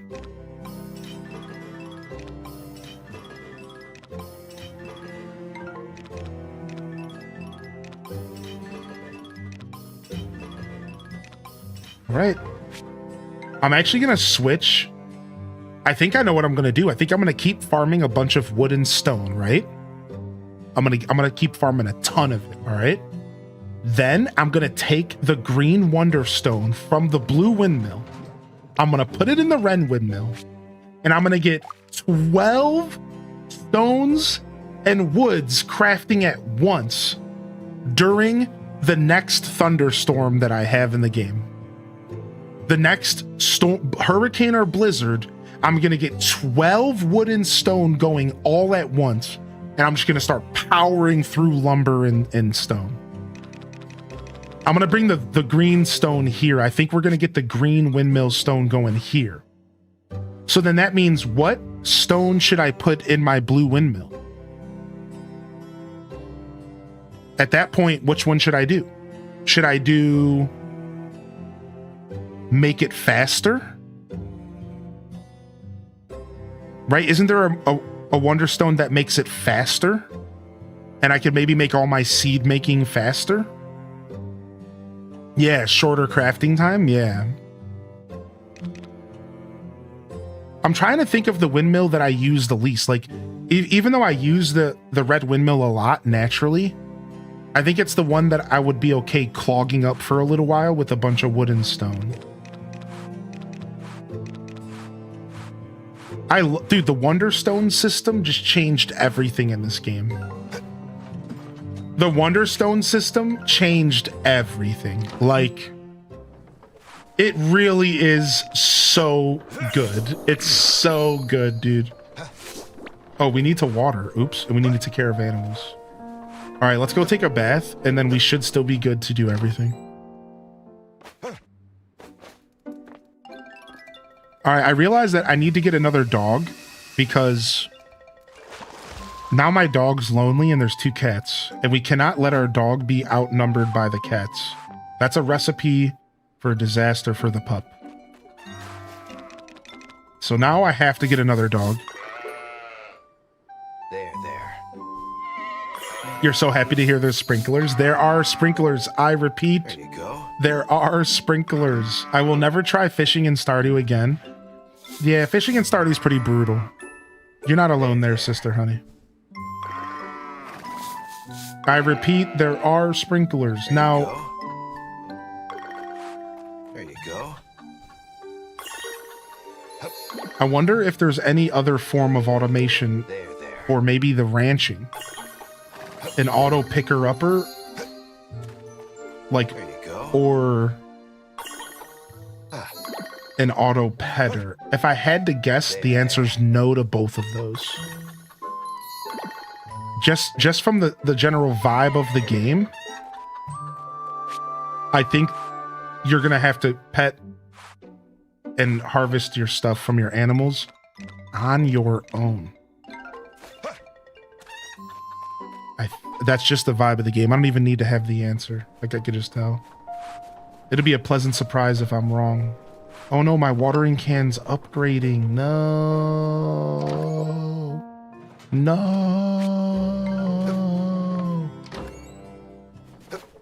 All right, let's go back and see how long it needs. It might need another like 4 hours.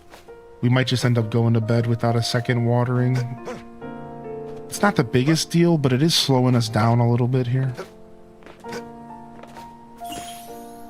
I used that excuse to get a cat in real life. We needed to even it up. 2 girls and 2 boys. Aw.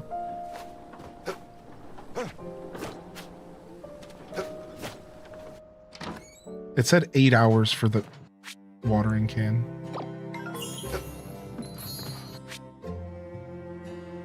Nine hours and 59 minutes. Yep, we're going to bed. We're going to bed. I should have thought about that before I put my watering can in here. Oh, Lordy.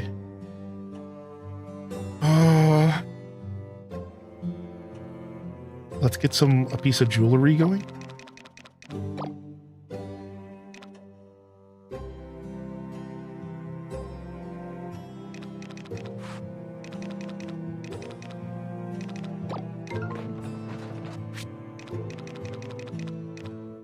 Need purple or amethyst or emerald.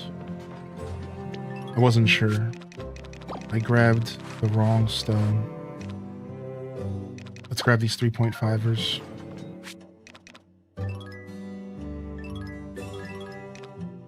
Three days. Lock it in. Dude, some of these upgrades do take forever. So does the blue windmill just cut it in half, I assume? The blue, I'm talking about the blue stone. Maybe it cuts it in half. So 3 days would be 1.5. That sounds like it would be the most likely. Yeah, 50%. Yeah. Which is still amazing, but you know, could be better, I suppose. All right, I guess we're done. I guess we don't get to water tonight. I'm a little disappointed by that, but I should have thought ahead a little bit more.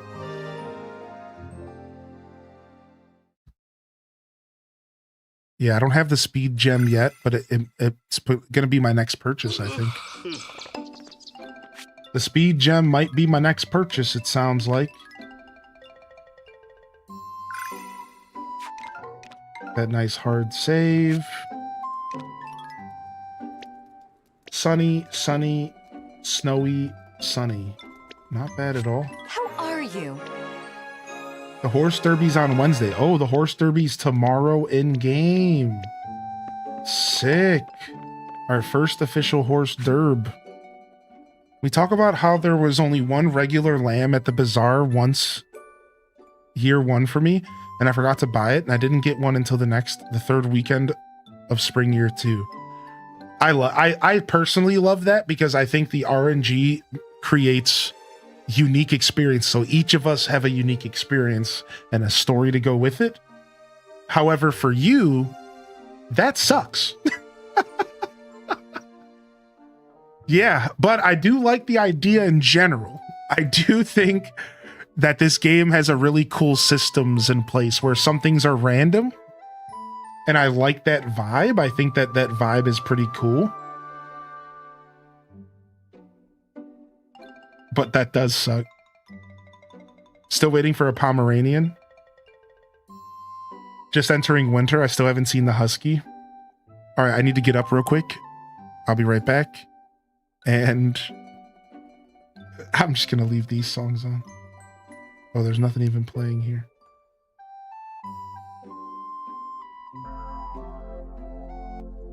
All right. Yeah, I'll be right back. Thank you for your patience, everyone.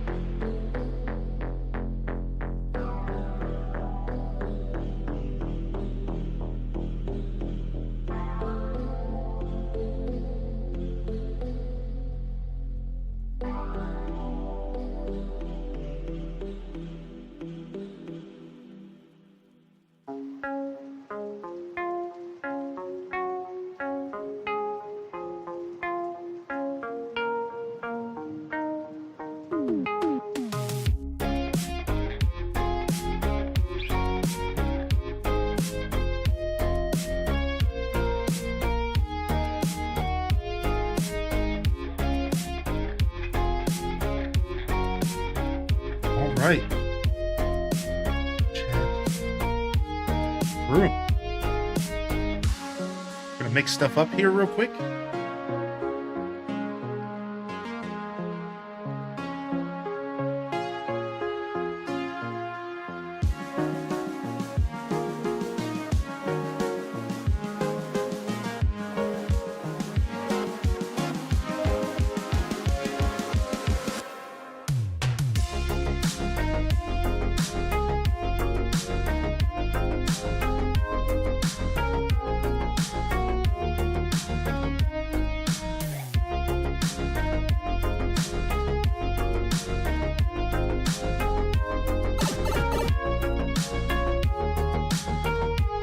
Oh, that's not good. Pause. My setup is still a little bit messy.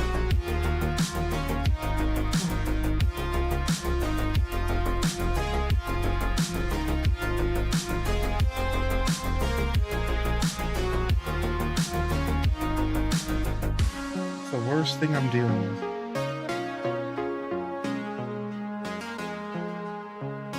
I see.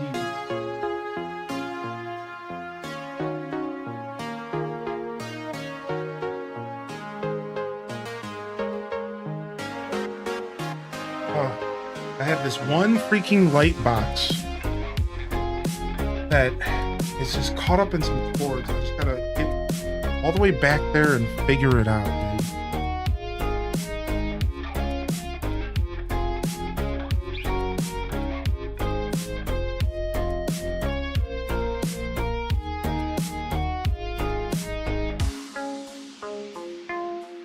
We want to stop at 112.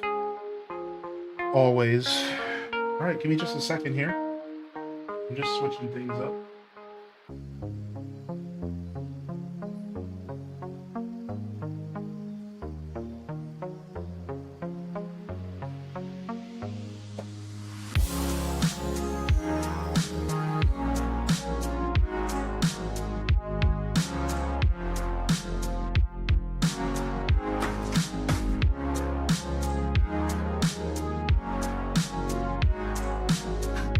All right, I'm back. Sorry about that.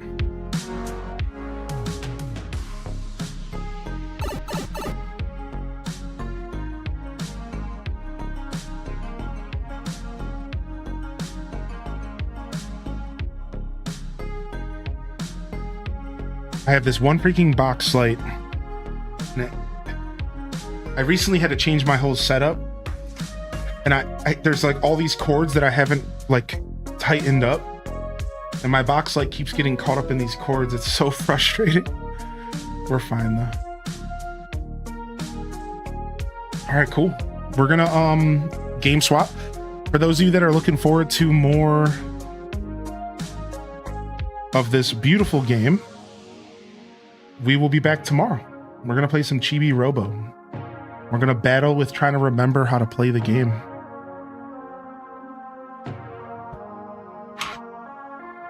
So I'm gonna go ahead and figure this out real quick, and then I'll get back to chat. I know I'm missing chat.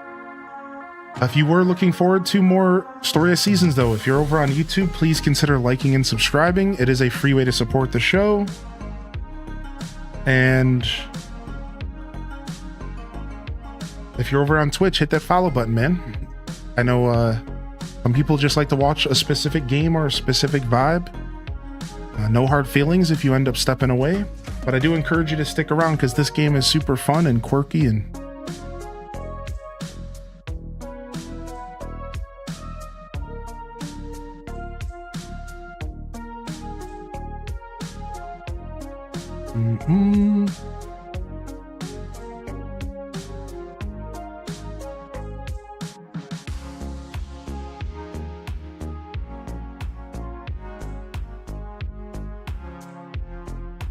Roast. Wait, what do you say? What are you saying and saluting? Are you speaking English?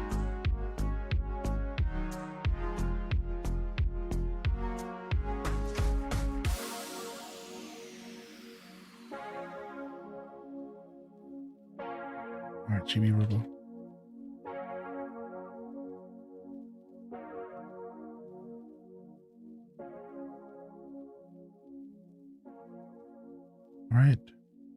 Little split stream. Haven't done one of these in a while, so let me just go ahead and change my titles and all that stuff. Takes me just a second.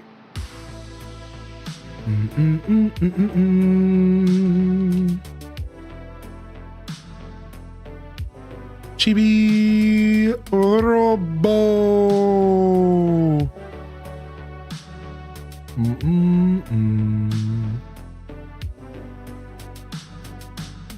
Yeah, I can't forget to sit down and go fix those cords because it was tugging on something on my desk. And that's like the last thing I want is cords getting tugged, because these stream setups are more fragile than people think. They can be very, very fragile. All right, let's jump over here for just a second.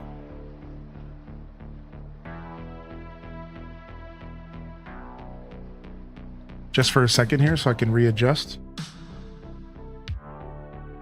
Yeah, I don't want no tugging, man. But I think everything is okay. I think we're good. I think we've succeeded. I think we'll stop our table at 112. Yeah, this is good, yeah. All right, let's jump over. The Dinkum demo is 1 month of game. Dude, you know how much game 1 month of game is in Dinkum? That's insane. That's a lot of game, dude. That's hours. That's like 30 hours of gameplay. Now, here's the thing, though. Will your progression transfer if you buy the game? Because unfortunately, that's not always the case. Time to bust out the GameCube controller, chat. GameCube controller that apparently needs to be charged.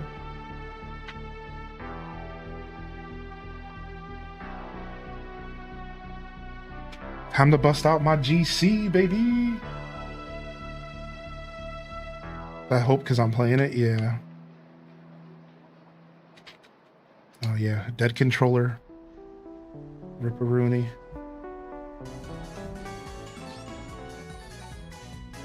All right, we're back. All right, thank you everyone for your patience.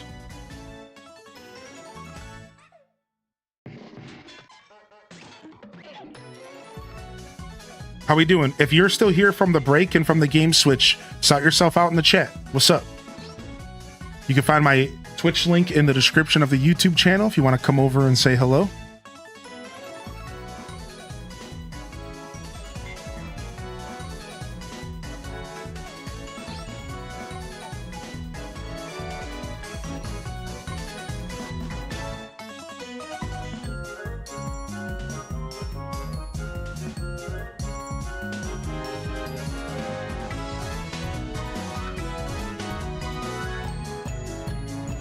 Dude, did you, Roy? What's up? How you doing, Roboy? How you doing? Good to see you, man. Roboy's Garage.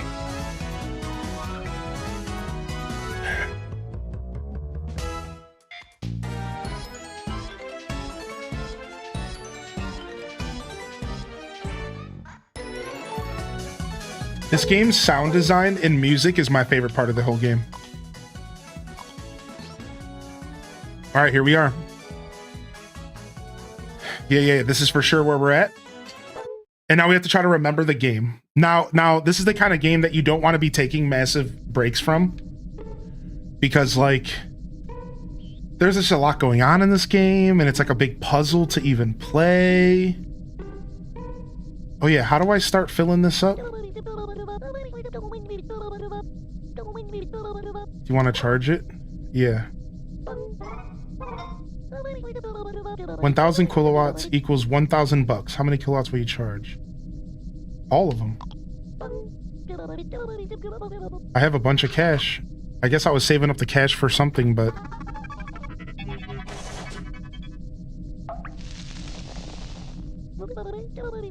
I'm waiting in the wings with hints if you need. Thanks.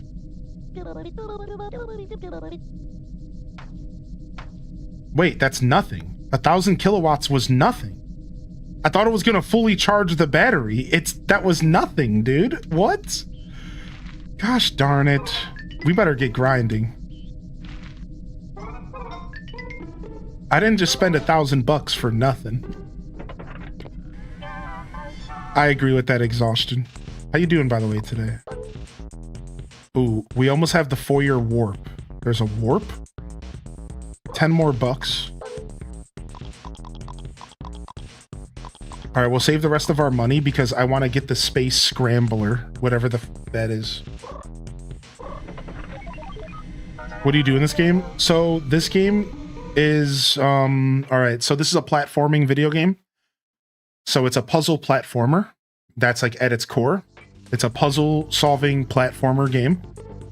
And then really the best way to describe this game is the story though, because this is unlike any other game you've ever seen or played. Welcome to Chibi-Robo. In this game, you are Chibi-Robo. You are a tool essentially purchased by a family to help them with their chores.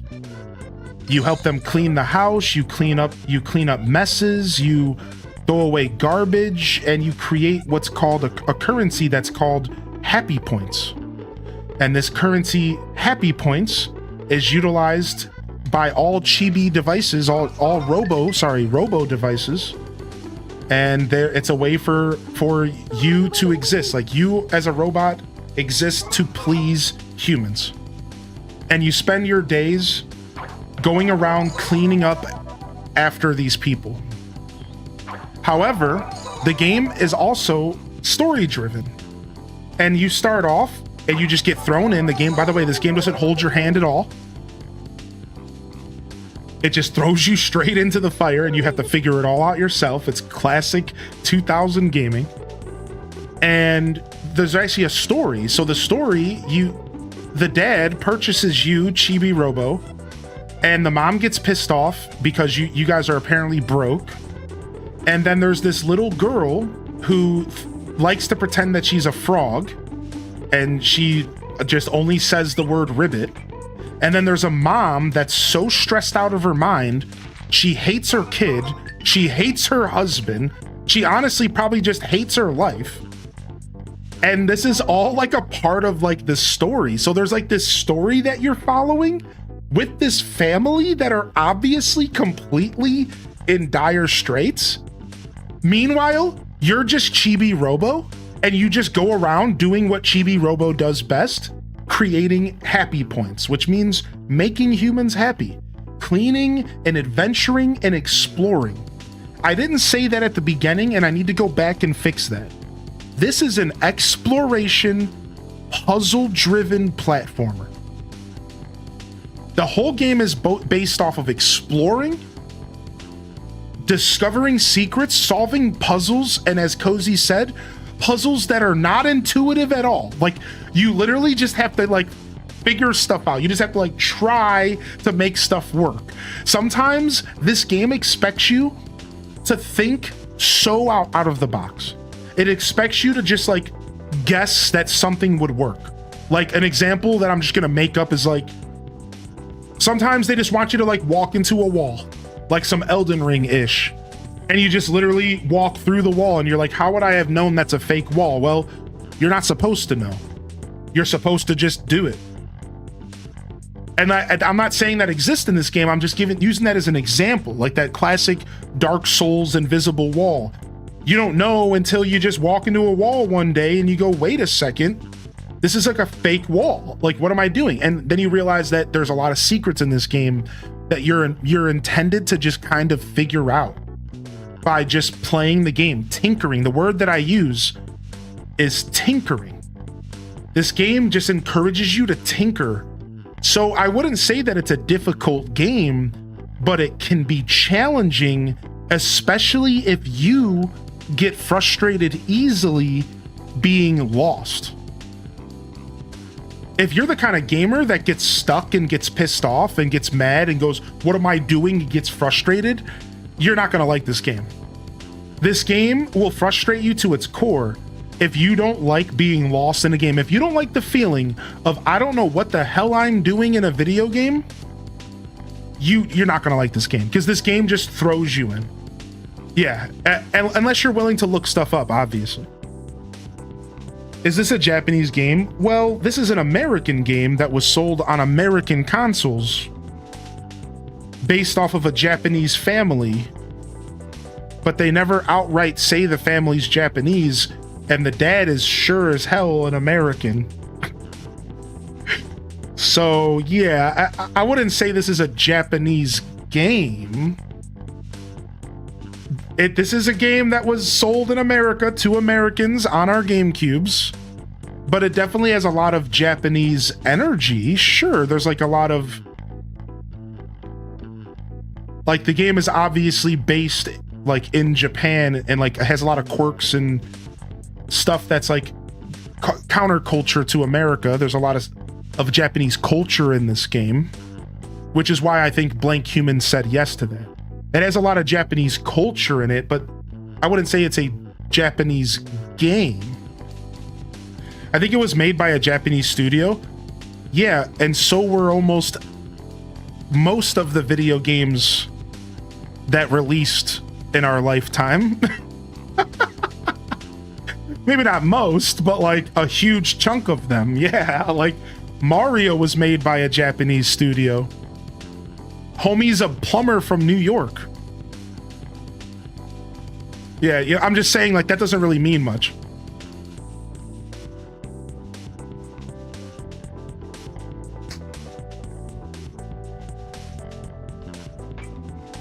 Ribbit, ribbit.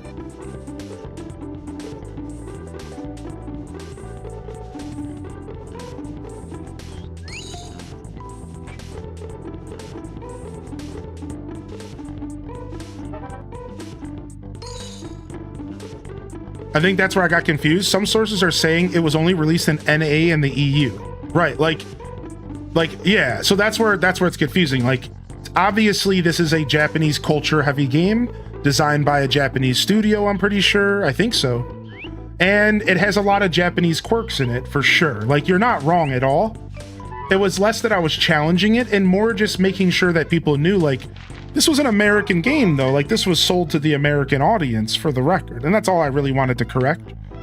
I'm not one to actually people too hard, but I felt like people should know, like, yeah, this game was sold on shelves in America right alongside The Legend of Zelda and Mario, you know? Like, it's just a super quirky game.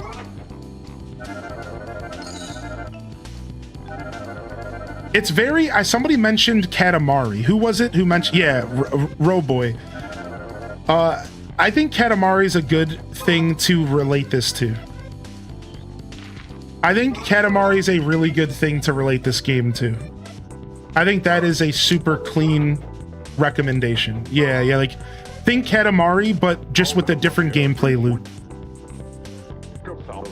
What a snorefest. Hey, Chibi. Can you change the channel, buddy?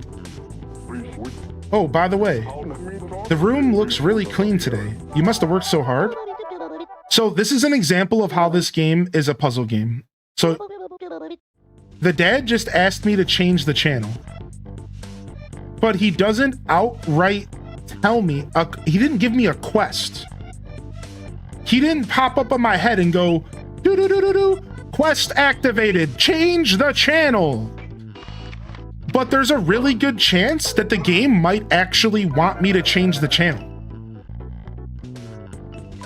And like, that might be a thing. Like, the game might actually want me to do that. And it's just hinting at the fact that I can. That is this game in a nutshell. It just says things and it just expects you to think like, can I actually go change the channel? Let me go and figure it out. It might not even be important at all. It might just be something that the guy said. Or it could be the next way for me to solve a puzzle in this game. It could be the next thing that I have to do to solve the puzzle. Right? Like, it's just such an interesting game, dude. It's so well designed. It's so well designed. All right, let's see if we can, if we have enough time to make it to the little girl's room again. I think that was the last place we made it to. I know we climbed that big fountain. Right? We figured out how to turn the water off on the fountain. And we got to the little girl's room. And then the pirate is asking for us to find his ship. So the pirate's asking for us to find his ship. We have Chibi-Robo that we're trying to charge up, and I thought it was going to be instant, and it's going to take me way longer than I thought. I have to earn a bunch of money. So those are the two major things I think I'm working on, is exploring the little girl's room and then maybe anything else up there. I'm looking for some sort of pirate ship for the douchebag pirate dude.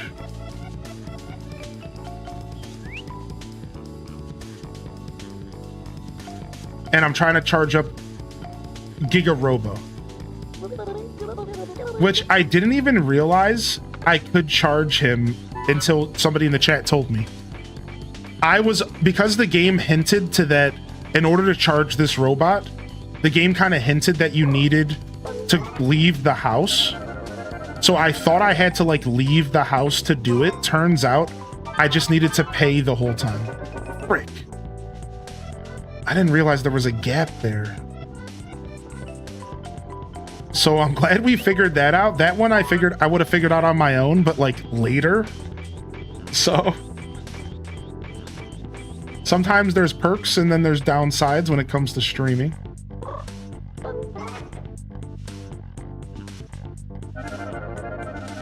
I'm not going to be able to make that. I'm not even going to try.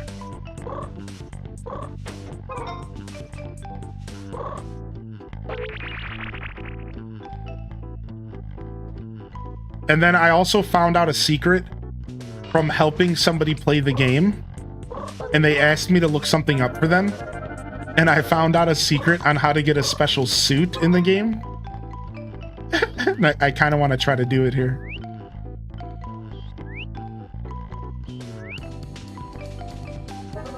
So I have had a couple of the puzzles spoiled for me, but it's the life of a streamer, you know? Sometimes stuff gets a little spoiled. It happens. It's really not that big of a deal. What's up, Burrito Salad? How you doing, man? Hope you're well, by the way, Blank Human. It's good to see you, man. What have you been up to, dude? What about you, Exhaustion and Nembo Tavi? What have y'all been up to? Happy Saturday. What have y'all been gaming on? All right, the only other problem is I don't remember what chibi doors I've went to and what chibi doors I haven't gone to. So it kind of sucks because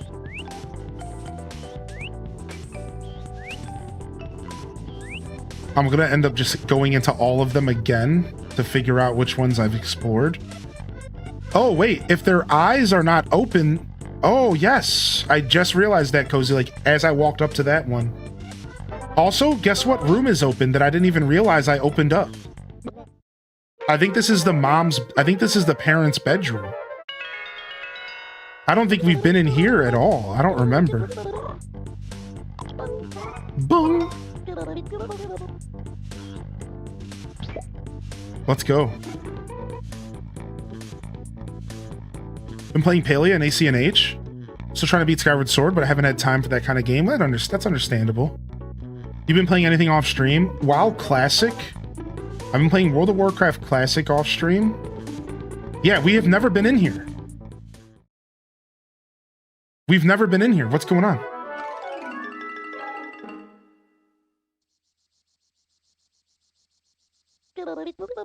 What's wrong, Chibi-Robo? Huh? What's that? Let's go and have a closer look. It looks like a frog, but how horrible. Who could have done such a thing? You think it could have been Tao? No. Yeah, you're right. He already has plenty of food and bones and stuff. Oh, Tao's the dog. I thought it was the little girl. Then who could it have? Huh?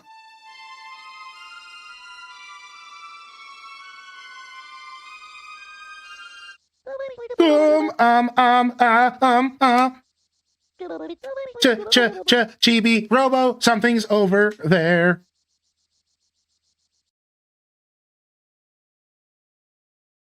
Huh? Wait a minute. There really was something over there. I'm gonna take a look.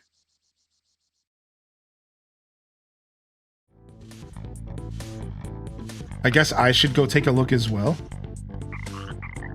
Ribbit.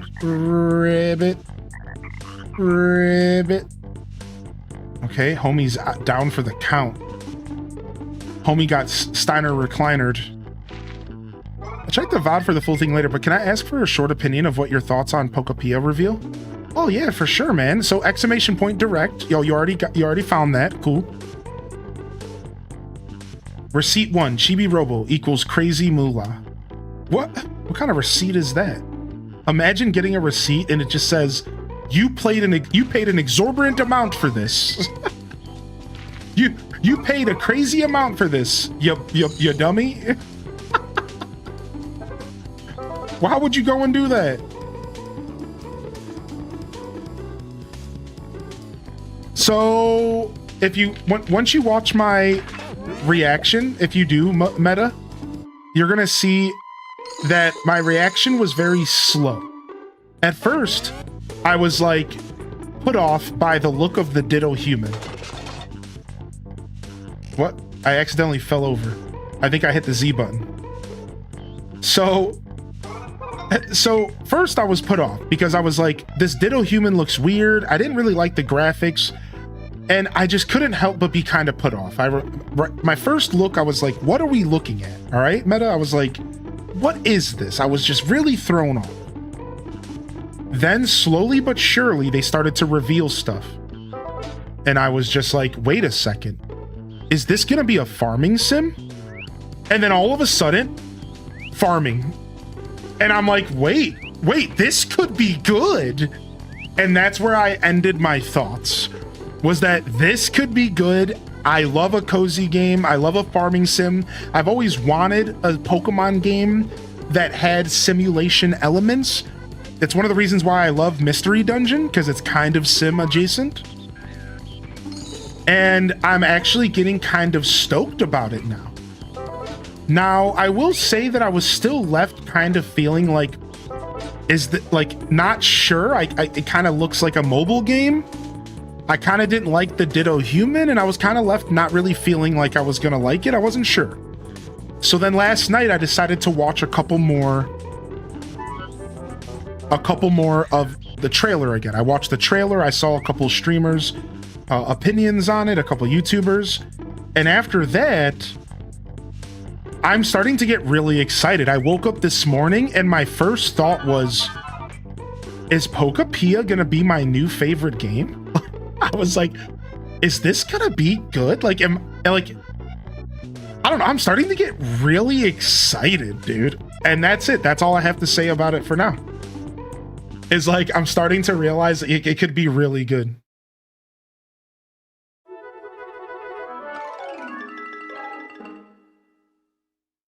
What are they showing me here? Oh, it looks like you can use this to climb up. Right. That's what I was coming over here for. All right, let's go. Apparently the devs previously made a Dragon Quest Builder game that was well received to those that liked it. So do you know what the game was that the devs made? Or just similar to Dragon Quest Builders?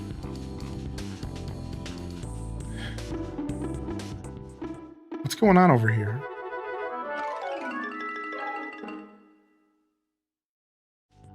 What do I need that for? Am I supposed to know what this bell is, Cozy, by chance?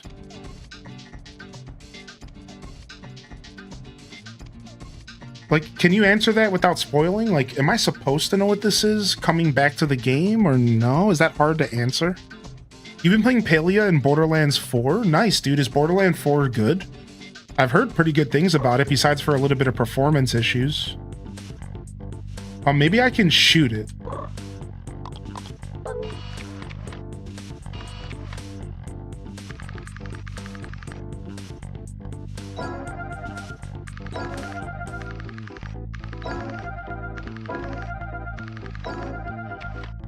Oh, it doesn't feel like I can reach it.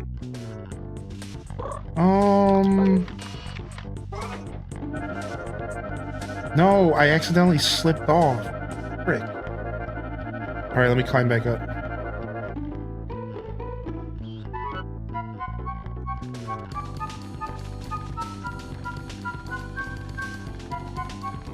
Do do do do do do do do do do do do do do do do beep bo bo bo bo bo ba ba bam bam ba. Nice. Okay, so not shooting it but standing. What did that do? That didn't do anything.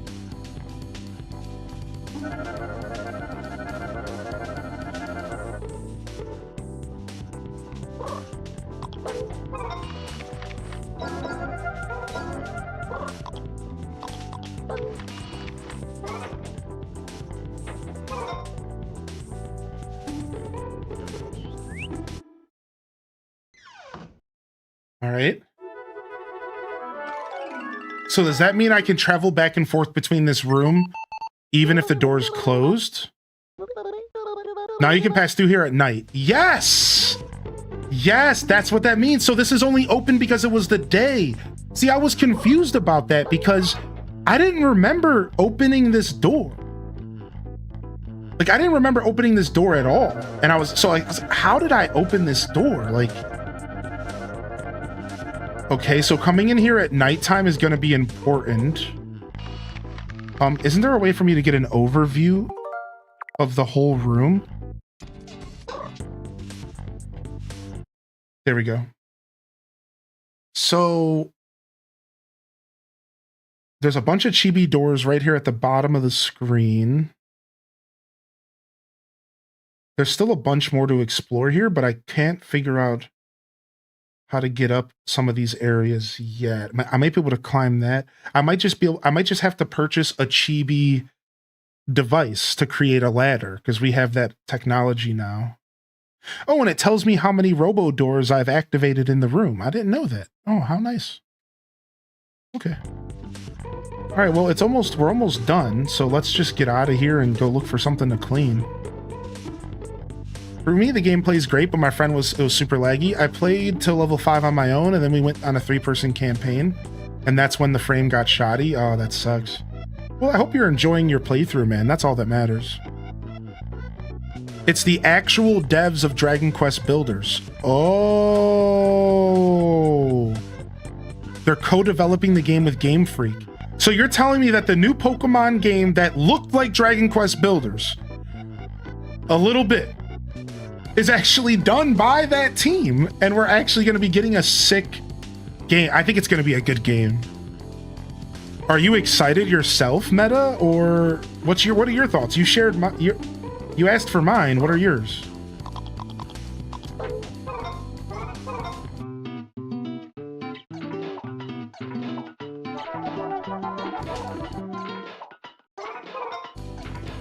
So are the crumbs for the rats, right? Isn't that what I figured out? I think, or the bird? Was the crumbs? Oh, the fish. I fed the crumbs to the fish.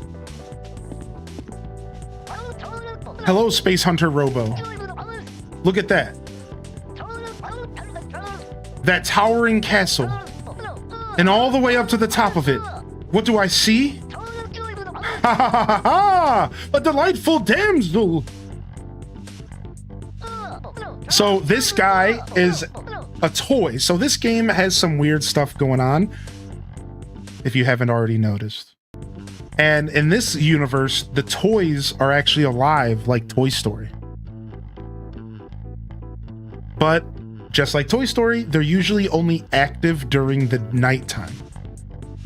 But for some reason, this dude doesn't give up at all, and he's just walking around during the day like it's his job. So I'm not sure about him, but yeah, the toys are all like alive in this universe. She gazes down at me with lost eyes. I can tell her heart aches for justice. Yeah, aching for justice. Yep. Listen. Space Hunter Code Part 4. Love justice with a burning passion or something. Drake Redcrest must speak to her. She needs my attention. He said she needs my ... attention. This dude is raunchy. However, a minor obstacle stands in the way. How am I supposed to get up there? Haha, the one called Mort will know what to do. I am at a loss, but the destiny of a space hunter is to find the truth. Who's Mort? All right, here we go. I'm gonna knock myself out. Do I have to actually deplete my energy to 0 to do this? I'm gonna get this ghost costume.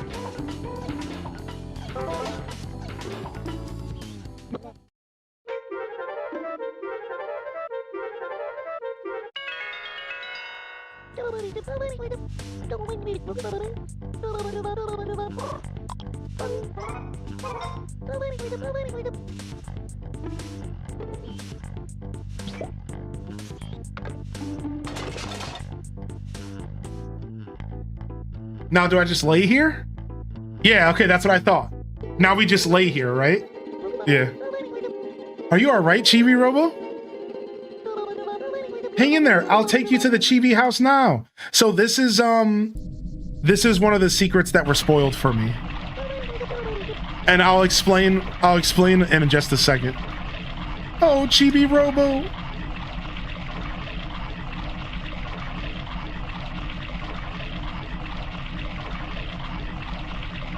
It's not only a secret, but it's also for a side quest.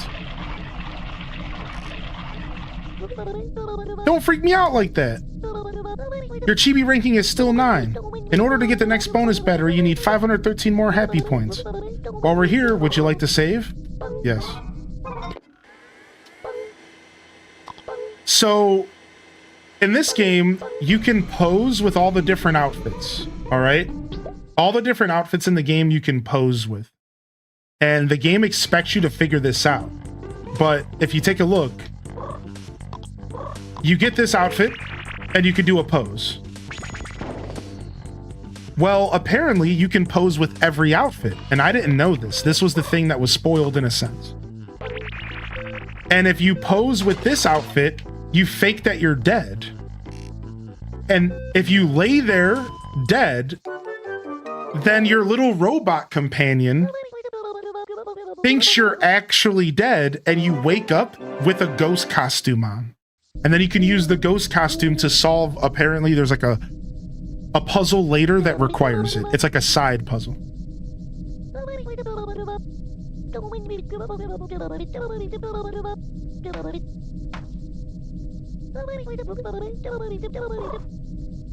Bung.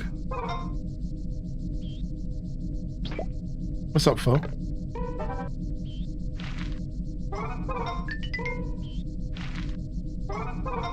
All right, let's go back to adventuring, and it's nighttime now. All right, so now we have a new outfit, and we can discover what this new outfit does. Let's go ahead and pose with it. Now, isn't there some other special advantage of the ghost costume? Like, can't you use this to not have to fight the spider boys? Do you know what that is, Cozy?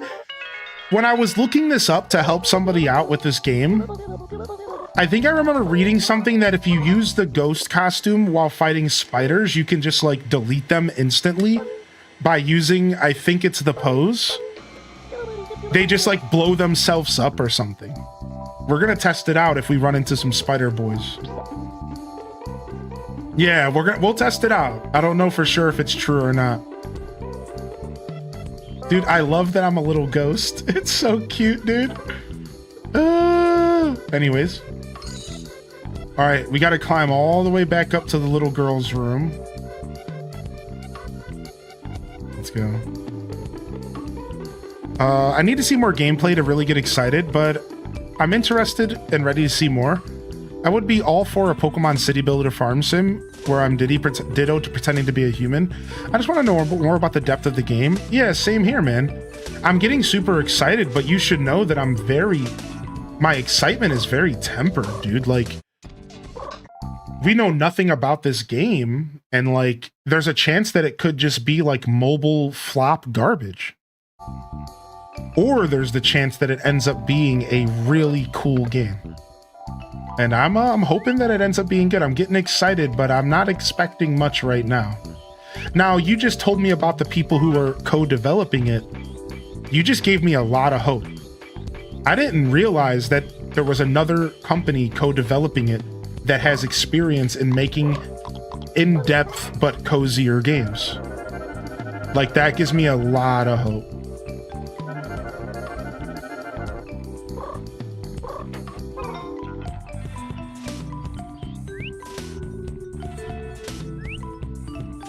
Chibi said, bleh. Yeah, he said, what the?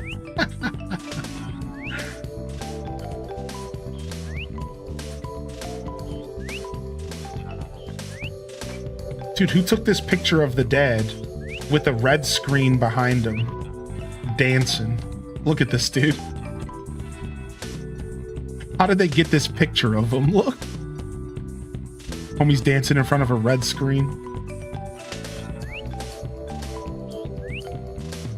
What's up, Divakini? Dad's the worst. That's Dad's during the rave party days. Dude, I love the bass line running through the music. It's so good. Do. I'm such a big fan of bass. Oh, I didn't realize. Can I climb this? No way. I didn't even realize. Let's go, dude. What?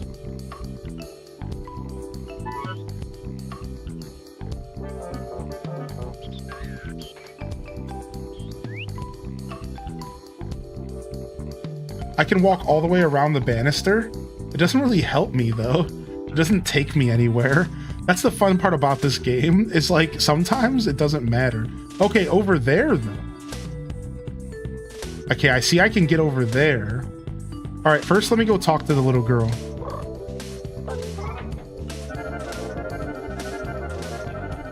She's stressed out because mom and dad are fighting. It's pretty messed up. Let me see if I can make her happy. Hey, what's up? Am I gonna scare you?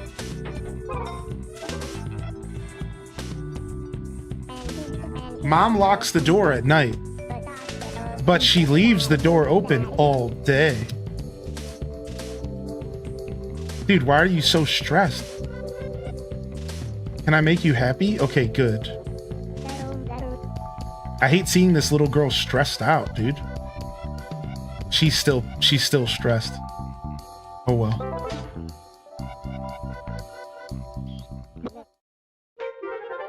Let's get juiced so we can go exploring. Ooh, nice. We recharged 50 times.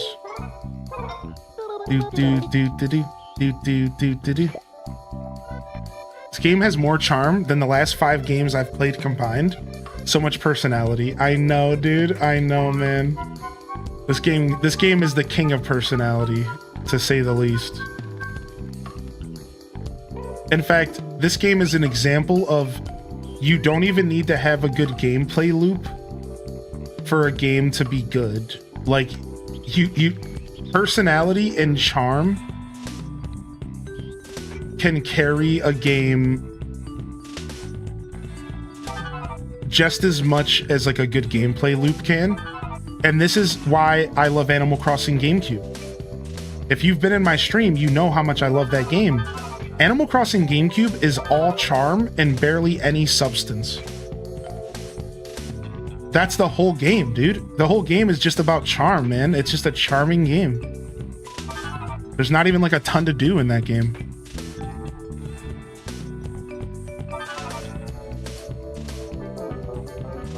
I actually don't think this is what I want to be doing. This isn't what I want to be doing at all. I'm just climbing down. I gotta go back. Yo, get up. You think we'll get ACGC on Switch Online GameCube app? I mean, sure, I want it to happen. Do I think it'll happen? I don't know. I don't know, man. I don't have an answer for that. Because, like, if I say yes, I'm just biased because I want it to happen. So if I were to sit back and logically answer your question, do I think they're going to do it? Truth is I have no clue, because Nintendo is just a big joke like that. And they have all these great opportunities all the time, and they pass them up for no reason. So, like, it's unfortunate. I hate to be a downer, but I have no idea, man. I really don't know.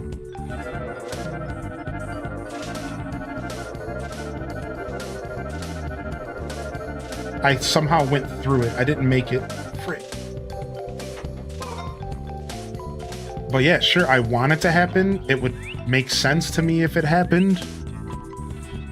There's just we have no clue, man. And then you have to think about the fact that, like, it's not a regular video game. And they have to figure out the time mechanic and how is that going to work with save states. You can't have save states in an Animal Crossing game. Think about that for a second. That's not how Animal Crossing works. So it going into the GameCube app doesn't even make sense.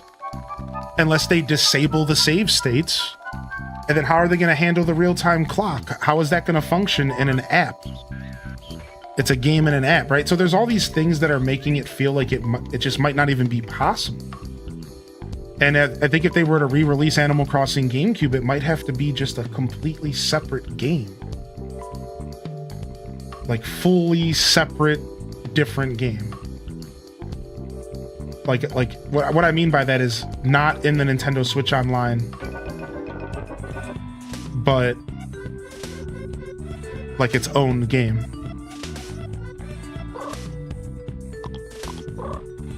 I'm up for that? Yeah, me too, but that just makes it feel like it's maybe a little less likely. That's all.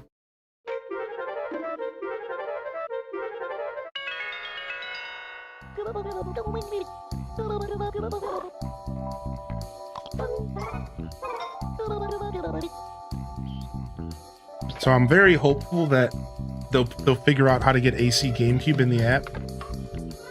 The one thing that I can't help but think about is, like, they've put Japanese only games into the 64 app and the Super Nintendo app and all sorts of them.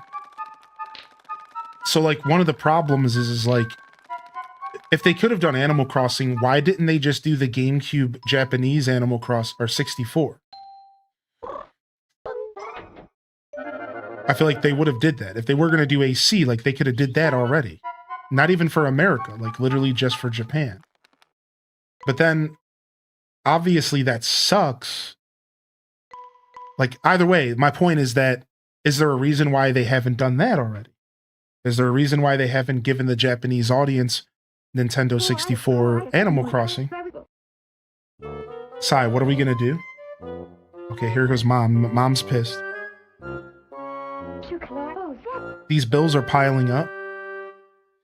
So yeah, it's like I can't help but think that maybe there's a wall that's stopping them from doing it. That's all I'm saying. Maybe. It's just speculation, but, like, maybe there's a reason why they haven't released it on the apps. I don't know, man. It'd be really cool though if they re-release that game. These bills are piling up. On top of that, the electric bill has skyrocketed. He's just hopeless. She's talking about her husband again. Dang. Harsh words.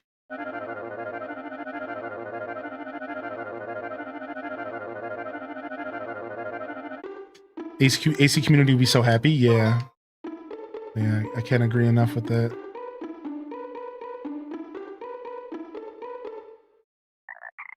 Oh, homie's sleeping now. So he was awake during the day?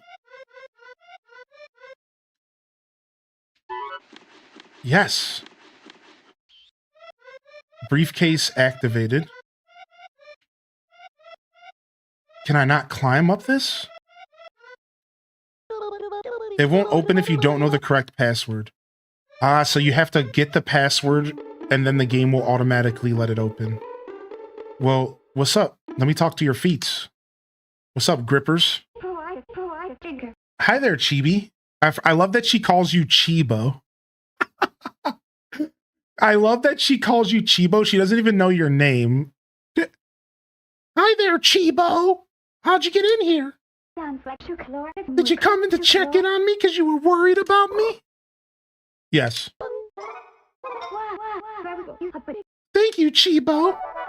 She said, wow, wow, wow, wow, wow. Relationship so bad that she gets her love from a little robot. I bet Jenny and her dad asked you to check up on me. Well, since you're here, would you mind keeping me company? I'm balancing our checkbook, and sometimes it doesn't add up. I'm exhausted. I wonder if there's a toy receipt I'm missing. I bet he's hiding one somewhere. I asked him about it earlier, and he said, don't worry, oh, you have all of them. Ha, when it comes to toys, I don't know if I can trust him to have any self-control. Oh, hey, can you do me a favor, Chibo? Can you see if you can find a hidden toy receipt? If you find one, bring it back to me. And if you do, my husband will have some explaining to do. Okay, see you later, feet.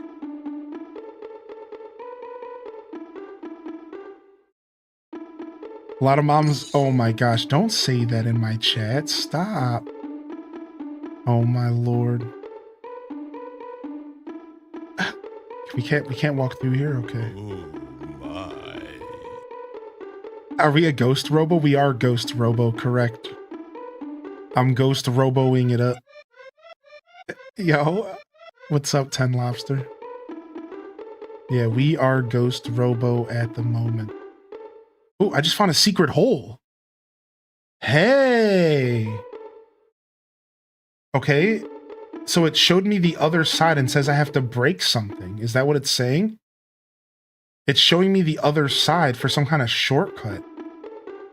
Oh. All right, we can't. I was about to say, can we open this drawer? We can. I didn't think we could open this drawer. I was trying to climb this last time. Now I see how I made a mistake. I walked away from here thinking I couldn't do anything. So this game is called Chibi-Robo, by the way. Kai Bells. And it's a Nintendo GameCube game that were released on Nintendo Switch Online. Yeah, it's pretty old school. It's pretty old school game. And we're playing some Chibi-Robo today. What's up, Autumn? Welcome in here. Oh, I missed that money, dude. Open back up again.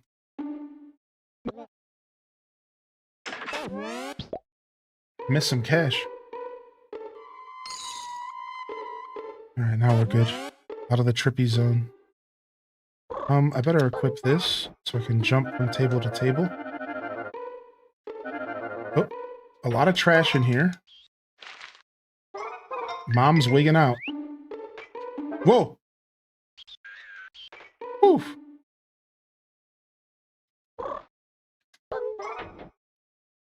I better get up here first.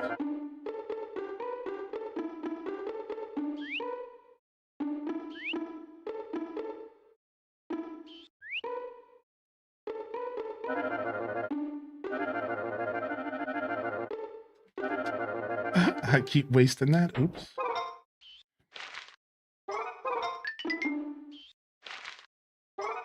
That's some good trash right there. That's some good trash for some good happy points. Bung! All right, where are we at over here? Okay, looks like there's a lot more going on above us. Okay. Yeah, there's like a whole table above us. All right, I see a ticket stub over there. We want to grab that. We got to figure out how to climb that bookcase over there. We got to figure out how to get over there. That's the most fun this game, man. It's just exploring.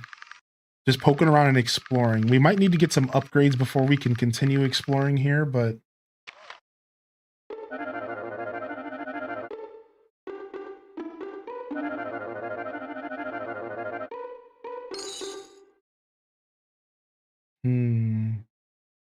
Doesn't look like I can get over there. All right, let's go find a plug. Let's get juiced. I think there's a plug right over here. Yeah, I played Glover, yeah. I rented Glover as a kid. Not gonna lie, it wasn't my favorite game to rent. It's like when you rent games, you're stuck with it. You're stuck with renting a game, right? I remember being pretty disappointed when I rented Glover. I remember being a little disappointed. I just remember like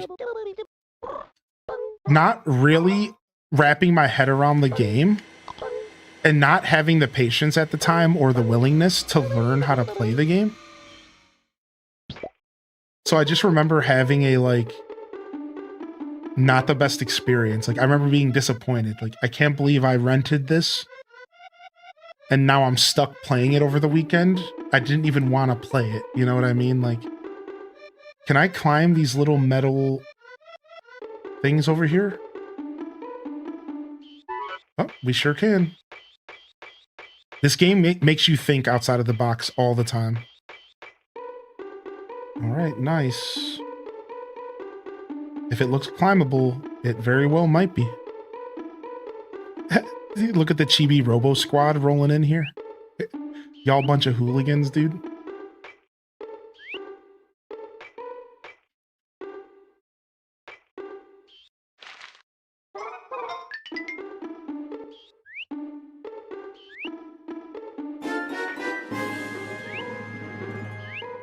Okay, nice. Can I climb this? Fart. What? That's it? That's all you have to say to me? Oh, I see. It's almost like it's stuck. Can I unstuck it?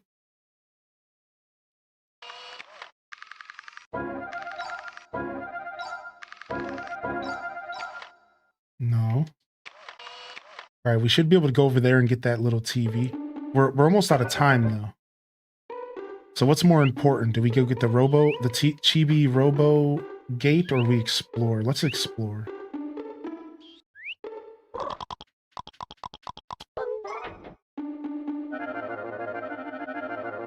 No, I couldn't reach that? Trash. I thought for sure I was going to reach that. Well, there goes any time we had.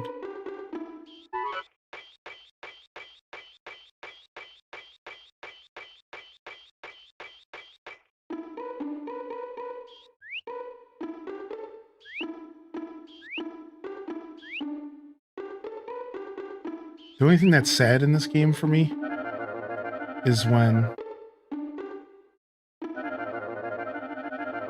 The only thing that's sad is when the music stops playing because it's so good. Ticket stub. Check. All right, let's keep exploring. We have a little bit of time left here, maybe 2 minutes, maybe a minute. I like to play on the full 15 minutes. You have an option for how you approach the game.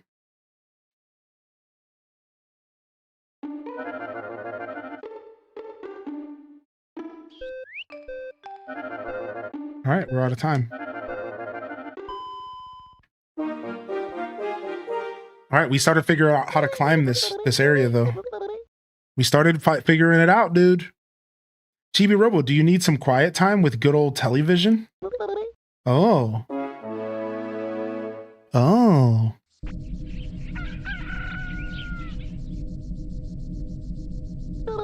Oh. Good morning. Your Chibi ranking is still 9. Yeah, I'm not getting a lot of happy points because I haven't been cleaning. I've been exploring. Let's go.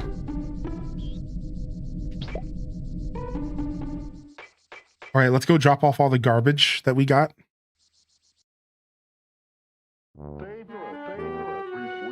If my wife ever finds out, I'm in huge trouble.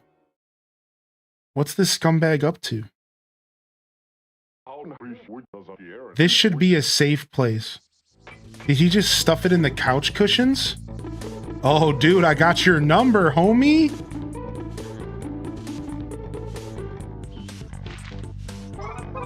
He stuffed it in the couch cushions. I don't know how I'm gonna get it, but we're gonna figure it out.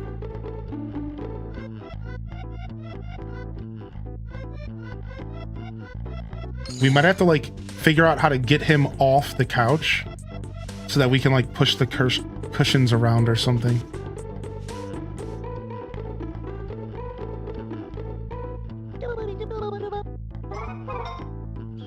Oh yeah, give me them happy points, baby. Give me them happy points, baby. Give me them happy points, baby. Give me them happy points, baby. No, I want to keep my food. Nice. I didn't think you actually could keep it. I'm glad I tried because I want to go feed it to the fish.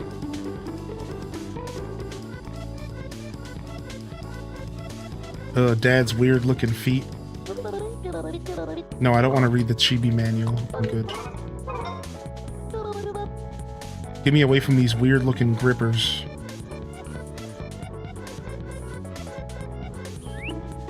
Get those grippers out of my face, man. They're scary looking, dude.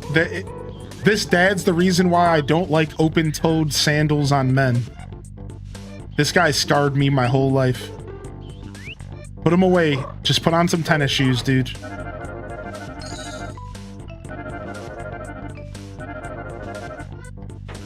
Found you! You didn't even try hiding this. What's wrong, Chibi-Robo? Toy receipt? I have no idea what you're talking about. Haha, silly robot. Oh, by the way, did you pick up my garbage? Thanks, Chibi-Robo, you're a pal.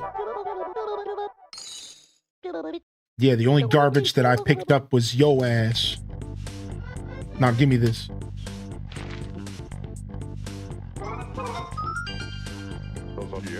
You found it? Well, don't tell my wife, all right? That's the first thing I'm doing. I'm going straight to her, dude. I'm about to tell her the jig is up. The jig is up, homie. I'm about to hit you with so much wife aggro, you're not even gonna be ready.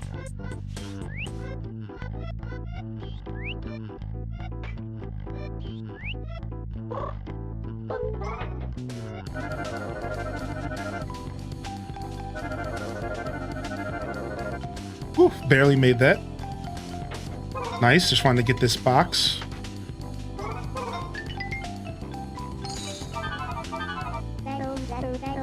No, Chibi-Robo. Oh yeah, she saves you when you go to fall off the table next to her. I forgot about how cute that is. I love that interaction so much. She's like, no, Chibi, I'll save you. Cute. Wife aggro is crazy.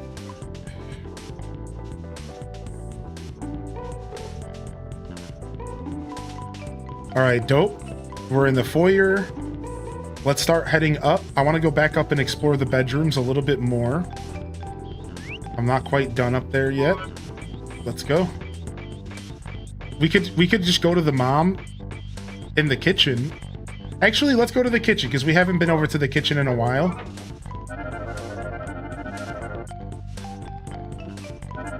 And maybe we can give the receipt to her now. And we don't have to wait until nighttime in her bedroom. I'm not sure. We might have to wait, which is why I was originally going to wait, but let's just go.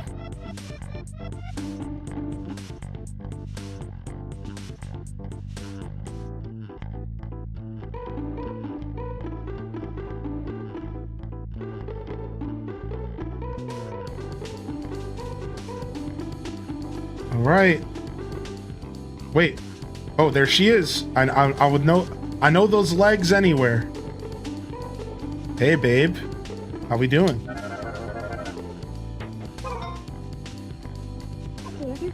So, did you find the toy receipt? Yes.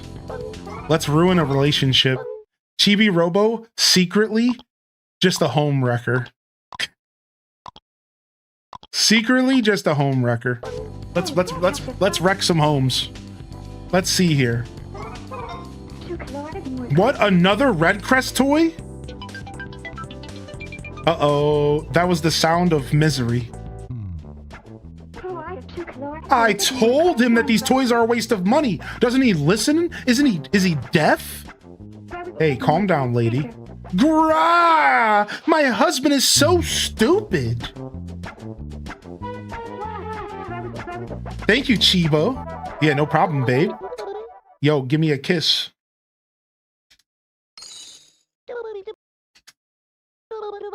Spread the happiness. I've had it with that man. He could do the housework himself then. I don't even want to look at him. Forget this. I'm going to lock myself in my room. Wait, I just made myself more work. Do you want to explain this? Oh shit, Mom and Dad's fighting again.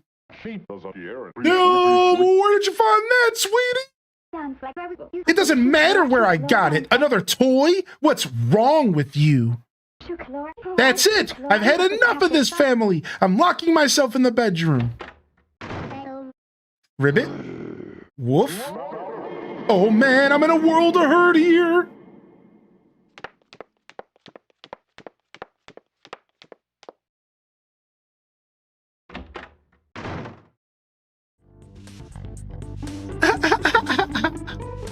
Well, back to Chibi-Robo duties. Gotta clean up this slop. Yep. Nothing to see here, everybody. Nothing to see here. Nothing to see here, y'all. Clean it up.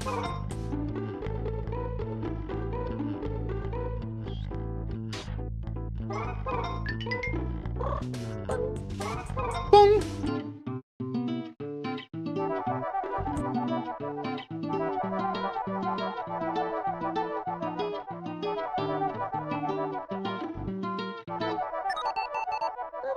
Chibi-Robo, you just earned a cleaning bonus. Nice. Yeah, baby.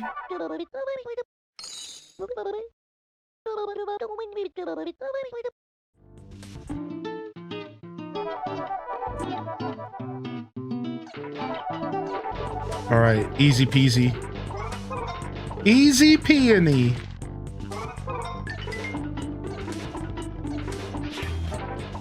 Oh, frick! It's the boys!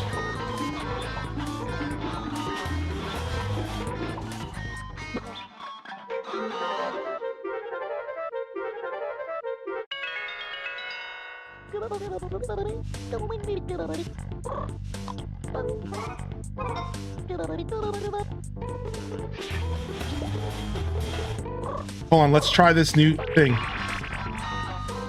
Watch this.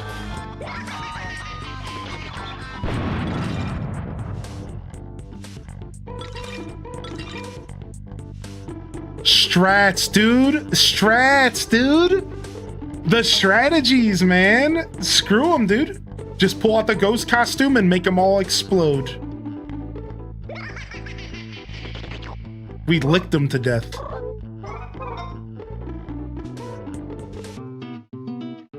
Oh yeah, scared them. Yeah, that.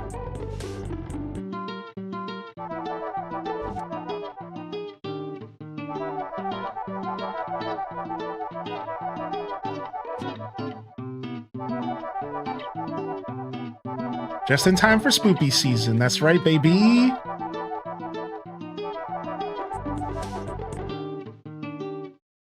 Man, I saw this video on TikTok that was like... Yo, like it was like a video about their experience setting up for fall. And they pulled out like 6 massive Tupperwares. Like tubs, like summer clothes tubs, like huge plastic tubs. They had 6 of them stacked in the living room and a bunch of other stuff. And they're like, we're just getting ready to decorate for the season. And I'm just like, wow. I forget what it's like to like decorate for seasons and stuff and how like people go really hard with that stuff. It's like, holy heck. Yo, we'll see you later, Nembo Tavi. Like, I've never really been that dude or that family. The most we would do is a Christmas tree. We don't have to take that hard road up here. I think we could just go this way. Let's go ahead and explore the kitchen for a little bit. We weren't that kind of family. We would do a Christmas tree and we would decorate around the inside of the house. For sure. Like, all the time. We would do like the inside of the house. We do like, you know, all the stuff you would expect. Little trinkets around the house, maybe some window stickers. You know, nothing too crazy. And then a Christmas tree. Still haven't figured out how to climb up there. Oh! It's new! My new thing's here! I forgot about this! I purchased this!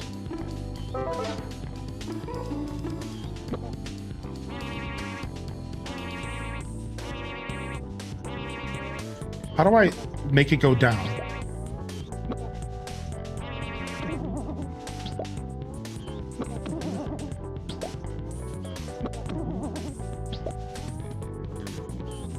I just hold down.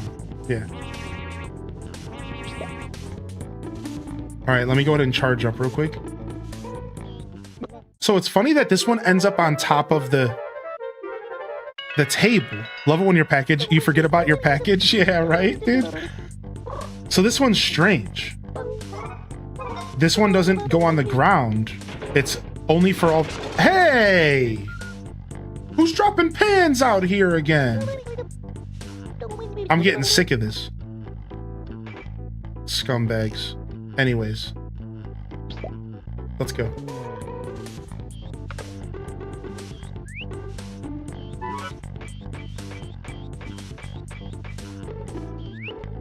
Dude, I got my shovel. No, come on. Yes! Yes, dude.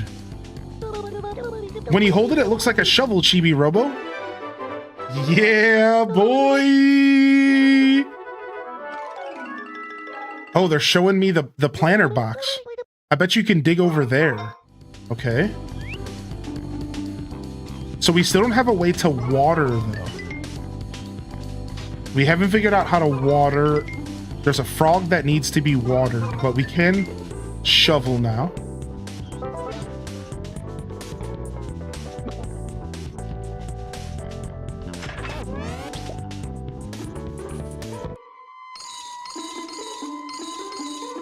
All right, good cash. All right, I think we want to go ahead and move our ladder somewhere else that we can explore some more.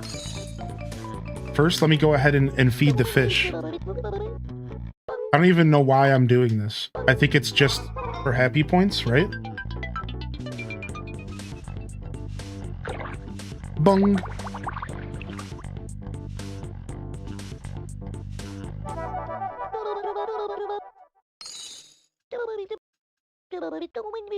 Spread the happiness.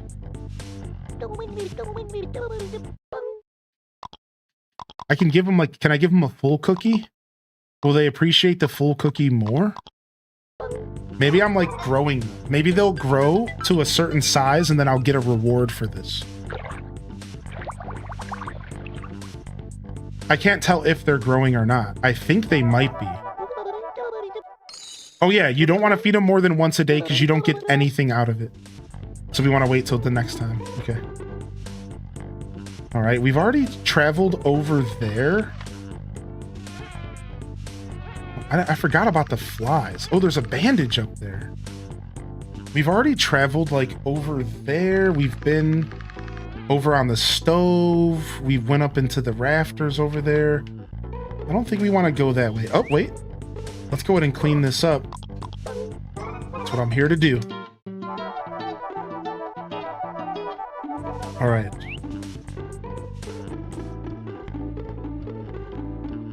Let's go ahead and grab this.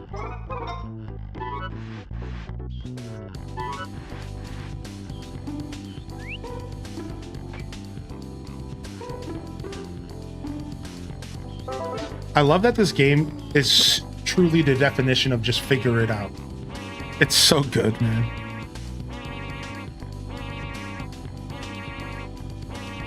Oh, I never noticed the little camera with Chibi. Look at the little camera. Isn't that sick? It's like the Chibi vision. All right. I saw a sticker up there. Let's go and grab this.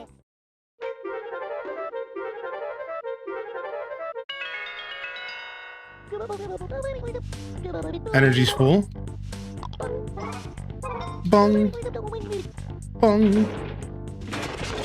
All right, all right, all right. If you're gonna drop stuff on me, at least sub to my channel. Yo, thank you Lemons and Limes for 29 Prime, by the way. That's all you had to say? You never said anything else? You just fart and you left? Did you just come in my stream and pass gas and leave, dude? Like, that's so rude, dude. What's up, Nabby Curry?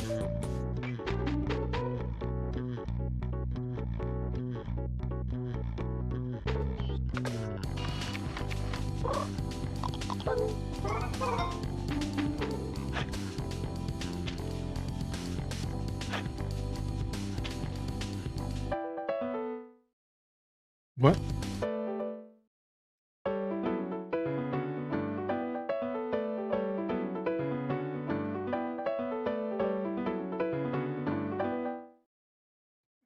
Why? What is that? What is happening?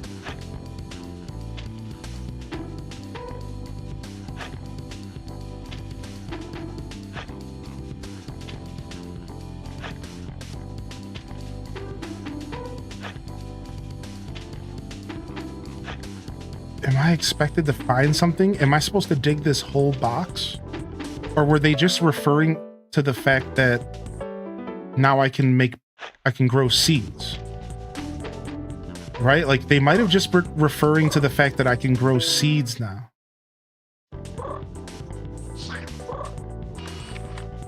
That's kind of the vibe I was getting. There also could just be something hidden in here. And like, I wouldn't know unless I dig every spot to find out, right?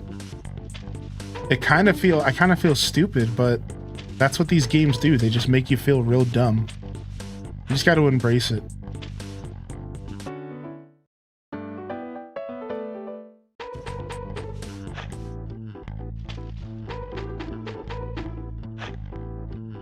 Yeah, I don't think I have any seeds to plant. I do have seeds to plant. Never mind.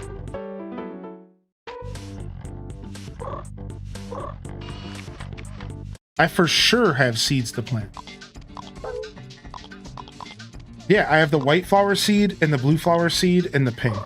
All right, let's get out of here. I want to salvage the rest of this day exploring.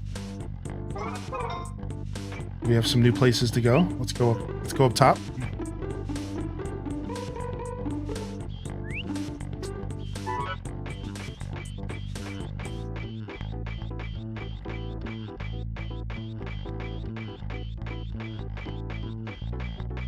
Do do do do do do do do do do do do. Do do do do do do do do do do do do do do do do. Boom, baby. Wait. Boom, baby.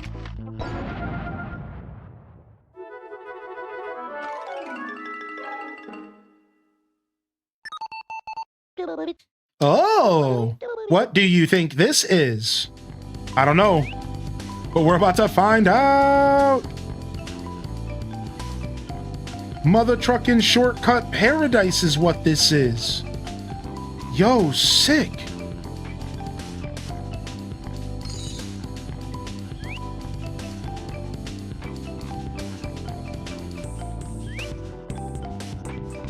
Okay. I mean, this is obviously to go down to a...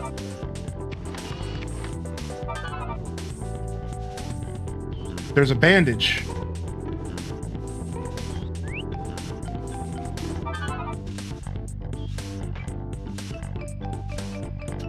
All right, we might need this later.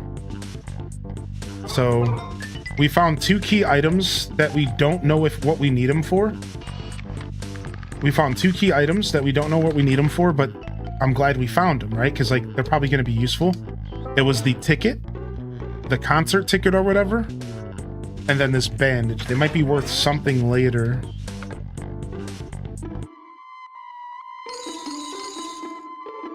I'm going to be real right now. I've never been up here. Really? Sick, dude. I'm a legend. Oh, I just realized this is the what's it called box. That's a first aid kit. Woohoo! Chibi-Robo!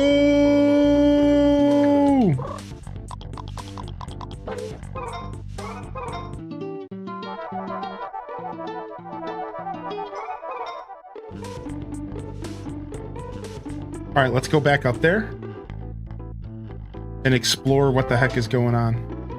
Let me get some juice. Let me get juiced real quick. We're juicing.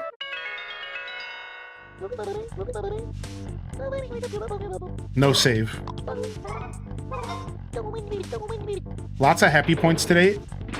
Okay, this is trash. 7 times, dude? Will you stop? I'm starting to get pissed.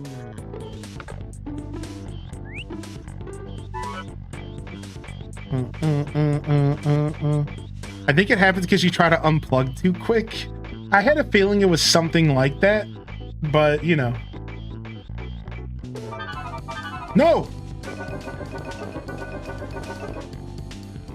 Well, good thing we juiced. All right, let's go right back. I'm gonna start using that when I have coffee. We're juicing. What's up, Simcetera?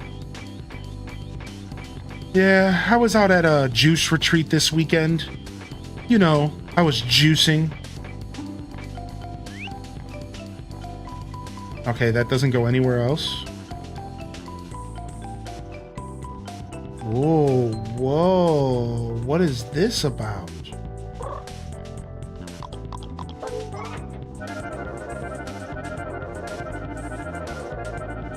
What? There was no... Dang it! I missed a chibi door. All right, let's try to get it before the end. I think we have just enough time. No, stop. I think we have just enough time to get in there. Let's go. All right, then we have to figure out where we're gonna move this ladder next. The top of the fridge makes a lot of sense, maybe? No. Yeah, we have to figure out... This ladder is in a weird placement. Do you think I can push the ladder on the floor? And use it down there? Like, I feel like this ladder was just very specific and only useful... Only a little bit useful.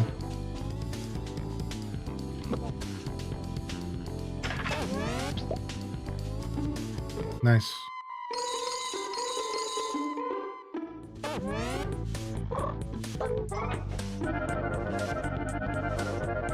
Yeah, like, I obviously can't push it to the left.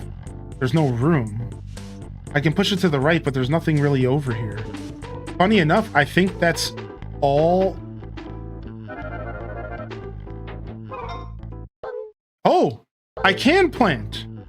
I just needed to empty my hands.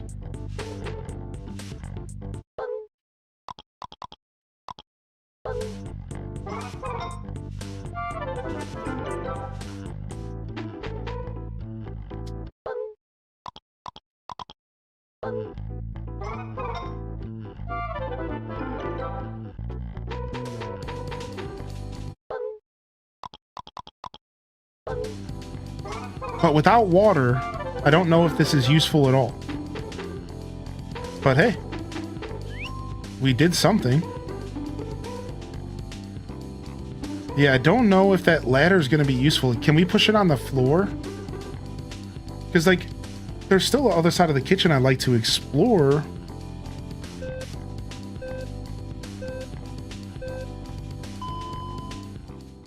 Yeah, not sure. There might have been an upper and a lower. There might actually be one on the floor somewhere already. Because I think I remember one of the purchases were like upper and lower.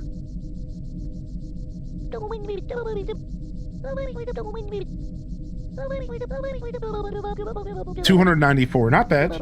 I'd like to get to the next rank if I can. All right, we have enough of these parts to purchase another upgrade.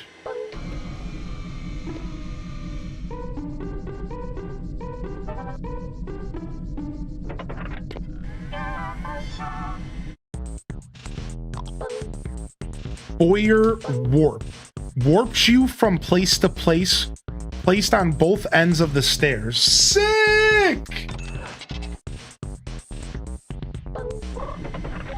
What a purchase, baby. Nice. Godsend. Yeah, dude. How's the game going so far? So far, so good, man. Yeah, this is like episode 4 or something. I really need to get this playthrough uploaded to YouTube so we can follow it a little bit easier because it's been so spaced out. We haven't played for about 2.5 weeks, maybe 2 weeks. Oh, but we've made some good progress. I don't know how far I am into the game technically, as far as like some sort of completion. I think maybe like 40%. All right, we can buy the Space Scrambler. Let's just buy it. A remote control space fighter. Perhaps you can use it someday.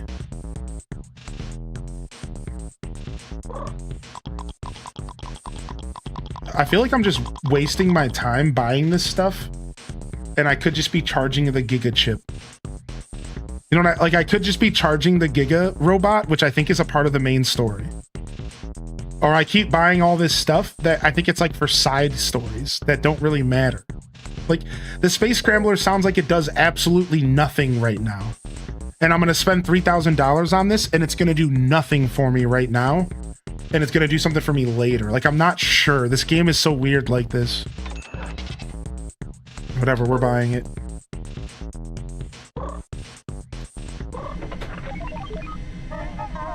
I actually am going to buy some more flower seeds for the outside, I think.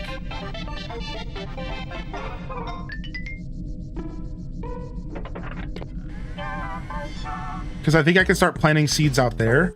Maybe those don't need to be watered.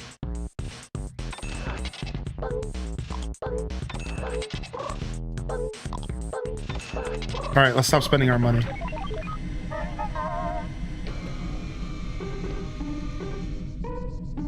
Go.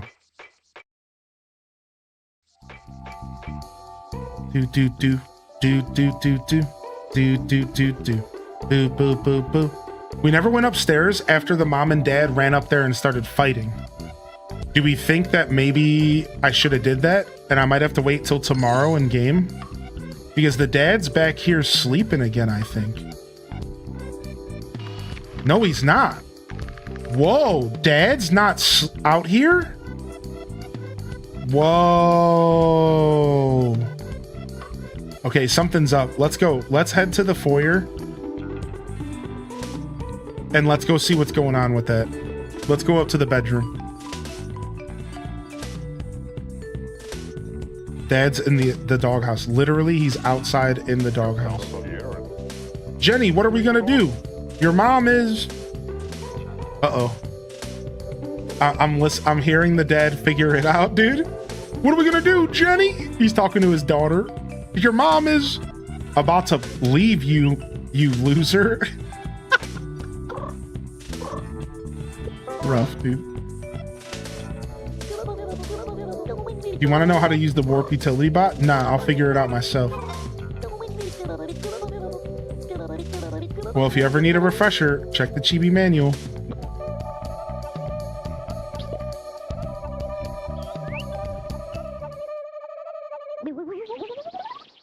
About as easy as I thought it would be. Nice. I was really worried for a second, knowing this game. I probably should have took the tutorial. What should we do, Jenny? Mom is her, Ribbit, ribbit? Huh? What? That's it. I can look through these slates. That's my smart girl.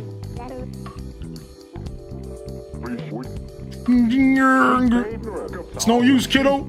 My face is too big. I can't see inside. Ribbit. Give me a hand, Jenny. Ribbit. I've got it. Chibi-Robo. She locked herself in the bedroom. I'm a little worried about her. I need to see what's going on in there. I can't see through the slates. But I'm sure she'll be happy to see you. She's not mad at you. Can you help me out?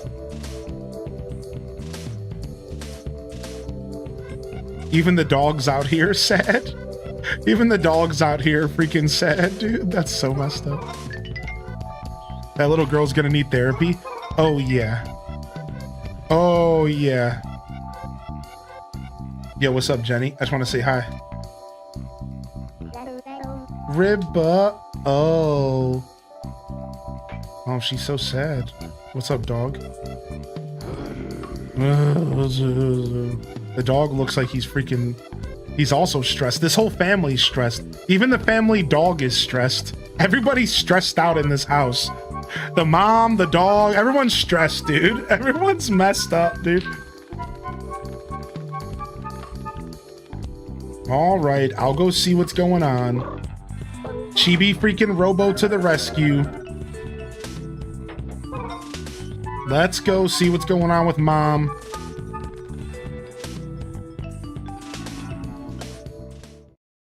Ribbit. Do do do do do do do do do do do do do do do do do do do. Oh, there she is. Mom, affirmative. Target acquired.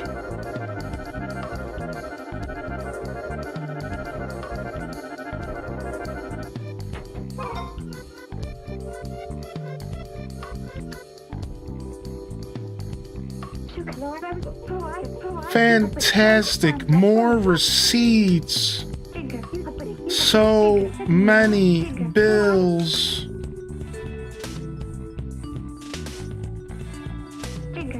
Oh. My husband must have sent you in here. Oh well, it's not your fault. But let me tell you something.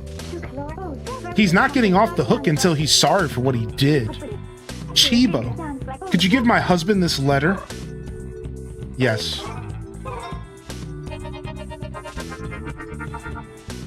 Ooh, it's a heartbreak letter. Thank you, Chibo. He has to understand. I just remembered a dream I had that we were all cleaning up the house. Whenever I have that dream, the house just seems to sparkle in the morning. Thank you, Chibo. Wow, wow, wow, wow. This game, dude. Spread the happiness. Do do do do do do do ba ba dee bam bam bam ba da. All right, let's go back to exploring because I don't really care about your squabbles, your relationship squabbles. I don't give a frick, dude. I'm here to do one job, and that job is to clean up. And I ain't talking about your relationship. Wait, what's going on over here? There's like a toy in here. What? Yo, homie. I gotta figure out how to open these blinds. I knew I had to open the blinds. I'm telling you, this game does the puzzles so good. Like, they showed the blinds. It looked like the blinds could be opened. And it looks, I think I'm right, or you can get through the other side or something. Yeah, like this, the way this drawstring was set up, that it's locked in, and normally I'd be able to climb it or pull on it or something. We have to figure out a way to get in there or something. Something's gonna happen there. All right, let's go back to climbing this tower.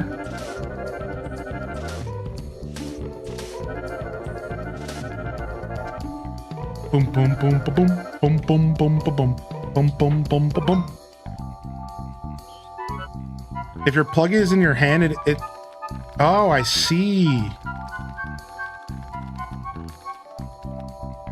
Boom, boom, boom, boom, boom. All right, let me go. What am I doing here? Okay. No, I mean to fall, but to be fair, I could use the happy points. I'm just sad because we're getting low on energy, so we have to be extra careful here.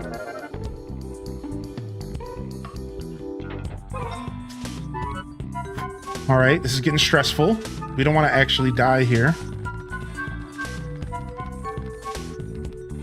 We're still climbing.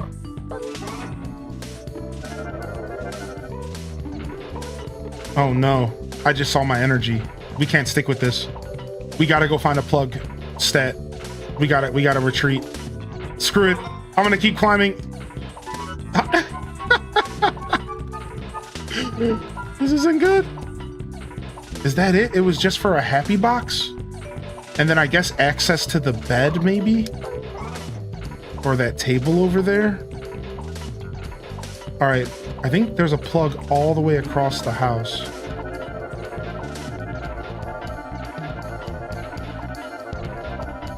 All right, we're good. It's full of receipts. The family budget's a mess of red ink. This bed's seeing more action than it's seen in years.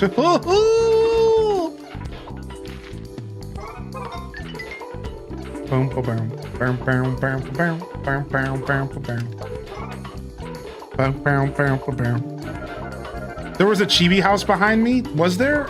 Oh, I didn't see it. All right, we're juiced.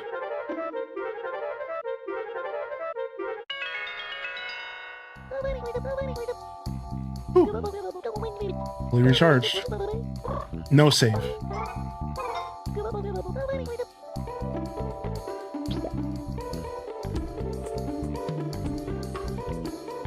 Dang, did I miss a chibi house up there?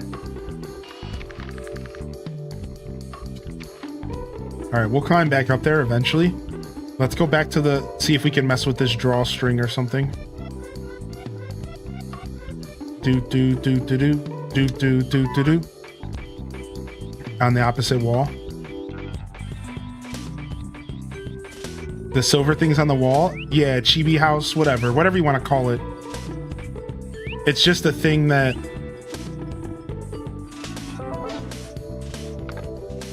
Yeah, it's a thing that Chibi-Robo can interact with.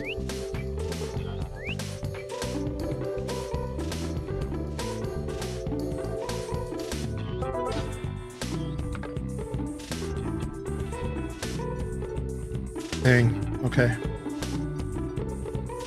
What the heck is that in there? Is that glowing dirt?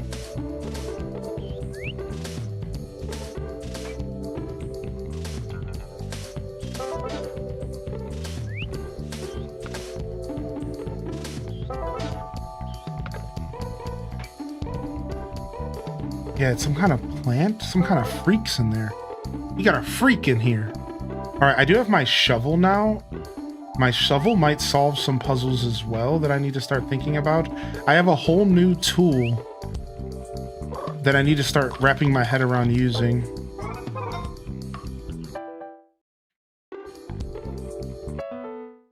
Yeah, it doesn't look like I can shovel in here. Camera, chill. Yeah, okay. Worth a shot. I like that my shovel's got a little bear on it.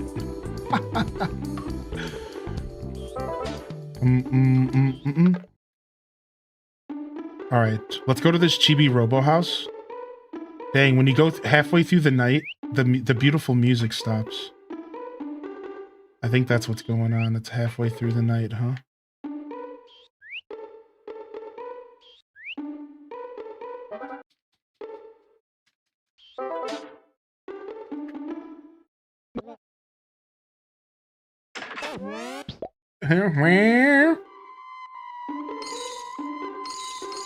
Yeah, and getting all these chibi houses are nice because that cash is extra special.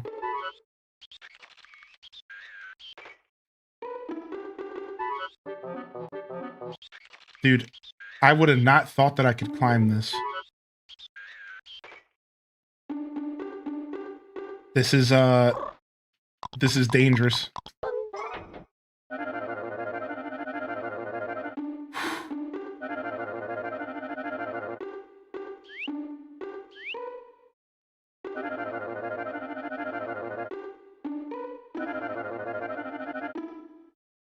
What is that thing? Huh?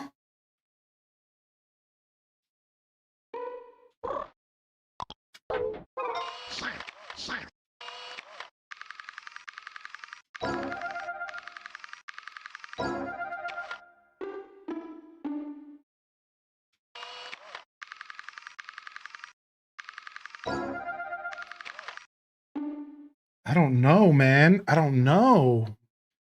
What is that?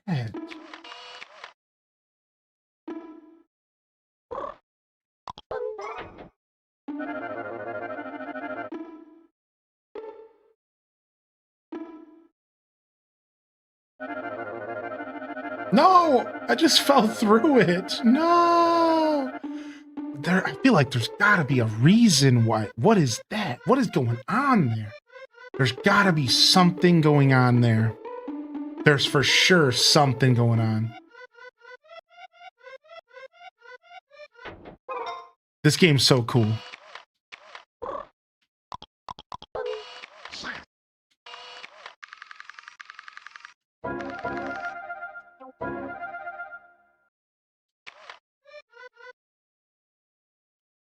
Okay.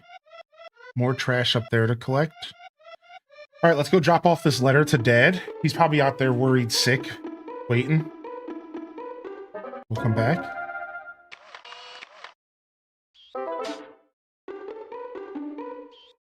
Buckle up, Dad. Get ready for the divorce papers. I love games that have that old school story, Toy Story vibe. Yeah, this game, Toy Story for PlayStation 2. The old Army Men Sarge's Heroes games would sometimes have like a level where it took place like in your living room. And like that I think that kind of stuff's really cool. I'm kind of obsessed with that vibe. Oh, you know what? I never turned my light down. I was wondering like, why is the vibe off? Yeah, dude. Like, calm down with all that. This whole time I'm like, why is the vibe in the room off right now? It's because I've had the full freaking light on as if I was still lighting a green screen. All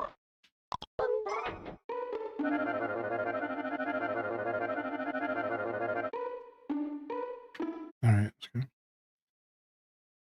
Chibi-Robo photo finder? I don't know.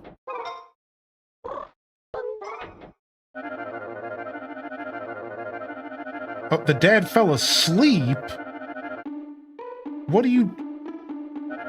What? You're not so stressed that you can't sleep, dude? How bad do you want this marriage, buddy? Get up! Wake up!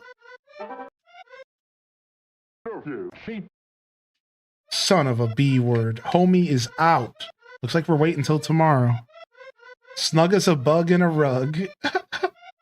Meanwhile, his daughter is wide awake next to him, freaking out, panicking, and dude's just snoozing. Homie's just chilling. Like, what? Oh, dude, homie's just asleep, hanging out. His daughter's literally next to him, wide awake. Dude, there's so much trash in here. We gotta go get it all. Let's go. What's up, dude? Dude, this is Trash City right here. This is Trash City, dude. This is amazing. Oh, this is so great. Boop, boop, boop, boop. My room was the same at 8 years old.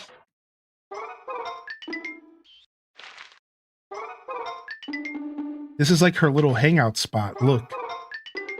It's showing the ghost. Oh, it's telling us what to do. Wait, the ghost can scare the princess. Wait, did we just get the answer to a puzzle? Wait, what is going on? There's a bunch of drawings in here.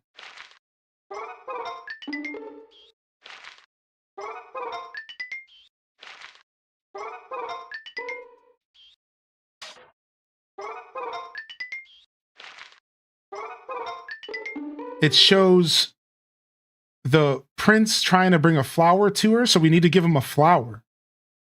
It shows him with a dead flower. It shows the ghost scaring her. It shows the bear defeating Redcrest, maybe? Yeah, not sure what's going on here.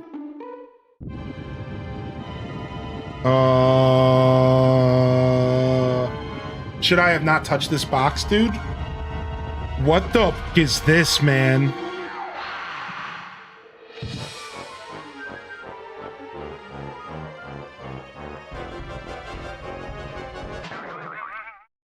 It's a re-dead. ...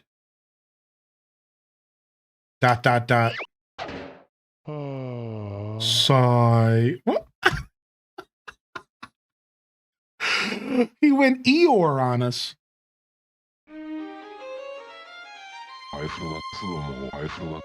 Didn't I scare you?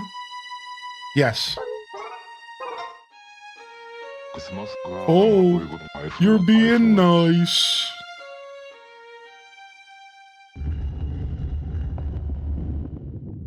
What?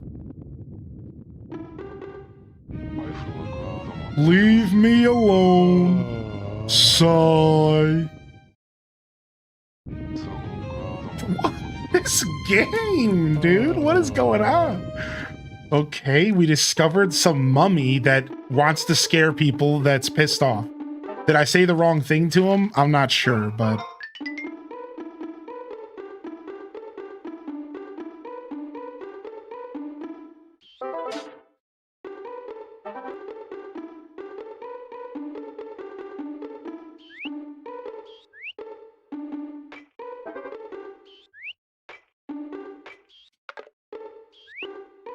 Okay, can we climb this? Come on. Sometimes the controls in this game are a little finicky. It is an old school game after all. Dude, we found somebody's lost shoe, dude. Sick. Red shoe. All right, we're taking a seat. I don't need a seat. I need to get to that frog. I see a chibi door that we might be able to go into, though. Let's do it. Nice.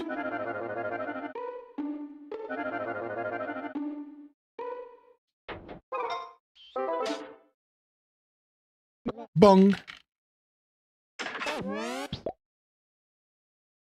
You probably have to find his confidence now. Yeah. We got to figure out how to make that dude happy.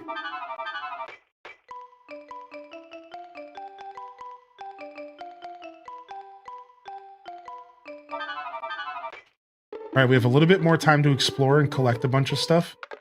So let's just do it. Let's just run around and try to do as much as we can.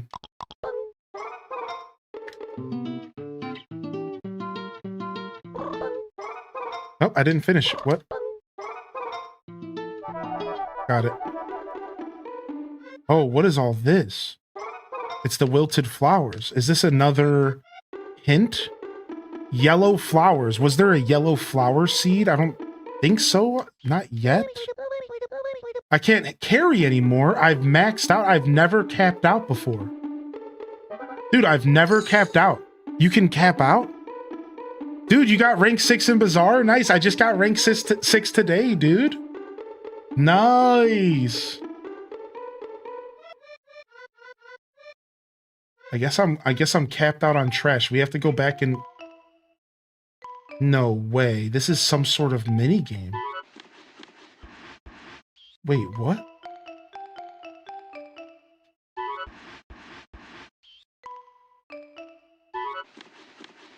We don't have time to finish this, unfortunately.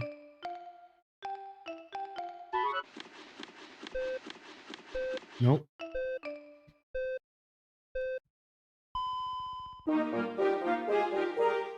Nice, you just got it. Way to go. I think we can call it a day. All right. We did it. I'm screaming at the screen right now.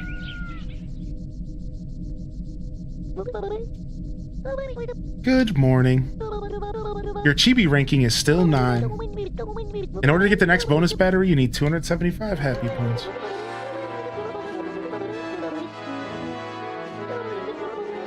If you need to dig a hole in the planter, perhaps a spoon might come in handy. Yep, we figured that out. I planted some seeds, but I didn't water them, but maybe they grew, right? They could have grown without water. I don't know. Alright, we gotta find the dad and drop him off. I just saved, right? Yeah. We gotta find the dad and drop him that letter. That's our main goal here. We'll save again just in case. I'm farming in Moonstone Island. The only reason I didn't stick with Moonstone Island was because it's hard to commit to other pocket monster style games without wanting to learn like the whole system. And at some point I was like, do I really want to sit here and like learn all these different creatures and the best combos? And like, it all sounds real fun, but I decided to opt out. So like, I like the game a lot, but I didn't stick with it because I was just like, I do wish I did stick with the story. Maybe one day I will go back and finish the story, but all right, I'm going to call it here. Thank you everyone for coming out today. A couple hours of Chibi-Robo, a good solid 5 hours of Story of Seasons Grand Bazaar. Thanks for coming and hanging out, everybody.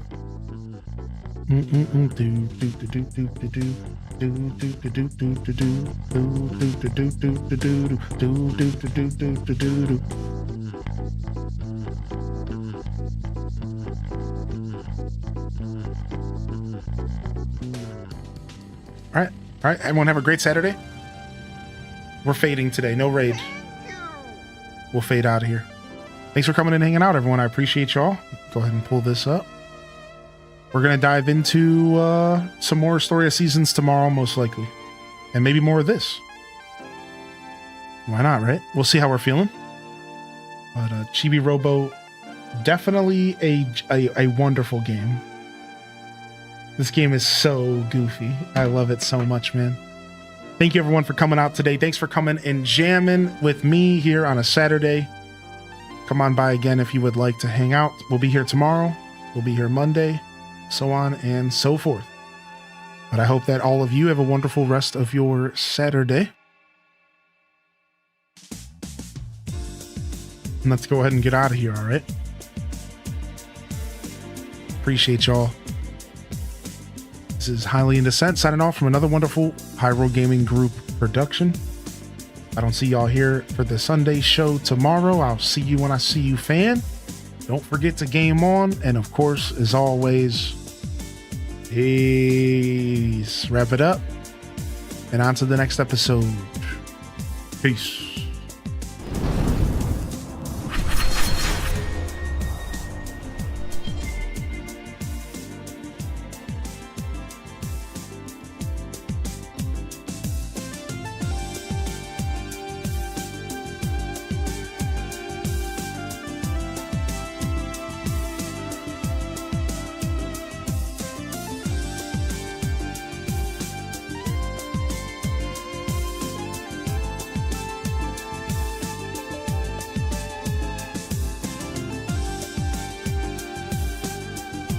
All right. We are out of here again. Thank you, everyone. No raid today. We're going to fade out. I really do appreciate y'all. One more time. Love y'all and appreciate y'all. Honored to be a part of your daily routines. And I'm certainly honored to have you as a part of mine. Fabulous broadcast, as always. Appreciate y'all sincerely. Hopefully we see you around here again real soon. But until next time, this is Highly in Descent signing off. Peace. And hit them cat jams, baby. Peace.